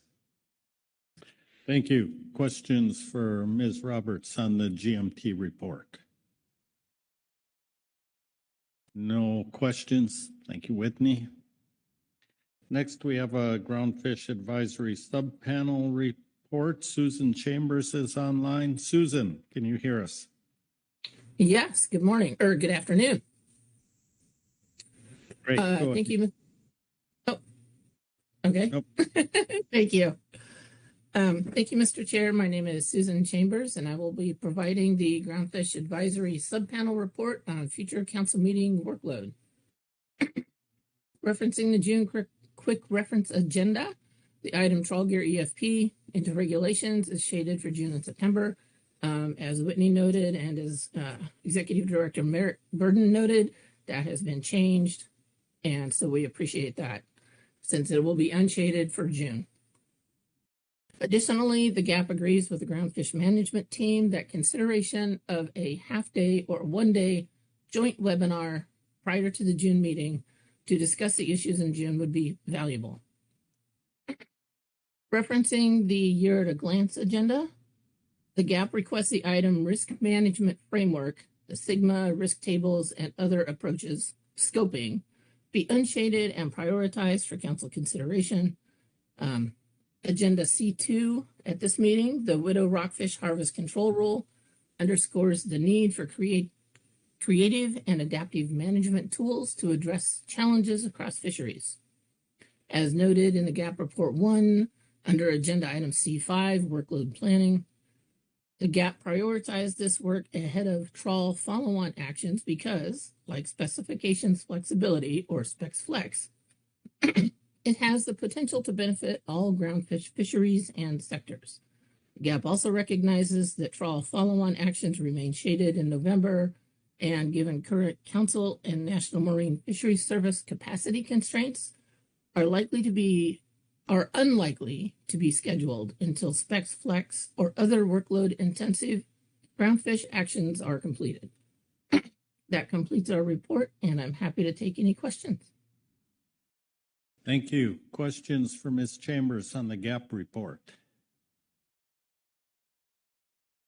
And there are no questions here. Thank you, Susan. Next, we have the Coastal Pelagic Species Management Team report. Trung Nguyen. Trung, can you hear us? Yes, good afternoon, Mr. Vice Chair. Can you hear me? Yes, we can. Go ahead. Okay, great. Yes, my name is Trung Nguyen, and I'm going to be reading the supplemental CPS-MT report. The CPS-MT reviewed the Pacific Council Workload Planning Preliminary Year-at-a-Glance Summary and the draft proposed council meeting agenda June 2026. The CPS-MT offers the following for council consideration. The team is currently scheduled to meet remotely in June. However, the team is providing the CPS workload planning and stock assessment prioritization update in this report, which could supplant a meeting in June. The team recommends both a U.S. Coast-wide Pacific sardine stock assessment and a Pacific macro update assessment for 2027. The team is scheduled to discuss the FMP amendment, sardine stock revision, range of alternatives, preliminary preferred alternative in September 2026 and recommends unshading this item, which I just noticed the new one is unshaded, to develop recommendations on a range of alternatives for this agenda item. The CPS-MT recommends scheduling an in-person workshop in late July or early August, during which the team would provide input with other advisory bodies on the review of sardine harvest control rules and accountability measures. The team recommends keeping the November FPA shaded and revisiting it in September when recommendations on a range of alternatives are considered. The council is scheduled to discuss CPS stock assessment terms of reference at the November meeting. The team recommends that when the SSC reviews the Groundfish tour in late summer, the SSC also separately reviews the CPS tour. The management rate framework for the CSNA was adopted in 2021. Under this framework, recent average U.S. short-term biomass and catch are evaluated biannually to determine if thresholds have been met that would trigger changes in current acceptable biological catch, or if a new benchmark assessment should be scheduled for the following year. The team examined these two metrics at this meeting, and neither of the thresholds were met, so no changes to CSNA management are necessary. Briefly, the average U.S. short-term biomass was 1,532,119 metric tons, When multiplied by Q times EMSY, the resulting value was greater than ABCD by a proportion of at least 0.4. And the catch in 2024 and 2025 were less than 90% of the ABCD. Additional details on these calculations can be found in the CPS safe document. And that concludes the CPS-MT report. Thank you. Any questions on the management team report? And seeing no questions here, thank you, Trung. Thank you. Next, we have the Coastal Pelagic Species Advisory Subpanel, Mark Fina. Good afternoon, Mark. Good afternoon, Mr. Chair. The CPSAS had two comments on the workload planning agenda item. First, with respect to the June 2026 meeting, we would like to have a discussion of the potential for either for a benchmark assessment, an update assessment, or survey data to inform next year's sardine specifications. We ask that council staff consult with NMFS staff to provide a discussion of the merits of those different approaches, which could include a combination of them. So using like survey data with an update assessment potentially, and include a discussion of the costs in terms of staff workload and its potential to affect work on revisions of the stock, the sardine stock revision. Our second comment concerns the sardine stock revision itself.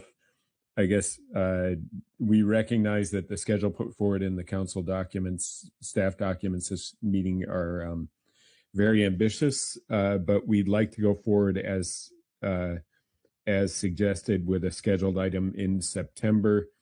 If you all believe there's a place for the CPS has to provide input into how that stock revision may be shaped.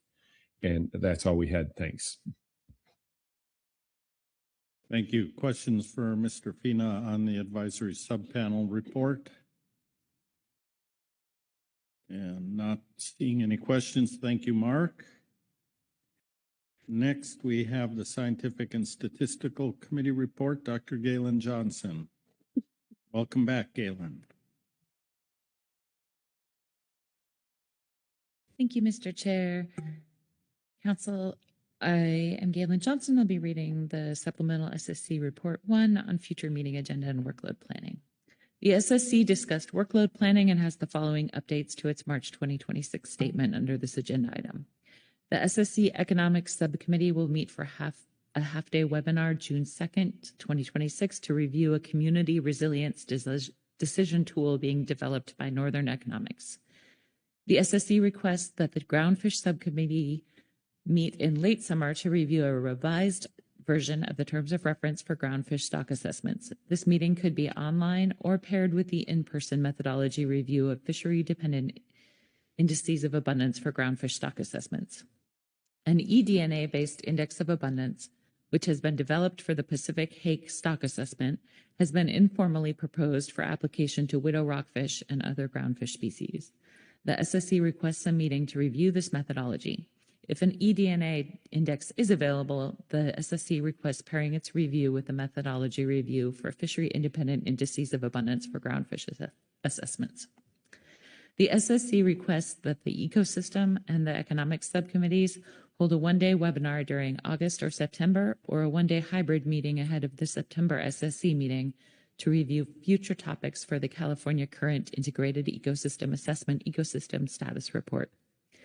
A benchmark assessment for the northern subpopulation of Pacific sardine is scheduled for early 2027 in person, but could be particularly challenging if the stock is redefined to encompass all sardine in U.S. waters, given the need to select a new model structure and recompile all of the input data. In addition, the specifications for the overfishing limit, acceptable biological catch, and harvest guideline, harvest control rule for Pacific sardine need to be reviewed and the parameter values revised based on the new stock structure hypothesis. Finally, an update assessment for Pacific mackerel is scheduled for early 2027 as an online meeting.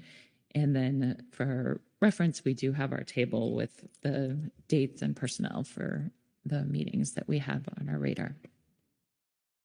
Thank you. Questions for Dr. Johnson on the SSC report? Rebecca Lent. Thank you, Chair. I'm just checking in. I believe I had understood that the Groundfish methodology review is conducted in November, and the idea was to have the report back from the pondering the modeling approaches to impacts of fishery management measures. So it shows here September. Is that a different workshop I'm thinking about? Thanks.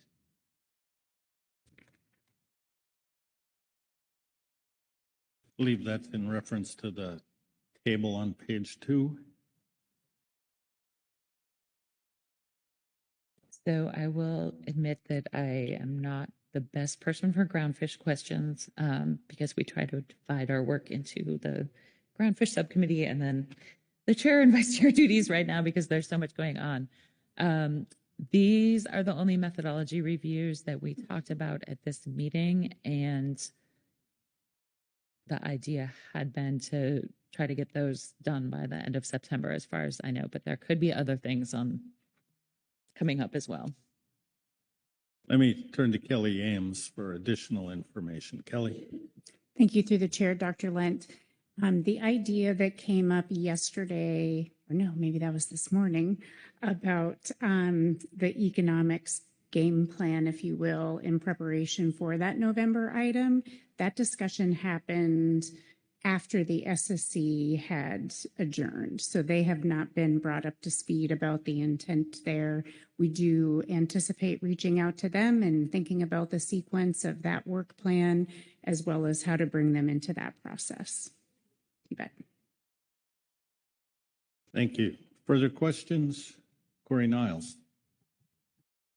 Thanks, Gail. You just said you weren't the best person for groundfish questions, so wanted to ask anyway. I'm reading the eDNA part for Widow Rockfish. It was informally proposed, but it sounds like it's the prospects of it existing and being produced are high enough that you all thought were worth mention. So I just wanted to make sure that it does sound like if one is to fall from the sky, we will look at it. But it seems like it's more than that.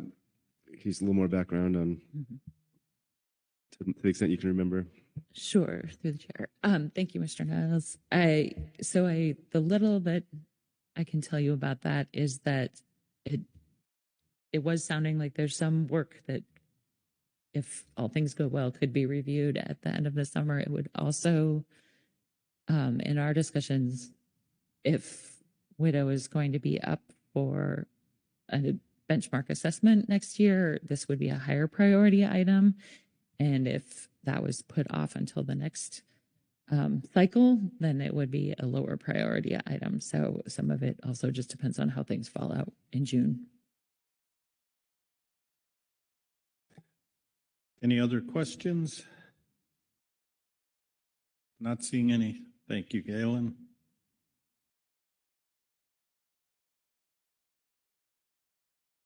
Next, we have a highly migratory species management team report. Is Carrie, who's going to give that? I have Carrie Griffin here. Carrie, are you online? Yeah, good morning. Can you hear me okay? Yes. Super. I'll be reading the HMSMT report under this agenda item. So this is I2A, Supplemental HMSMT Report 1. The HMSMT reviewed the year at a glance summary and the proposed June quick reference agenda, attachments 1 and 2, and offer these comments. I will preface this by saying that this obviously was written before yesterday's council action and any discussion today on changing up the AB's potentially meeting in June. Just to clarify, this was written before then. While the HMSAS has requested to meet in person at the June meeting to discuss multiple international agenda items for which industry has substantial input, the HMSMT does not think it's necessary for the team to meet in person. The HMSMT can conserve PFMC resources and provide their input with the HMSAS meeting in person and the management team meeting virtually, with a hybrid option available for joint session discussions. This approach supports the needs of the HMSAS while still allowing the HMSMT to provide timely insight and guidance as needed. And that concludes the HMSMT report. Thank you. Are there any questions on the management team report? Not seeing any. Thank you, Carrie. And I believe our last report is the Highly Migratory Species Advisory Subpanel, Mike Conroy. Good afternoon, Mike.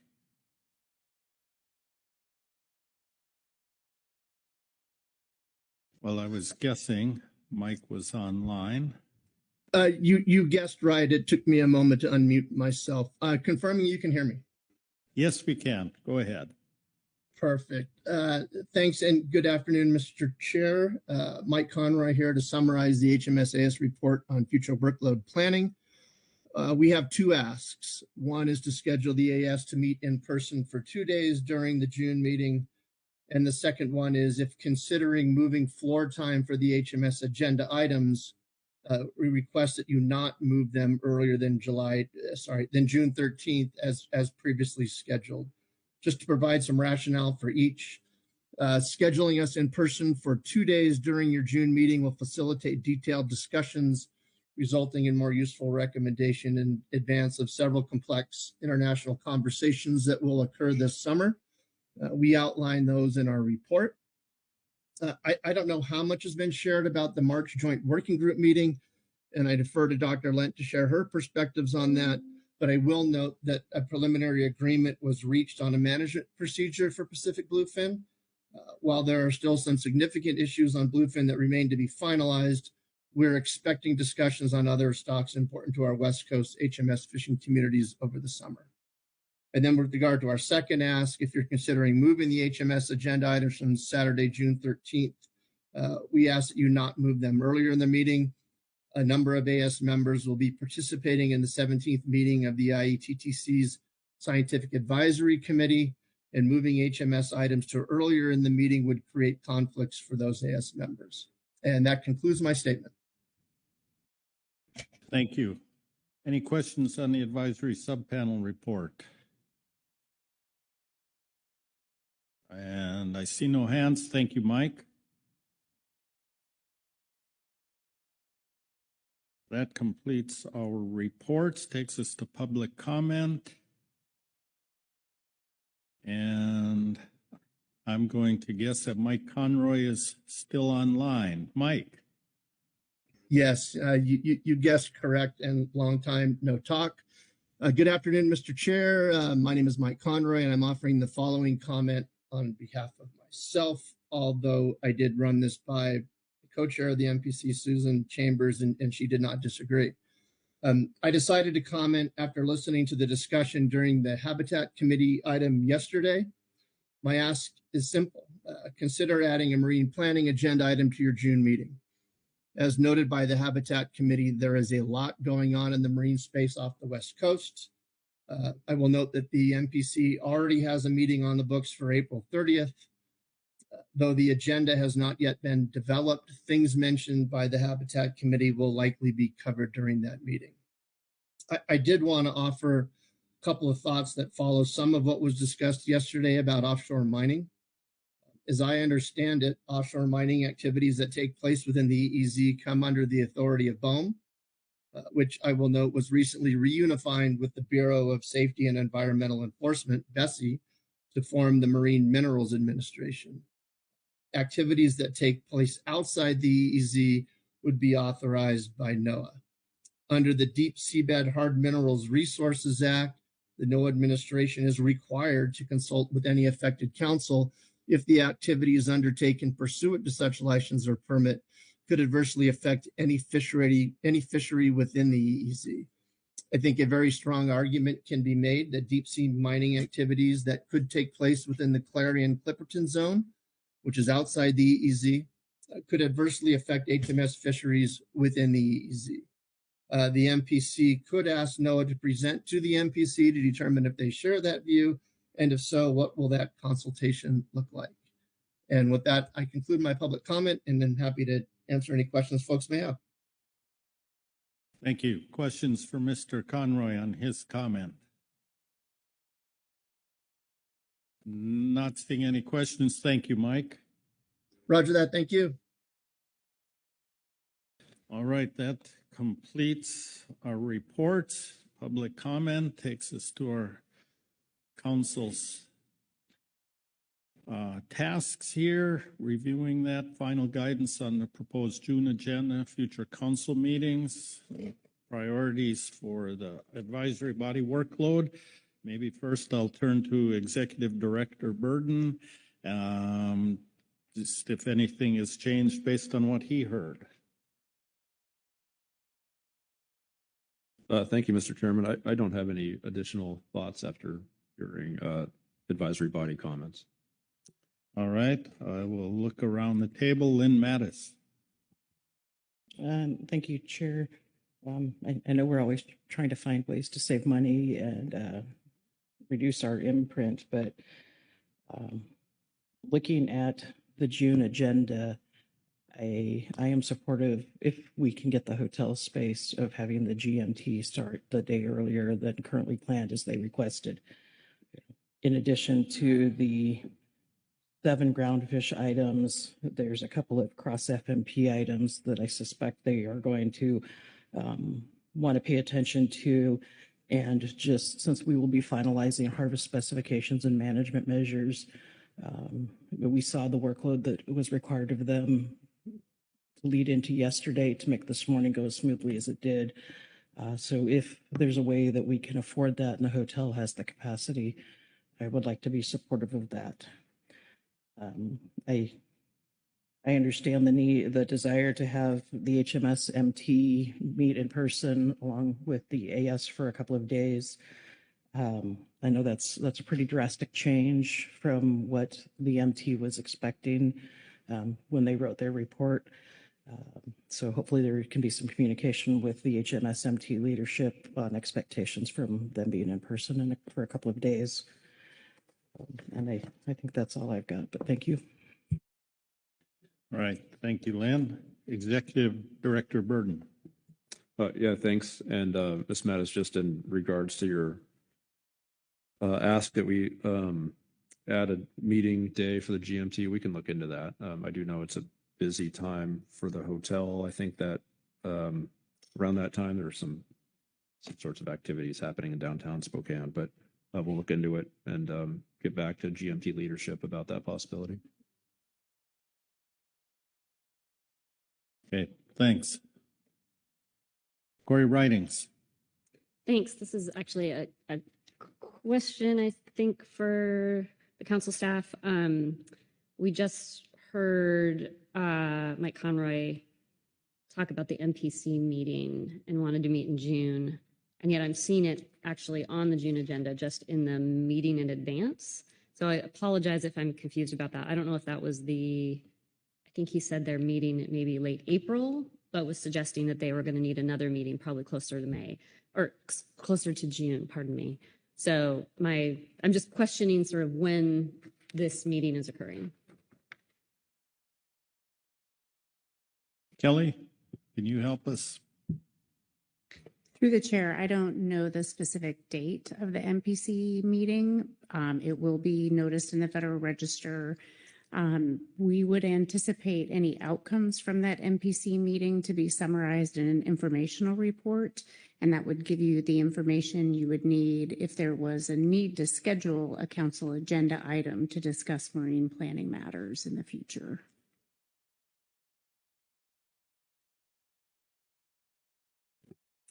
I'm so sorry, Kelly. I am running low. Can you say that again?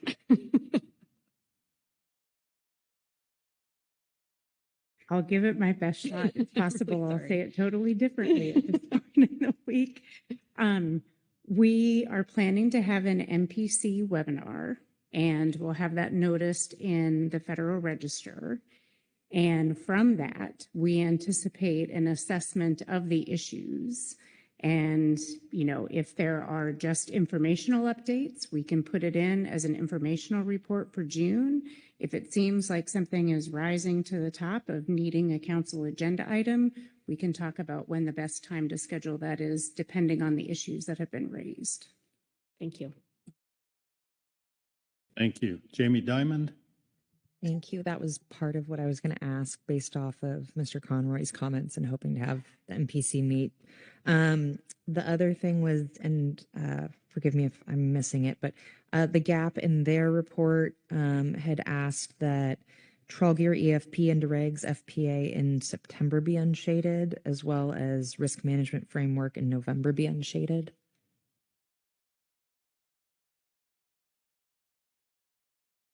Yeah, thank you. I think I heard that as well. And just the unshaded, whether we unshade something just depends on whether we can get the work done. So we're still evaluating that. We're pulling together a contractor on the EFP matter and still haven't quite pinned that down. So it just depends on whether we can get it done in time. I think we can, but it depends on that. In terms of the risk management item, we just have to regroup and look at all of our new staff and say, who does this? As we've talked throughout the week, that item has gotten bigger and bigger and bigger, and there's a lot riding on it. So I think we're all really excited about it. We just have to figure out who's going to staff it and how we're going to get it done. So that's why it's shaded for now. Thank you. Just recognizing they flagged those items as being more important and wanting to get to before trawl follow on and other things. So thank you. And Kelly, did you want to add something? Yes, thank you, Chair, Ms. Diamond. Just to add to what Executive Director Burden said, for the trawl gear EFP into regulation under the Groundfish Workload and New Management Measures priority agenda item, there were some other topics talked about to be added to that agenda item. So in June, when you establish the scope for that action, we'll be able to better assess the metric of a September final council action. Thank you. Thank you. Sharon Kiefer? Thank you, Mr. Chairman. So going back to the H1 motion 2 as amended and specifically discussing the improved process for data streams and integration of local and indigenous knowledge, priority area special project 1. When I look at the YAG, I see a couple of references to special project 2, but I don't see any reflection of this motion. Is it because we just don't quite yet have pulled together kind of a more specific plan relative, because there's a bunch of moving pieces, parts in the motion. So is it just haven't had a chance to kind of assess that and digest it in terms of how that might start showing up on the calendar?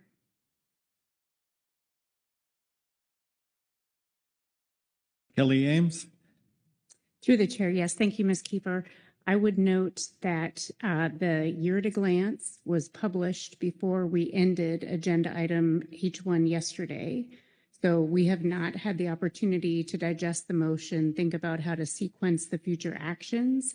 I also want to highlight we have not updated the year at a glance with regard to your revised groundfish workload and new management measure priorities for the same reason. We need to sit back and really assess that new guidance and the sequencing and work with our NMFS counterparts to ensure the schedule we commit to is achievable.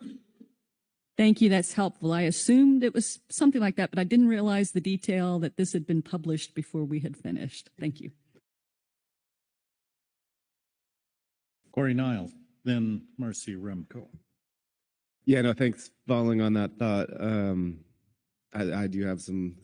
I want to support what Jamie and the GAP said about getting to the risk management and maybe ahead of the trawl follow-on actions. But it seems like, and I think Asia said 3 or 4 times yesterday, we have a lot of, and Merrick just, we have a lot of hopes and dreams for that item. So like, it seems like it's going to be some upfront work on even before we even get to the scoping on how to scope. So I think, long way to say, I think we have a lot to think about, but today's probably not the time, but maybe in June, September. But yeah, I think there's a lot of thinking to go in there. And so I was pleased to hear Kelly's response and know that her, Merrick, and the staff will really help us plan this out. The only thing, yeah, just same kind of thing on the SSE's recommendation, the one for the eDNA on widow. That seems to make sense, but we don't know what's going to happen until June for stock. So good long-term thoughts out there, but and just wanted to acknowledge, yeah, you all have a lot to help us scope it in the future. So thank you. Thank you. Marcy Remco. Thank you, Mr. Chair. Returning back to Kelly's description surrounding kind of the process related to the MPC and the April meeting, I understood that, so the notice has yet to be filed, so we're not completely clear on the agenda yet for this meeting. But I understood her to say that there would be the possibility, given the outcome of that meeting, whether an agenda item might be scheduled for June, or alternatively an informational report. I guess just my view would be that it would be helpful to have an agenda item in June in light of the Habitat Committee report that we received this meeting. I think it would be useful for the MPC to put their heads together to talk about kind of their vision of process and where we go and how we strategically use our resources. And we're seeing now with shortened comment period opportunities or no comment opportunity, how do we best engage and strategically convey our message, our voice, our recommendations via letters or otherwise, and on what timeline and through what process. We don't always need to submit a comment from us through a portal. We can certainly take the initiative to submit letters directly to agencies outside of comment periods. But it would be useful for me to kind of hear what the MPC is thinking in light of some pretty changed circumstances. So I would just voice support for an agenda item. I think it would be useful. I don't know what precisely the content is they're planning to cover in April, and if this fits the mold, but at least that would be my perspective. Thank you. Thank you. Other discussion? Corey Ridings. Thanks. I think we talked about this a couple of days ago. I can't remember exactly when, but looping back on salmon, and there was a request from the SSC at our last meeting to provide documentation for salmon forecasts. And we briefly talked about that, and I think the resolution of that was council staff was going to take a look at that and decide, come back with some options for us on how to move forward with that.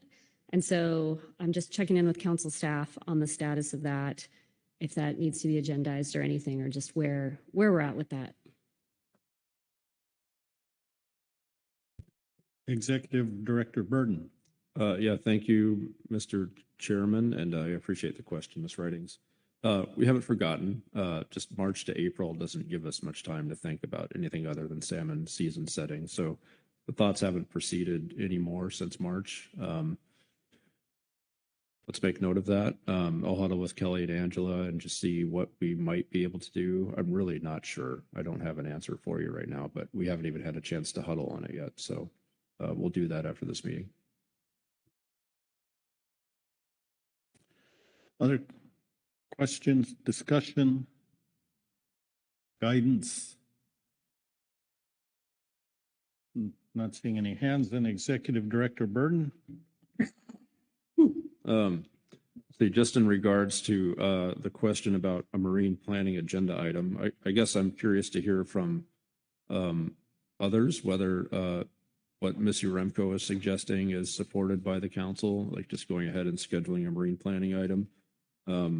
Moving from now to June really doesn't give us that much time with the Federal Register notice requirements we have now that are 40 days and 24 days, and so we're quickly into July at some point. So what we could do is tentatively plan a marine planning agenda item. If it's not needed, we could cancel it. But I'm curious if there's support for that or not. I think Jamie was first and then Corey Ridings. Jamie Dimon. Chair Hasmer, yes, I would support that. And then we have the ability of what comes out of their remote meeting to then be there ready for an agenda item. And then if they determine that it's not necessary, then we can remove it. And we have, I'm sorry, I still can't quite grasp. HMS will be there. HMS AS will be there already for 1 day or 2 days. And then we'll have Groundfish is there. And then others that aren't necessarily there in person could remote in, I guess, hybrid. I don't know. Now we don't want to do that. I don't know what we want to do. But I think having it available, and then if they decide they don't need it, then we can get rid of it. I think it makes sense. Executive Director. Yeah, thank you. And so, Ms. Diamond, your comment is, are you referring to a MPC meeting at the council or an agenda item, marine planning agenda item on the council floor?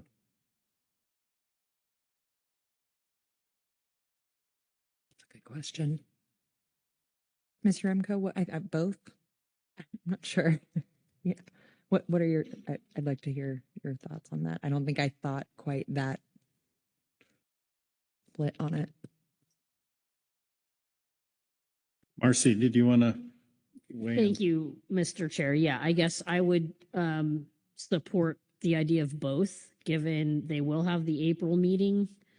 As I kind of described my thought process about what I think we need them to help us do.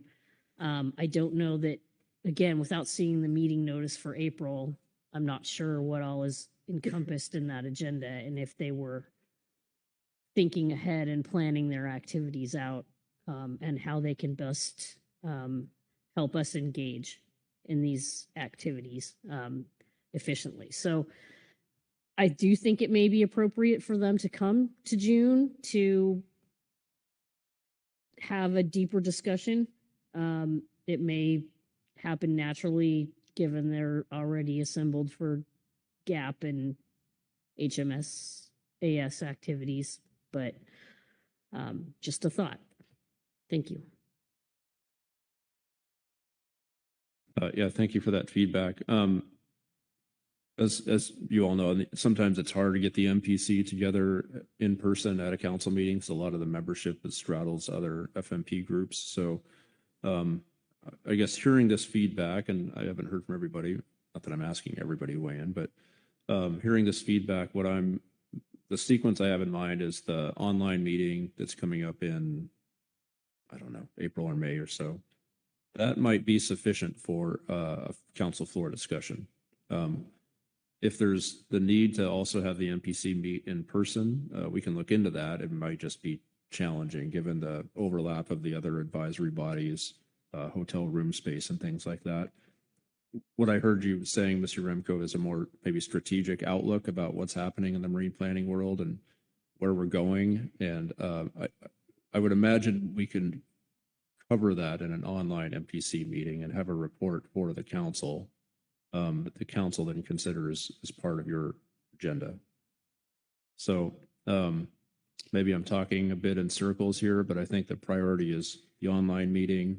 We'll go ahead and look for a floor discussion, and then if there's a capacity or further interest in a MPC meeting at the council, we can look into that. But that seems like that might be a bit of a stretch.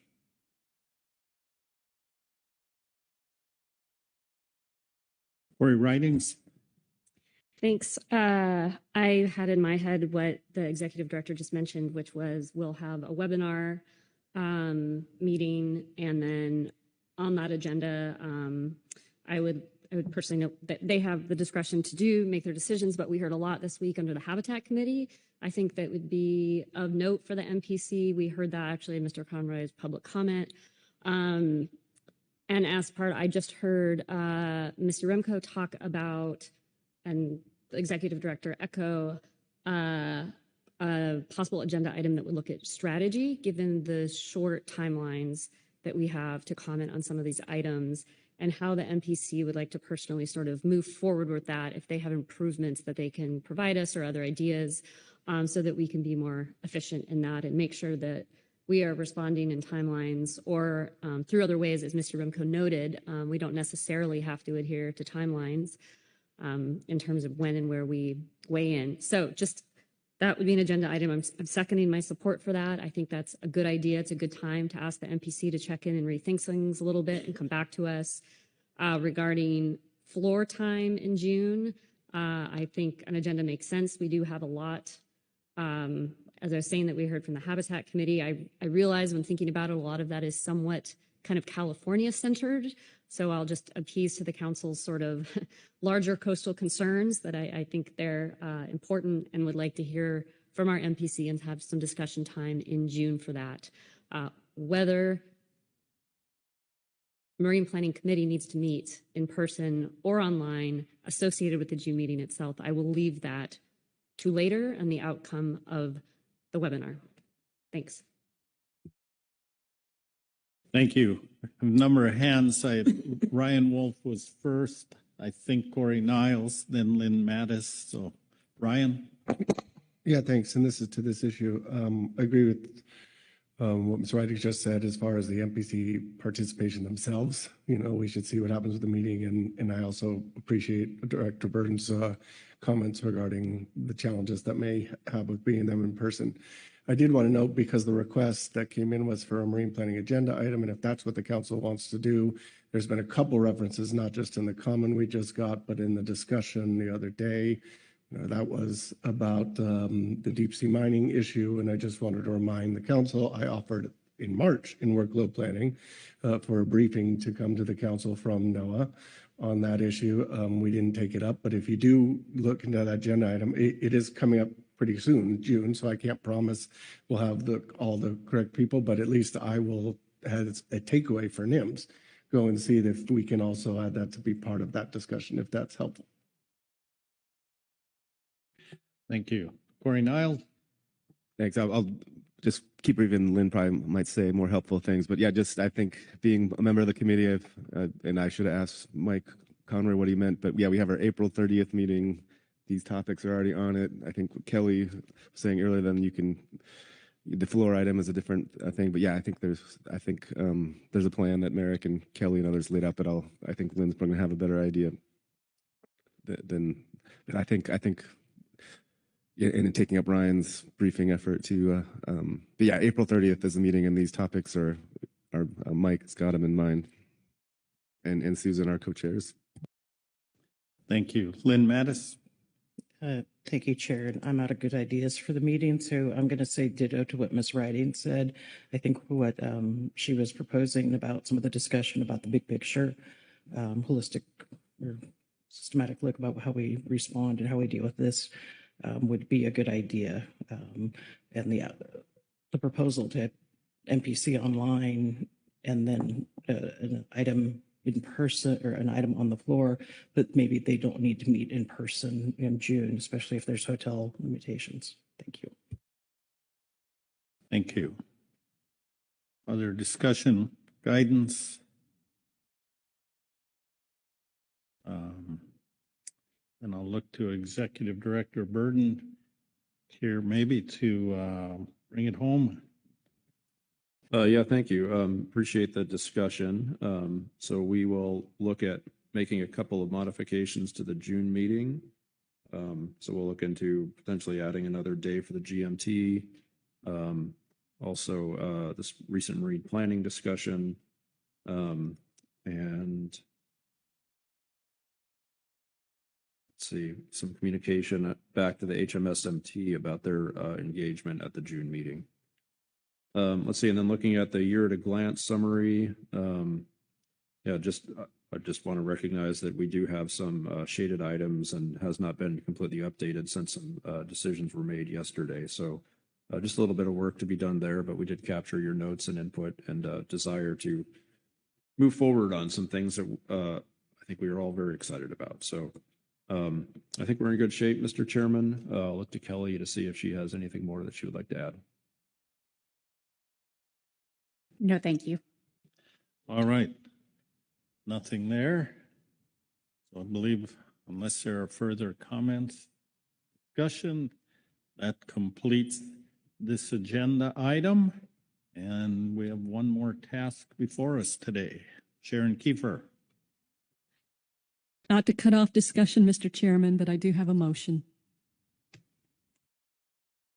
I don't see anybody willing to discuss anything. Please proceed with your motion.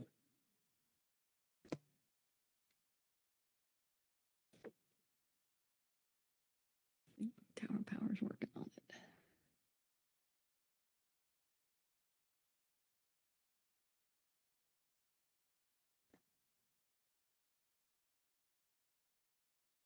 There we go.